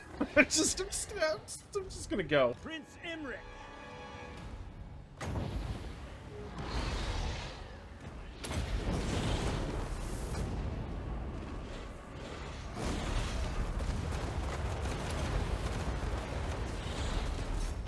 Good grief. Emmeric's just ripping him a new butt. The Knights of Caledor. The dragons roar. I see you, nerd.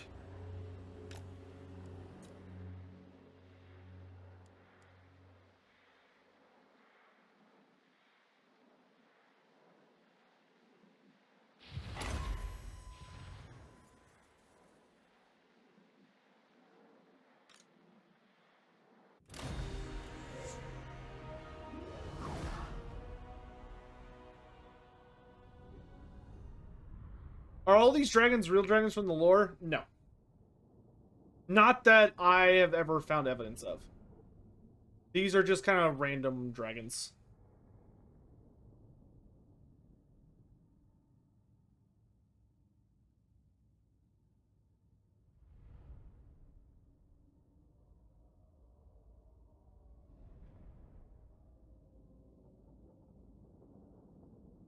A triumph for the dragon. They will rebuild. Yay! We got celestial strength, so we got regeneration. Finally. Also got the shooting star, which is incredibly Another powerful. triumph for the dragon. Put it on me! Oh. Oh no, I can't have it because I have too many activatables. Darn it. Okay, I care less about the sun shard than I do about the shooting star. The shooting star is absolutely incredible.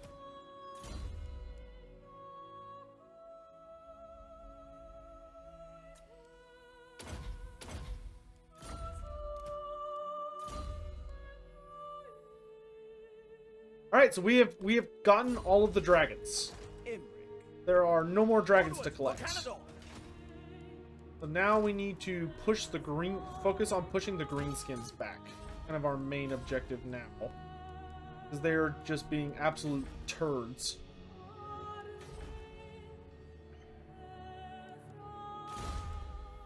Oh, you leveled up.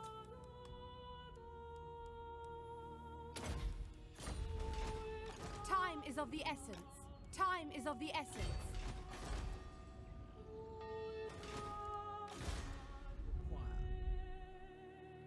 Adventure awaits.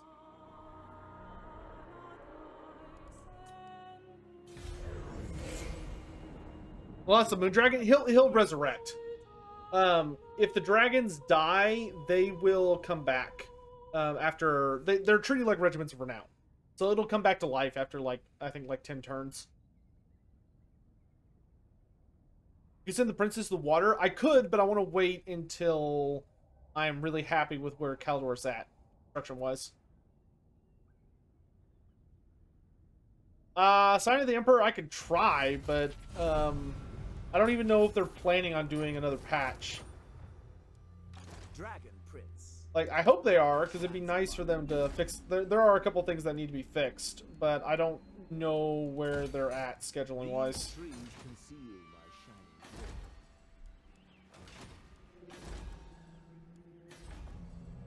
shining And the amount of people I know at CA is like a gradually shrinking list.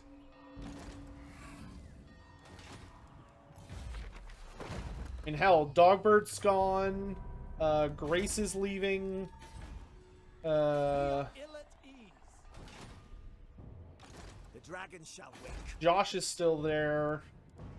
And there's a couple people I still know there, but it's definitely a smaller list than it used to be. I'm listening. You're killing off people you know and seeing. No, they're not. Awaiting They're orders. not dead. Garrisoning. They're just doing other things. They're all moving on to new horizons. Stuff like that. They're not dead, though. With purpose. Where was the last time? Where was the last time you saw these people alive? Oh, he's heading straight for the Fortress of Vorag, which does not have a usual garrison. A little spooky.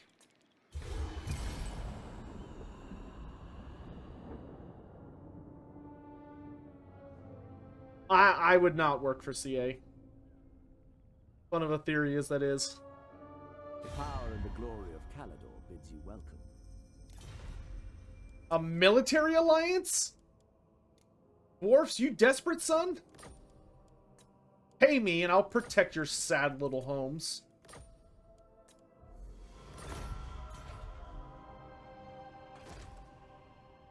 I'm only helping them because they're bribing me. I just want to make that clear. Hallelujah TV, good to see you. Welcome to the stream, buddy. Do I think they'll announce... I think it's September. I honestly think it's September they're going to tell us that Total War Warhammer 3 has been delayed. I think if Total War Warhammer was going to come out this year, it already would have been announced, like the release date. But we don't have a release date. So I am personally just completely under the assumption that the game has been delayed until 2022. But I think if they're willing to tell us that it's been delayed, they will probably also announce a release date at that point. Or at least say, like, expect it within these months. But I am not convinced that they still plan on releasing it this year. I just feel like there's too little time left. 2023? Don't you put that evil on me, Ricky Bobby.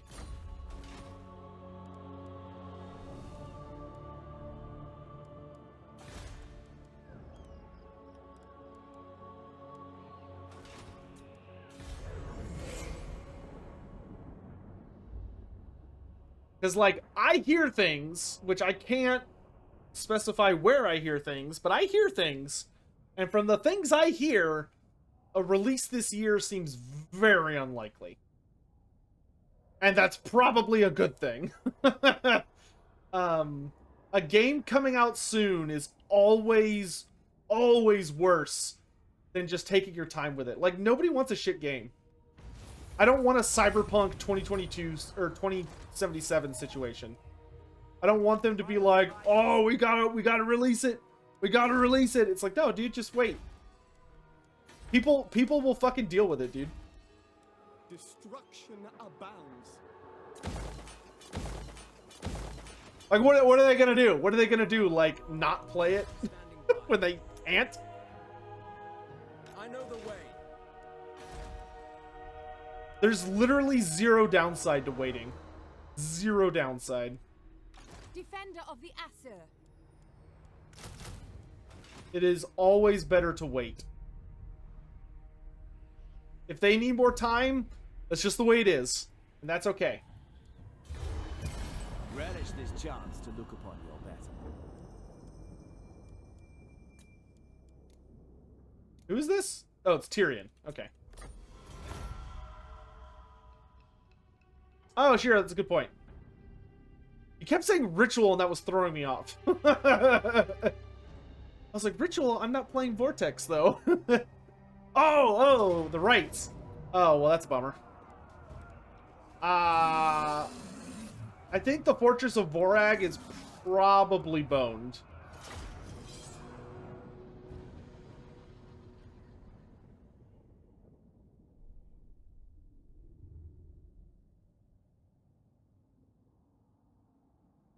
So here's a fun fact for you, chat. I bet the amount of people who will care about this is very small, but I will mention it just for anyone that does find it interesting. I have a friend of mine who's like really big into MMOs and was playing WoW for a long time. I tried playing WoW with him, and I just couldn't get into it. Like I just didn't enjoy it. That was back during Legion, for the record. But recently, with all the crap going on with Blizzard and everything, he decided to try a new game, and he started playing Final Fantasy. And he was like, "Hey, dude, this this game's actually, like, really fun. And I was like, oh, really? Because I like to hang out with my friends, and I like to play games with them, but they don't like to play the games that I like to play, so we just end up very rarely playing games together. So, I'm gonna try out this new Final Fantasy game. What is it, 14? Silver Helms. And hopefully, it'll be fun. White Lions! But I have no idea. I have to wait and see how it goes. Noble. At least I have a dragon. Gives us a good chance at defense here. They don't look to have any normal... God, if he didn't have a Wa army, this would be easy. But of course he does have a Wa army, so it's gonna be like a pain in the butt. Actually, let's take that bonus unit of White Lions to just activate this tower. Alright.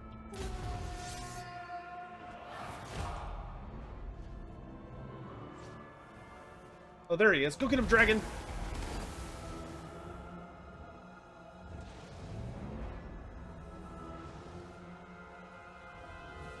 Will I stream it? Probably not.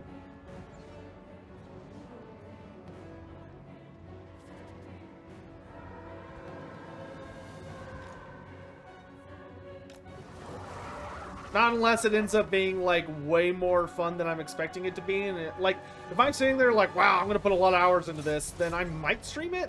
I don't know. I mean, I guess I could, but... Oh, God. Where's that? Please! Hold still. Oh! Oh! You rude boy!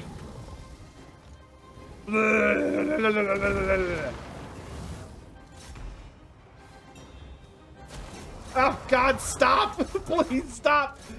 Squish him! Squish him! Kaboom! Donated 5. Thank God! What did you think of that Stormground game? I kinda wish we had more AOS games, to be honest. First of all, Leshrak, thank you very, very much for the tip. Well, that dragon's dead. Thank you very, very much for the $5 tip. In answer to your question, I liked Stormground, but it didn't feel fully finished. That game really feels like it needed more time in the cooker. It was just very, it was very basic. Like, and I almost feel like the game, like, not to, like, shit on the devs or anything, but I almost feel like the game was, like, intentionally very misleading, in that it genuinely, to me, seemed like you play through the first campaign, right? And the first campaign is, like, super fun, and, like, there's all this voice acting, and there's all this, like, narrative build-up of, like, what the factions are about, and, like, the characters, and it's like, oh, this is kind of cool. But then you get deeper into the game, and you find out that there's really nothing after that. Like, the stories don't continue after the first chapter. So it almost feels like the first chapter is kind of there to, like, lure you in. And then the second chapter is like, haha, gotcha! And there's no more story. Which I was just really disappointed by that. I don't really understand why the game just, like, kind of immediately peters off. I was really disappointed by it, to be honest. And, like, I really enjoyed the I really enjoyed the I really enjoyed the campaigns, but I also think that not having a destruction race as part of it was, like, a huge misstep by the devs. It felt very weird not having an entire allegiance there for part of the experience. That felt like a pretty big oversight, in my opinion. Yeah, I don't know. The game had a lot of issues. Like, overall, it was fun. And it was, you know, it was pretty good about not having too many bugs. When the bugs came up, they could be pretty frustrating. The multiplayer was also like completely non-functional. I'm honestly not even sure why they put it in the game because it was so basic. Like the multiplayer didn't even allow you to take every unit in the game. Like you could only take basic units, which was super dumb. I don't know what they were thinking with that. But yeah, Stormground, I wanted Stormground to be good. I really did. I wanted like a really fun Age of Sigmar game, and the game looked good. It looked pretty okay. And the gameplay that it did have was fun, but it just felt like it wasn't ready to be out yet.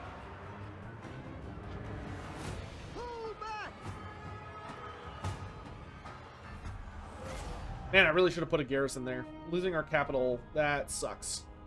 It also means that Grimgor's Wa was successful, which means that we are in for a smack.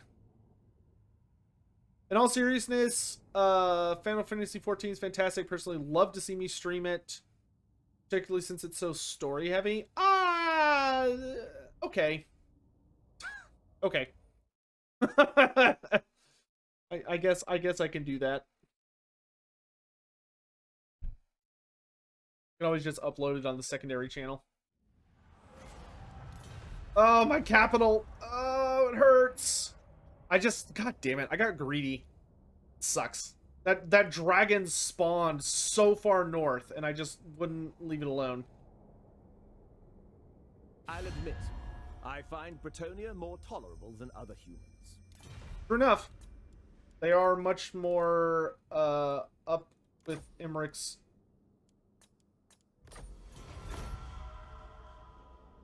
If Warzag dies, will his Wa die? No.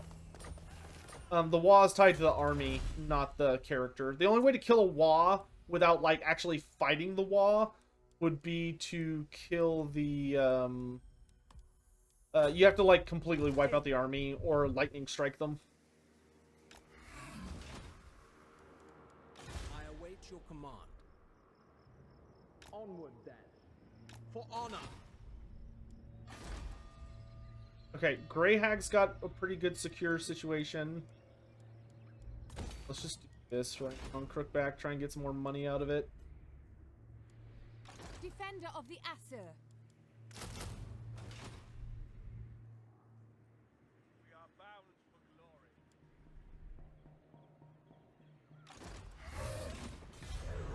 glory. I'm not worried about the fourth right now, thank you.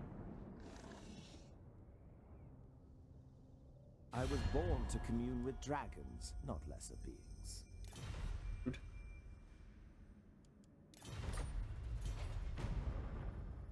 Not worried about dealing with Krokgar.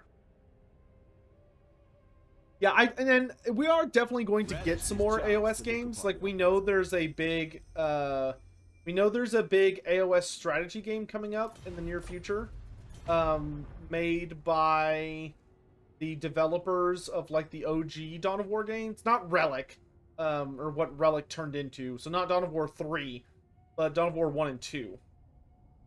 Which hopefully that could be good. Do I think Lokir could come back in AOS? I highly doubt that Lokir Felhart will make a return. Lokir Felhart is very heavily associated with the Scourge Privateers, or what have become the Scourge Privateers.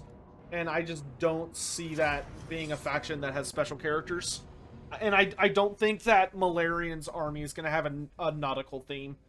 Like, if you're going to bring back Lokir Felhart, he would almost kind of have to be like an Eineth Deepkin character, and I just don't think that would make a lot of sense.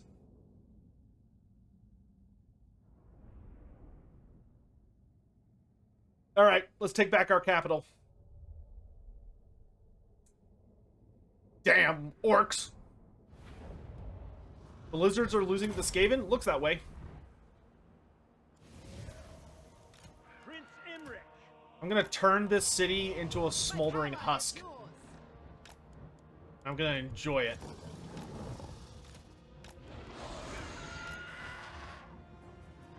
Prince Imrich. Fireball. Spearman.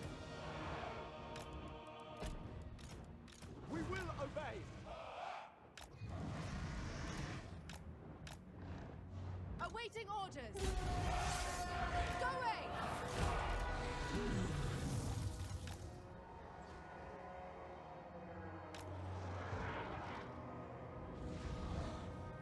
Orders. Kill them. Open fire! Ready. At once. Alright, I want my sun dragons to go to the walls over here.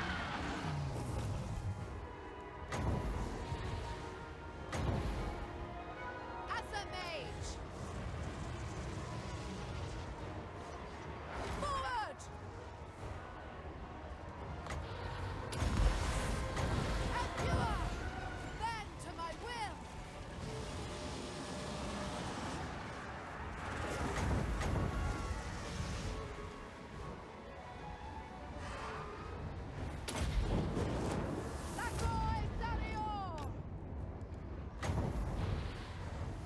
You know the drill.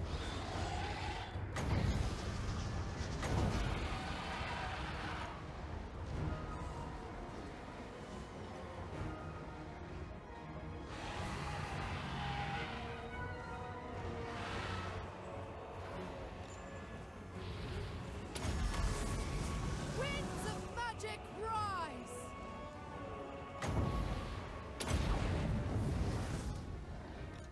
I will claim it!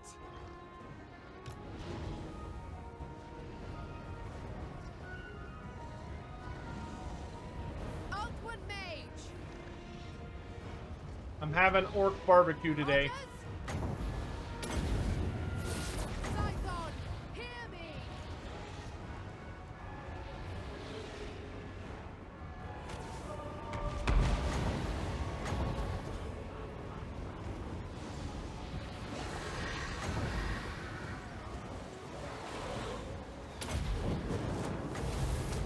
Here, have some magic. A little more magic. I am magnificent! And Louis, Orion, and Louis. This is what you get, greenskins, for coming into this house.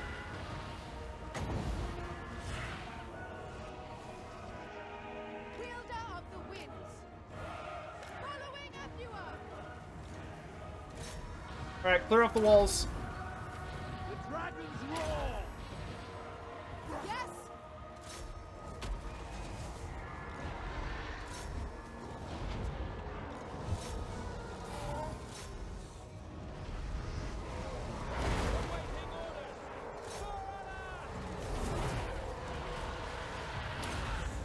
Everybody freeze.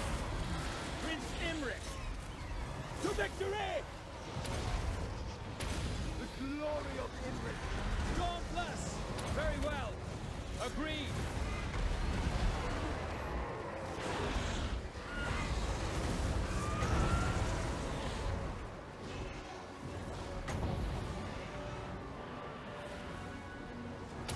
Suck on this!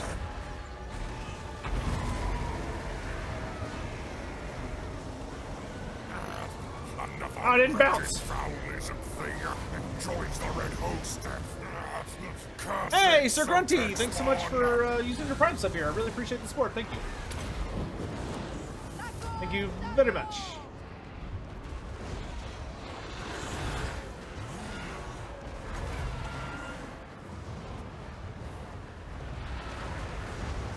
Outward mage.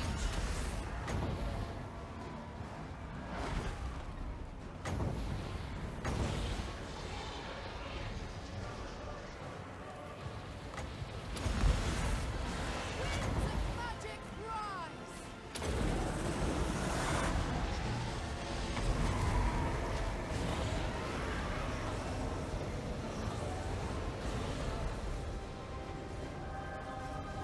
Palador's chosen!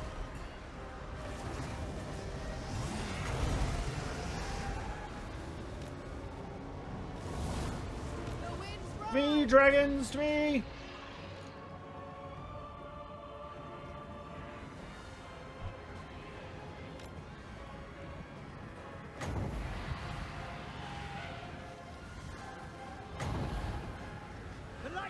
Wolf chariots.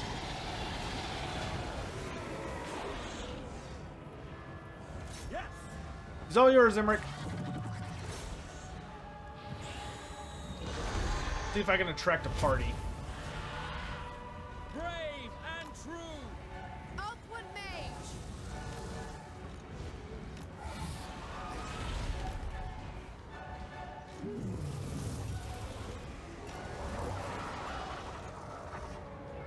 Fury of the Forge God.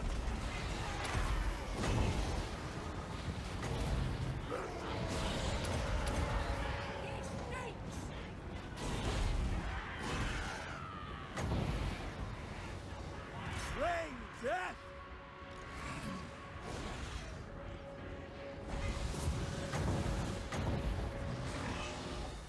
All right, y'all know the drill.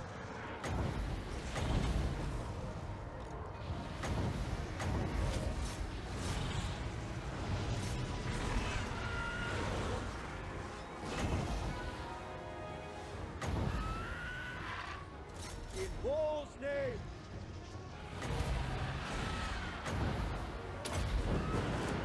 Blessed by War. Oh, y'all don't have to worry about Cetra, guys. Cetra's gonna be back in Warhammer the Old World. You're not gonna have to wait that long for him. They die. Like, relatively speaking.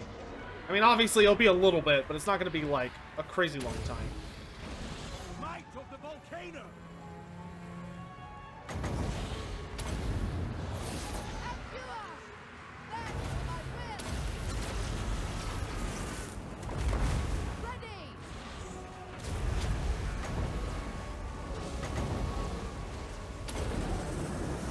Sidon, hear me.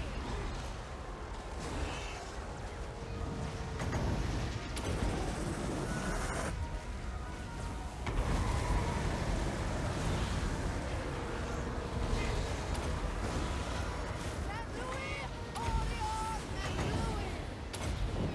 Prince Imre.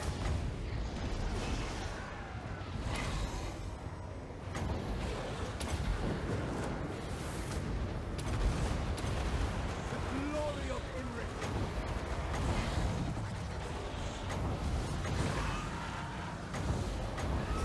Awaiting orders.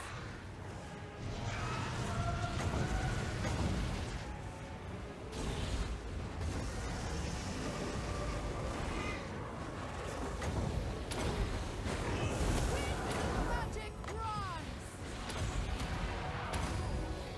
All right, dragons, you're up. Palador. Oakwood Mage. To war. It's all yours.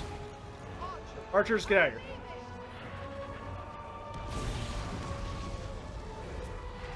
Does Seraphon have a realm they own that they mainly occupy? The Seraphon are the dominant force in High Azir. Which High Azir is this kind of weird super realm, kind of in space, sort of. It's a little messy, but they're like in like Azir's most true powerful space, which is kind of like space, but not quite space, but kind of space. It's like magic space. But High Azir is their like domain, and where they are king. They are the big boss mans.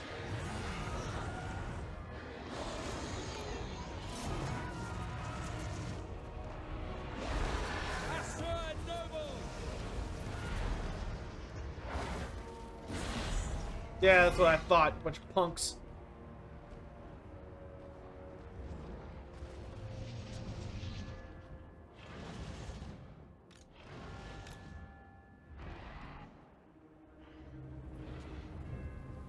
Why is it still going? Oh, there must be unbreakable night goblins. Fury advantage. Let's find them, shall we? There they are. Dive, dive, dive!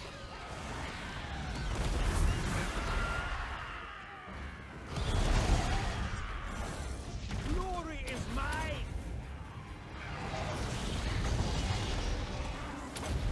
I am ready.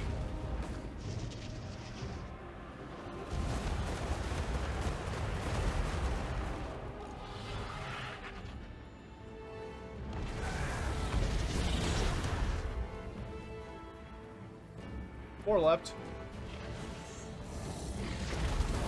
Nope. Parthenax just ate pretty much all of them. Good job, Parthenax. And he ate the last one.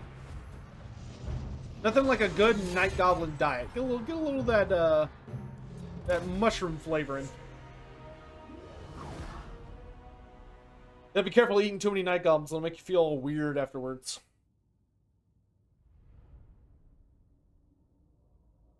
Yeah, Sir Grunty, I actually really like the way they've handled Sigmar and AOS. AOS did a really good job of making sure that order is not just pure good.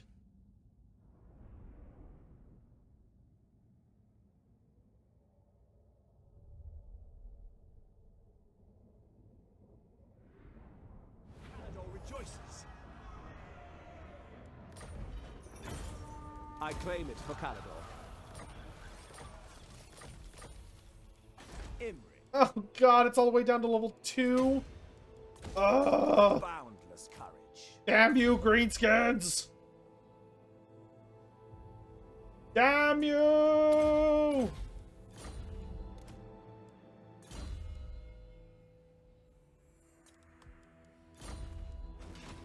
The dragon shall wake.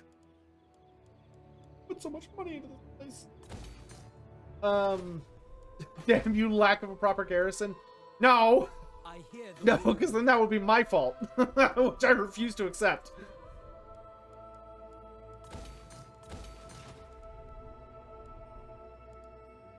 Imri.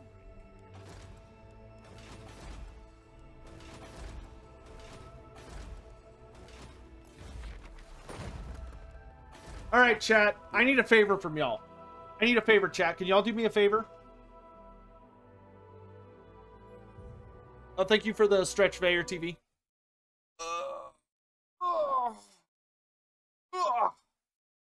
There we go. Okay, chat. We are going to go ahead and call it there, but I need y'all to do me a favor. If you would be so kind as to listen for a moment. There is another streamer who is celebrating his birthday today, and he is essentially a Warhammer painting channel. So he paints he paints Age of Sigmar minis. So he paints Age of Sigmar minis. We're going on a raid. He's a nice guy. He's one of those VTuber folks, but he paints Warhammer minis as kind of like his main gimmick, despite being a VTuber. And I would very, very much like to give him a big raid to say hello and wish him a happy birthday. So if y'all could please hop on the raid. It's a good way to earn channel points. So if you want to be able to ask lore questions or even call a wah in future channels or future streams, make sure you hop on this raid.